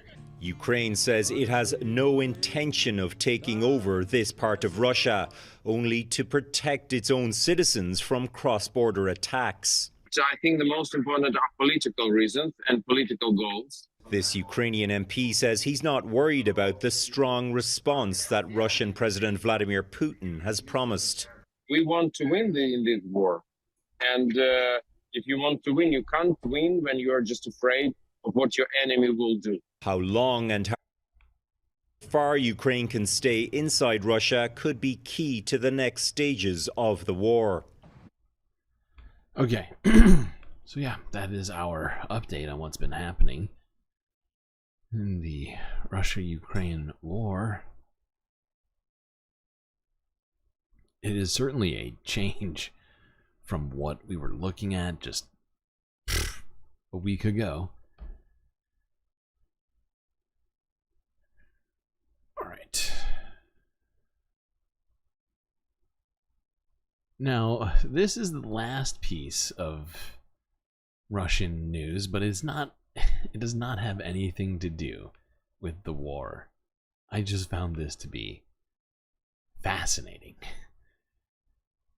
This is ABC News from 4 days ago. Russian chess player under investigation for allegedly poisoning rival. I mean, this woman is dangerous, ladies and gentlemen. Now to the chess player under investigation and facing possible criminal charges for allegedly poisoning her rival. James Longman has that story for us. James, good morning. Yeah, good morning. This is like something straight out of a movie. A chess champion is accused of trying to poison her opponent by turning the pieces on the board into chemical weapons.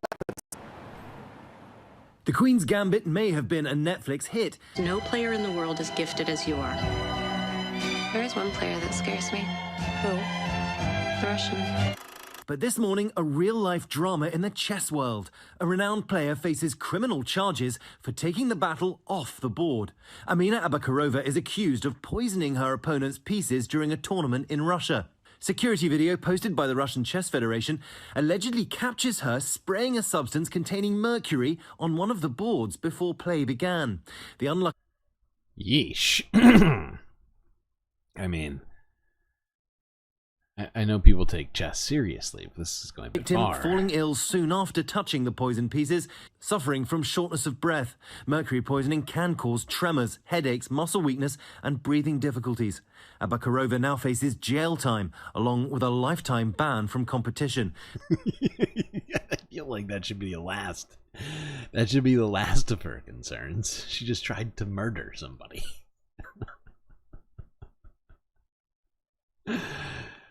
She's also probably not going to be able to play chess professionally anymore.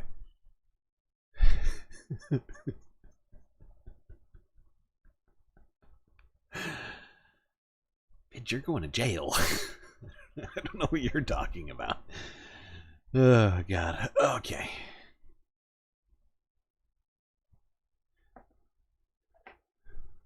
Why do Russians have access to poisons? I don't know. It was just mercury. She's just clearly very thrifty and knows her chemistry. With some sort of mercury compound.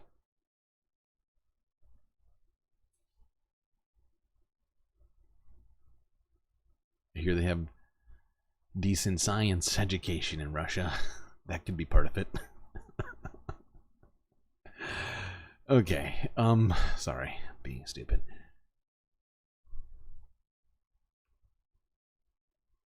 All right, one more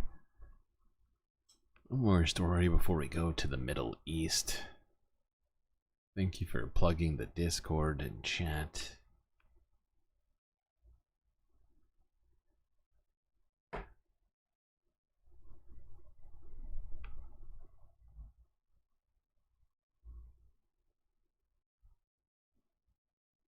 All right, this South China Morning Post from a day ago.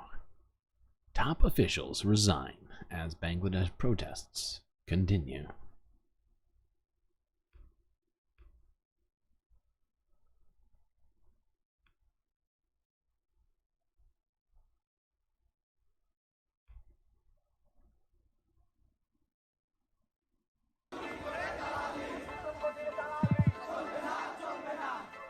Top officials in Bangladesh have resigned amid continued anti-government protests.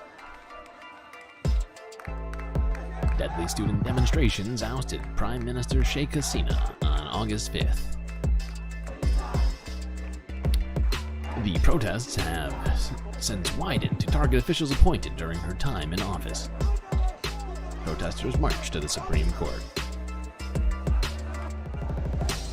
They included some whose families vanished during Hasina's rule.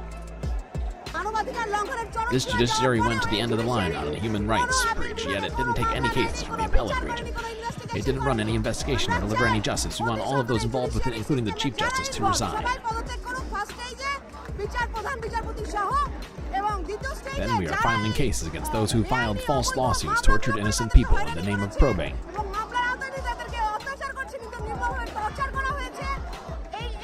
They must be brought to justice as well. Bangladesh's Chief Justice resigned on August 10th.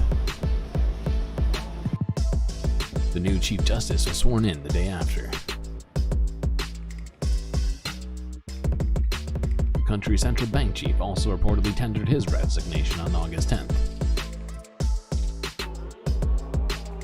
After the month-long turmoil, many Bangladeshis expressed optimism about the future.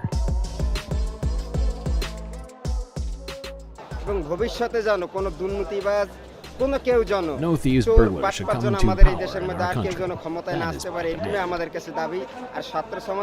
And I also urge the students to be like this. Be like the guardian angels. I'm feeling great. If the nightmares of the past few days are over, we are free again. Thanks to Allah for it. Okay. This is an interesting music choice for the video. Yeah, no, it is. It was an interesting music choice. I agree. Okay, now let's do a little U-turn back to the Middle East. Start in Lebanon.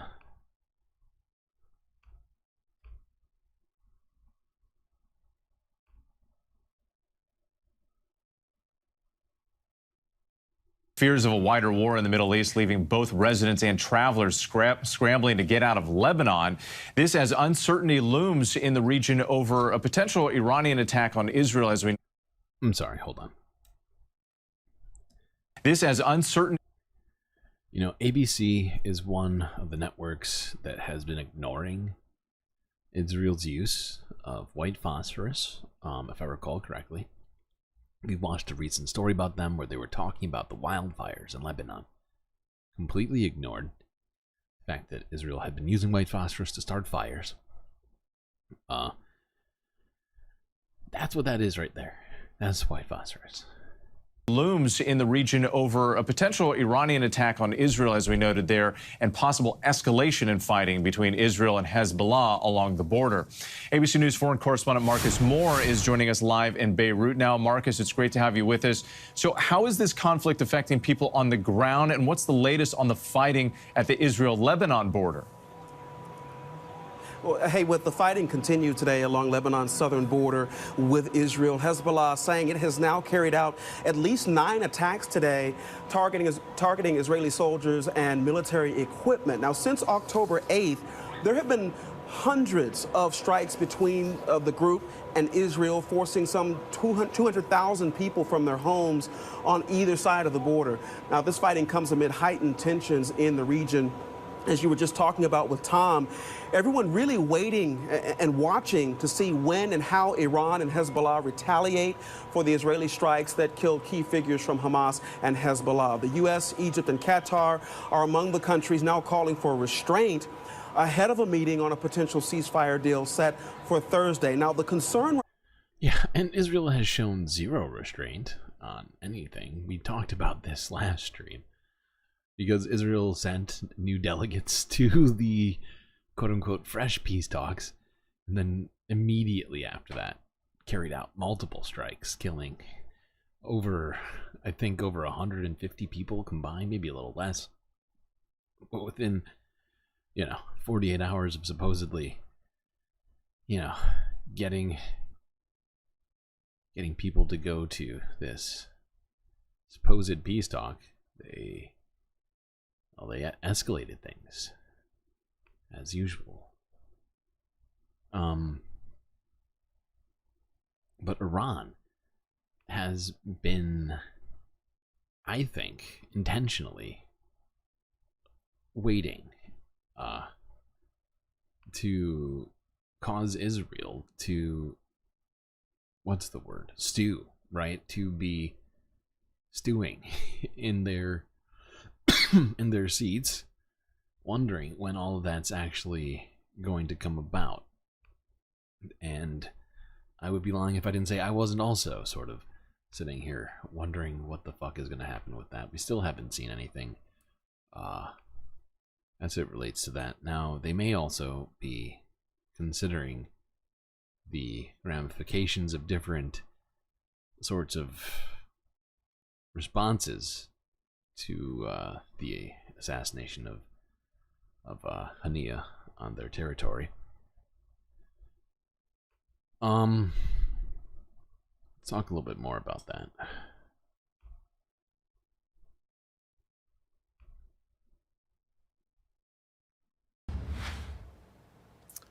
Returning now to the Middle East, CNN analyst and Axios reporter Barak Ravid is now reporting that Iran has indeed decided to directly attack Israel.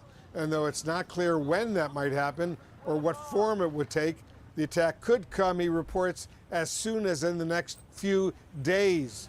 With us now, CNN military analyst, retired Lieutenant General Mark Hertling, and former State Department Middle East negotiator Aaron David Miller.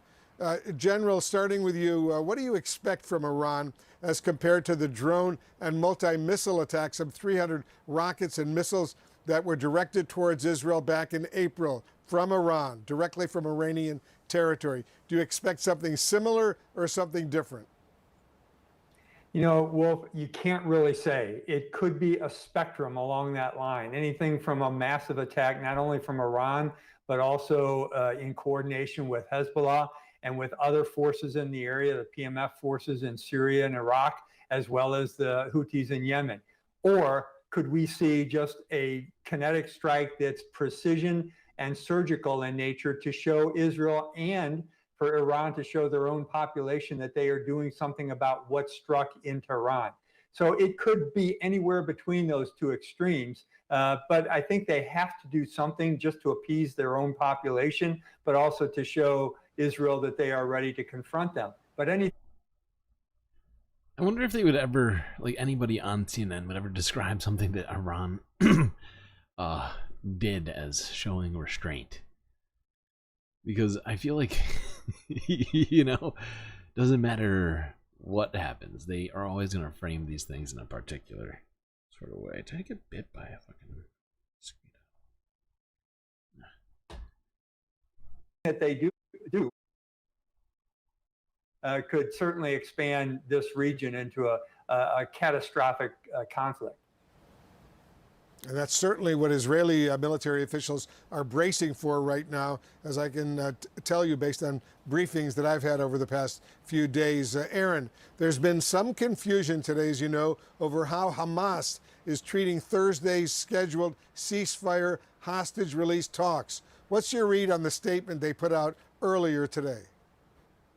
You know, the worst thing in a negotiation, Wolf, is to tell your negotiating partners that you're in a hurry. And I suspect part of Hamas's calculation is they know that Biden's clock, Netanyahu's clock, and their own clock are not really in sync. The administration wants this done yesterday, and they're evidencing all sorts of signs, which are completely understandable, given how fraught the situation is for the hostages and the prospects of an escalation on the northern front. They know if they could get a ceasefire, it would also calm down the north. The problem is that the Biden clock is not synced, it seems to me, either with the Netanyahu clock or the Sinwar clock. And Yahya Sinwar, ensconced in some tunnel somewhere, is making decisions based on what he considers to be Hamas's needs and requirements. And those require a true cessation of military activity by the Israelis, and Benjamin Netanyahu, for his own understandable reasons, are not prepared to agree. So, understandable reasons. Staying in power. Is that understandable? Weird way to put that, man. Really weird. Okay. All right. In the last day, the United States. Well, actually, I'm gonna skip on that. I'm not going to skip it. I'm actually going to do this one first. This is from Al Jazeera English. Let's go to this.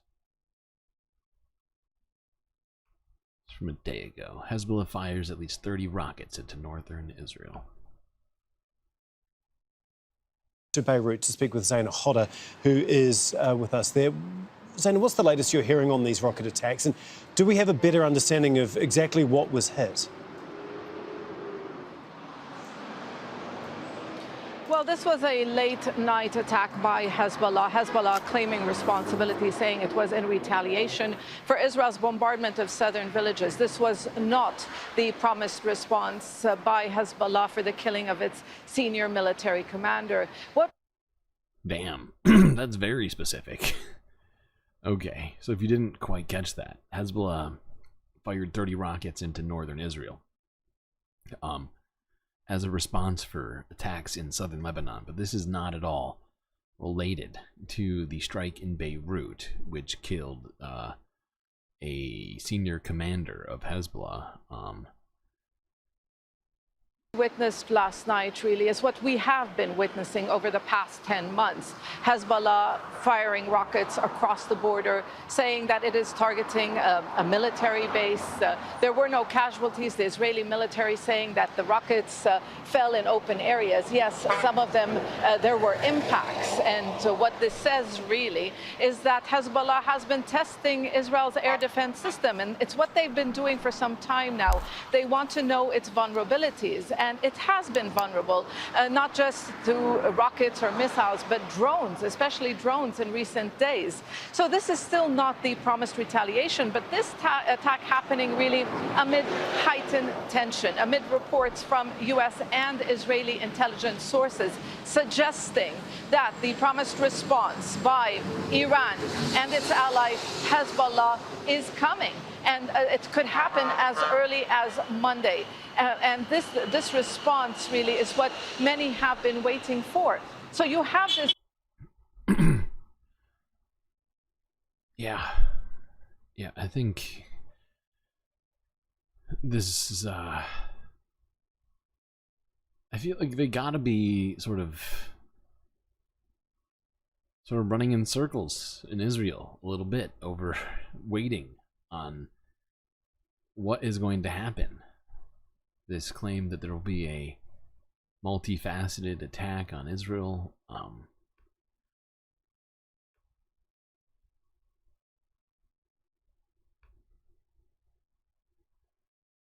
Now, amidst all of this, perhaps unshocking to anyone, the United States decided to send submarines, and other sorts of defensive capabilities, if you will, military reinforcements to the area, right? I think we saw one story where they sent more, was it jets and troops to the base in Iraq? I think that was like, I want to say last week. This is just sort of a continuation of this building up of military assets in the Middle East right now. Next, the Pentagon says the US Defense Secretary Lloyd Austin has ordered a guided missile submarine to the Middle East and has told an aircraft carrier strike group to sail to the area more quickly. That deployment of additional fighter jets and Navy warships to the Middle East was announced earlier this month, as Washington seeks to bolster defences following threats from Iran and its allies Hamas and Hezbollah. Meanwhile, leaders of UK, France and Germany have renewed calls for the immediate resumption of ceasefire negotiations, saying the fighting must end and all hostages must be released. The latest push for a truce follows the killing of... Yeah. No, I think we all know the rest of that. Do they talk? I can't remember if this is the one where they talk more about this.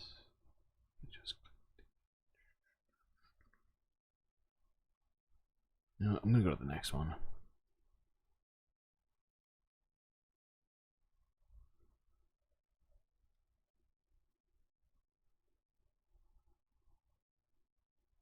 Well, in the last few minutes, the leaders of the United States, the United Kingdom, France, Germany and Italy have put out a statement on the Middle East. They said, "We express our full support for ongoing efforts to de-escalate tensions and reach a ceasefire and hostage release deal in Gaza." And they stressed there was no further time to lose. And they then called on Iran to stand down its ongoing threats of a military attack. How long have we been saying that there's no more time to lose? At this point, like, this should have been done already. People are dying.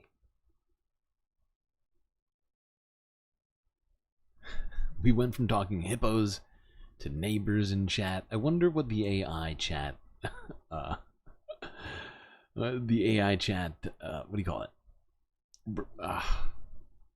Wrap up thing that YouTube does it. That's not what it calls it. against Israel. The Pentagon says the US Defense Secretary Lloyd Austin has ordered a guided missile submarine to the Middle East. He's also told an aircraft carrier strike group to sail to the area immediately and more quickly. Well, the deployment of additional fighter jets and warships was announced earlier this month as Washington seeks to bolster its presence following an escalation in violence between Israel and Iran and its allies Hamas and Hezbollah. Our correspondent, Wira Davis, explains in terms of talks what might be likely or possible this week. Yeah, well, there's calls for and hopes for the resumption, the restart of indirect talks mediated by the Qataris, the Egyptians and the Americans between Hamas and Israel that might lead to peace talks and might lead to an end to the fighting. Talks that might lead to peace talks. What? What now? Temporarily, and a release of hostages, but we've got a long way before we get to that point. There are those hardliners in the Israeli government who are opposed to any deal yet between Israel and Hamas, and the new Hamas leader Yahya Sinwar is said to be reluctant to agree to some of the new terms that Israel is putting forward. We're not quite sure what those Israeli terms are. So there's no. I'm sure there'll be terms that they thought long and hard about and made sure would cause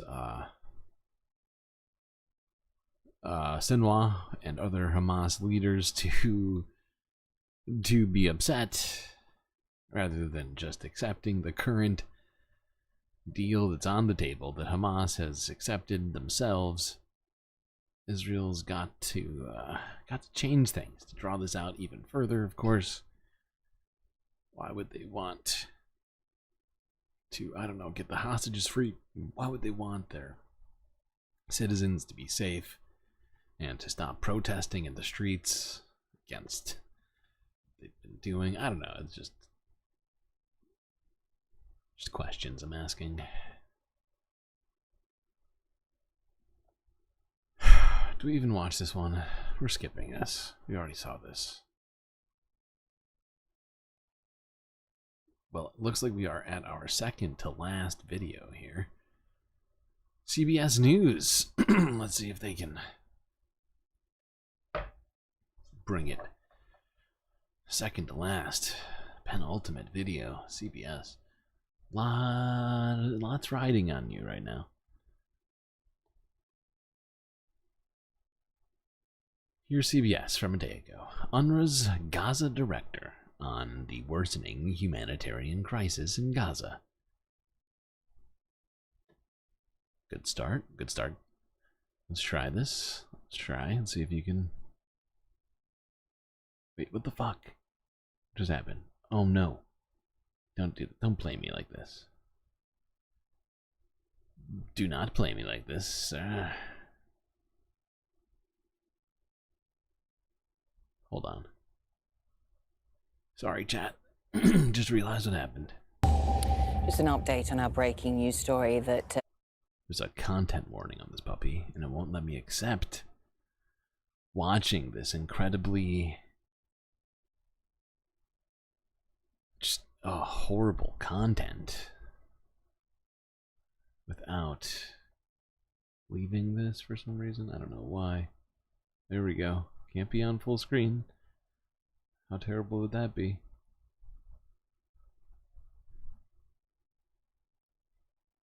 Wait, an what the update on our fuck? breaking news story. What in the actual fuck is happening? Why won't it let me accept it? This is fucking insane.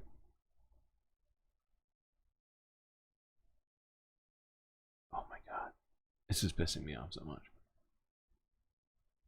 I don't understand why it refuses to be my friend.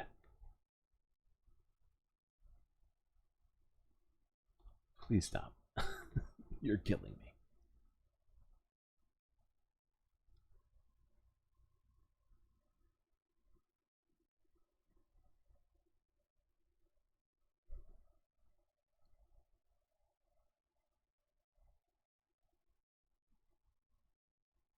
Seriously.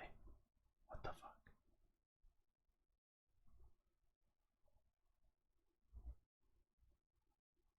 Well, it won't let me accept the content warning for this fucking video. I have no idea why it won't let me. But apparently I'm stuck in some fucking loop. Here. Just an update on our breaking. This is so dumb.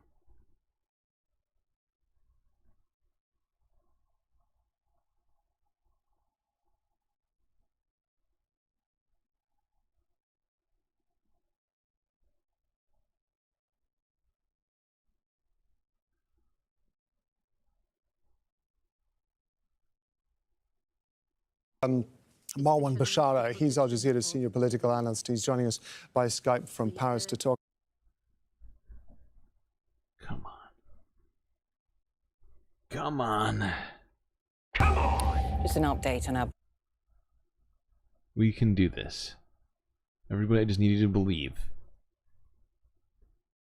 Everybody needs to believe a little thing called galactic love.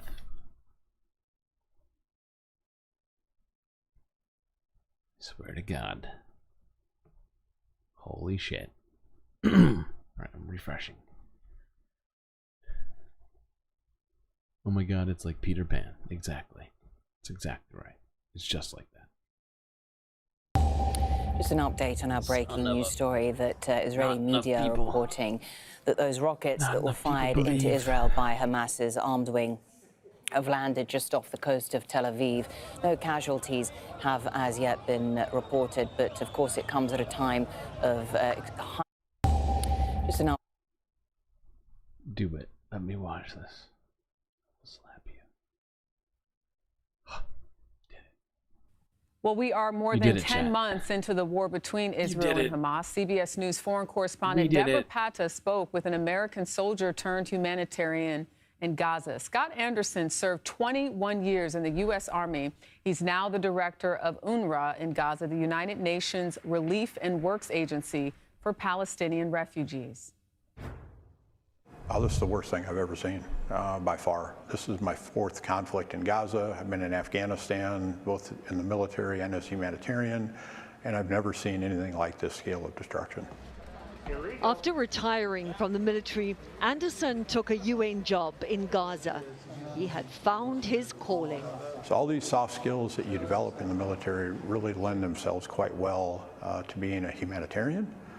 And I find great, satisfaction in helping people. It's meaningful. It's very meaningful. How you doing this morning, Miranda?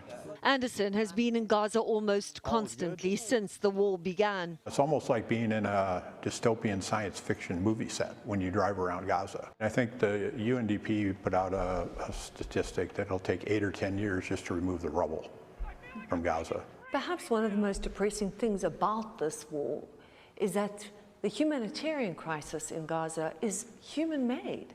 Yeah, it is 100% human-made, and it could be human-solved. And all it really takes, I think, is willpower by everyone involved. That willpower is in short supply. Aid trucks are still... I mean, how much willpower does it take to not genocide people? I feel like it should take practically none. At the border, Near zero. And Anderson told us once they do get in, there is a complete breakdown of law and order. Police aren't able to function, and because of that, criminal families have essentially taken over Rafah. Commercial sector is paying protection money, and they used armed guards. The UN will not do that. We will not. Oh my God. Armed guards, we're not going to take a life to save a life. There is also a desperate shortage of crucial medical supplies.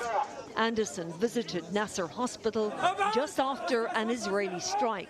You could literally smell the blood in the air. It has a tang to it, if you will. They were trying to clean blood off the floor with water. And a lot of wounds that people could normally get treated and survive would most likely develop sepsis because of the unclean environment. Thousands of amputations have been performed in Gaza over the past 10 months, many of them completely unnecessary. It's incredibly frustrating for the doctors because they have the training, they have the know-how. What they don't have are the supplies to treat these wounds, and especially in children, to give them an opportunity to live a normal life. Keeping civilians safe has become almost impossible. That includes humanitarian workers. Over 400 have been killed. Are you being targeted? I mean, I hope we're not being targeted is what I would say, although some days it does feel like the humanitarian system is being targeted. And many of those deaths have been personal. One.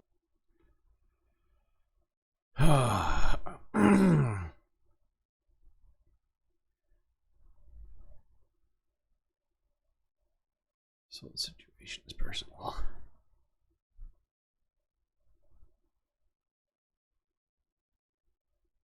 Yeah, the fact is, amputations have been done because doctors didn't have the resources to be able to save people's easily savable limbs.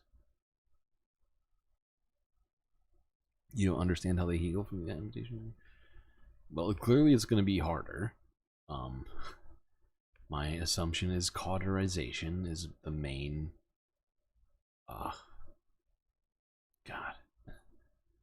way to close these wounds.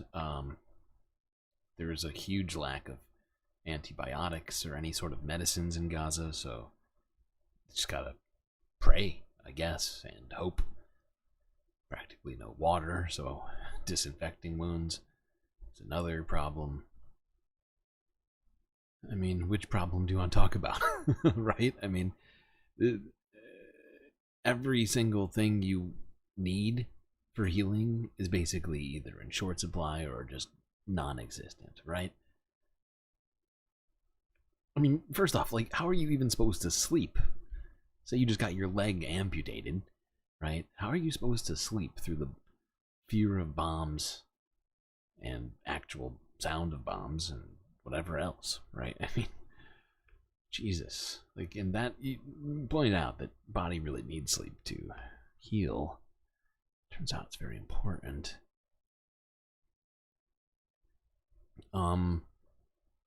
Alright, here's the last video. This is the most recent of all of our videos on the continuing escalation in the Middle East right now. This is Al Jazeera English from 13 hours ago. We've heard the first 5 seconds of this video about 10 times because of that fiasco a few minutes ago. Hamas claims responsibility for rockets fired at Tel Aviv. No casualties reported.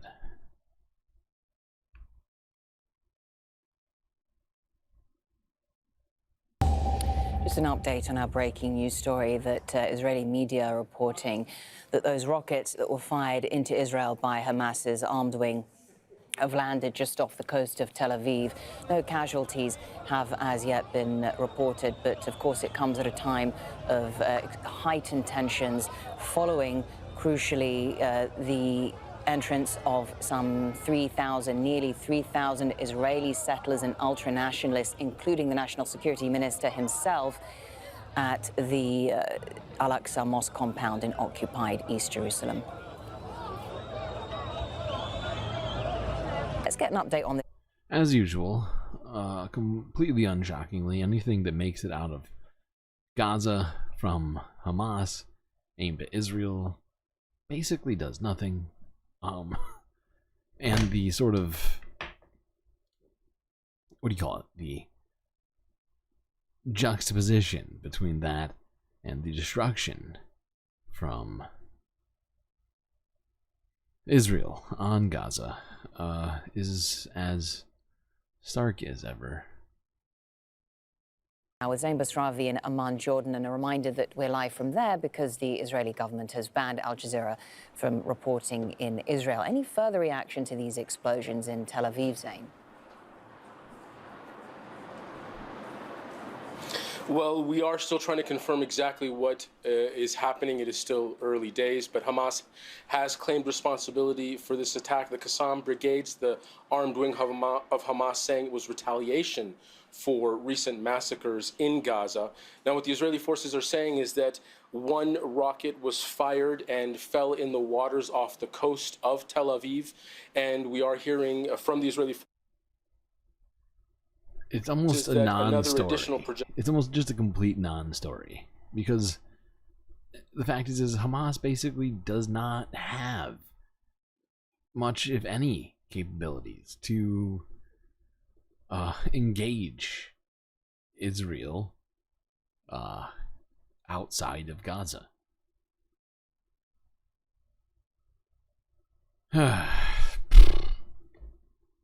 Well,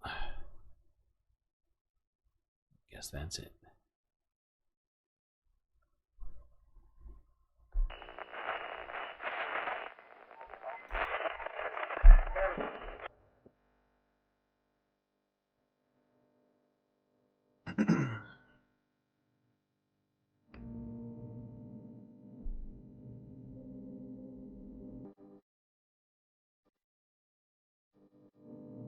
Well, I hope you all enjoyed the show. That's gonna be it for me tonight. Till I see you next time. You stay classy, Galactic Stream Nation.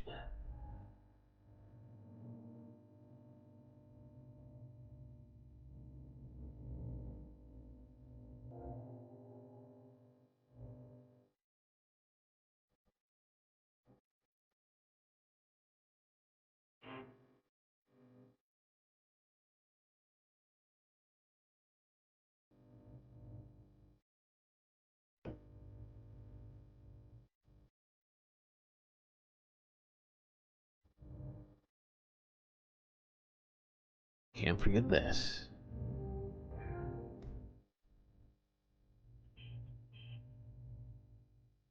These are your galactic patrons: Gabby, Goth Dogs, Aaron W, Schmegley, Mitty, Afroponics, Narwhal by Nature, Interplanet Janet, PB, Robot Cat, Selena, The Anti-Corporatist, Moanoa, Nadia, Mrs. Jen, Omega Star, Pitchfork Dragon, Vincent Morales, and Donald James X. You can also help produce the show that your eyes just got done watching on Patreon for just a few dollars a month.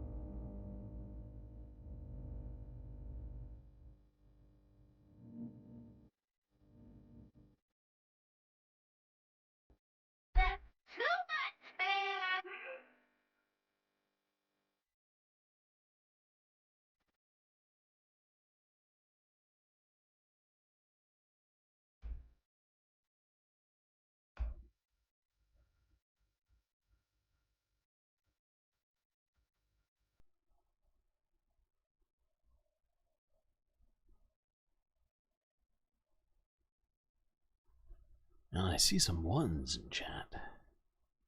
You know what that means?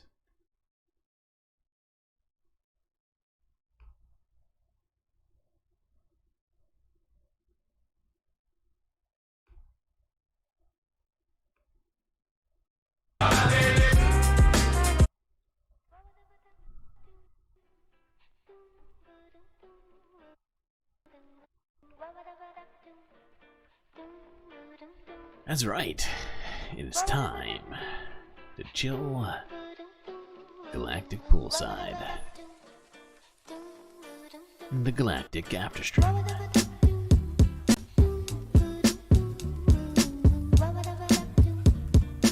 Hope you all enjoyed the show. It's time to chill. Now, if you want your picture or a picture/GIF of your choice to be here on this screen that you're looking at right now, or any of the other screens we look at during the Galactic Afterstream, well, there's one way to do that. One and only way. Becoming a Galactic Patron on Patreon.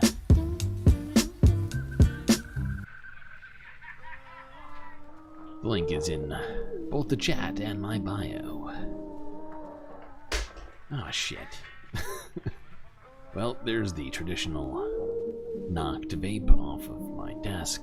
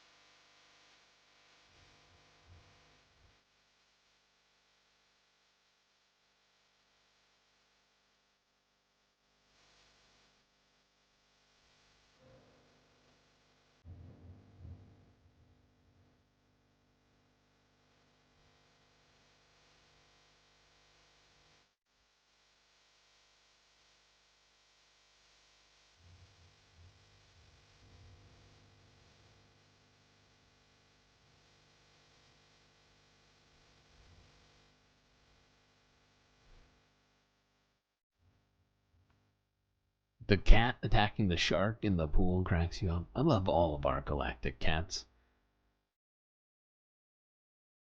So many galactic cats already added by our patrons. I think we got 1, 2, 3, 4, at least 5 cats added by our galactic patrons. Seems like there's a lot of cat lovers in the space family.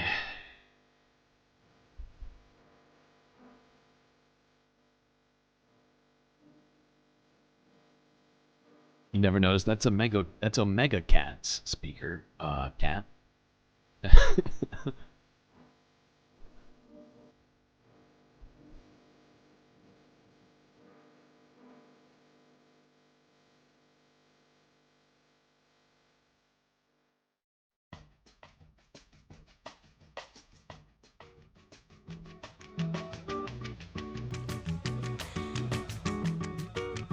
Then Schmegley's cat is attacking this galactic dragonfly.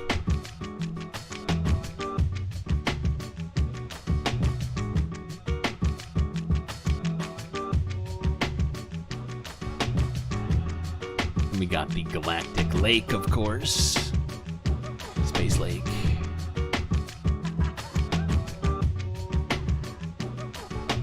Oh my god, there's still people partying? It's midweek. Good God, people. Apparently the galactic party never ends. You love Space Lake? I love Space Lake. Sit out here in my floaty by the galactic yacht. Got Sita, the space whale, making little splashies in the background. It's all good, you know, it's a relaxing time here, if you will.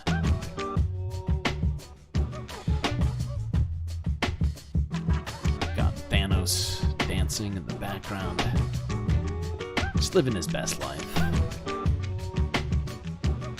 Got the Galactic Street, which is completely devoid of anything added by our patrons as of yet. It's all just the stuff I added. as I added the dancing lady, the dancing Lakama, dancing Gary, and dancing sax man.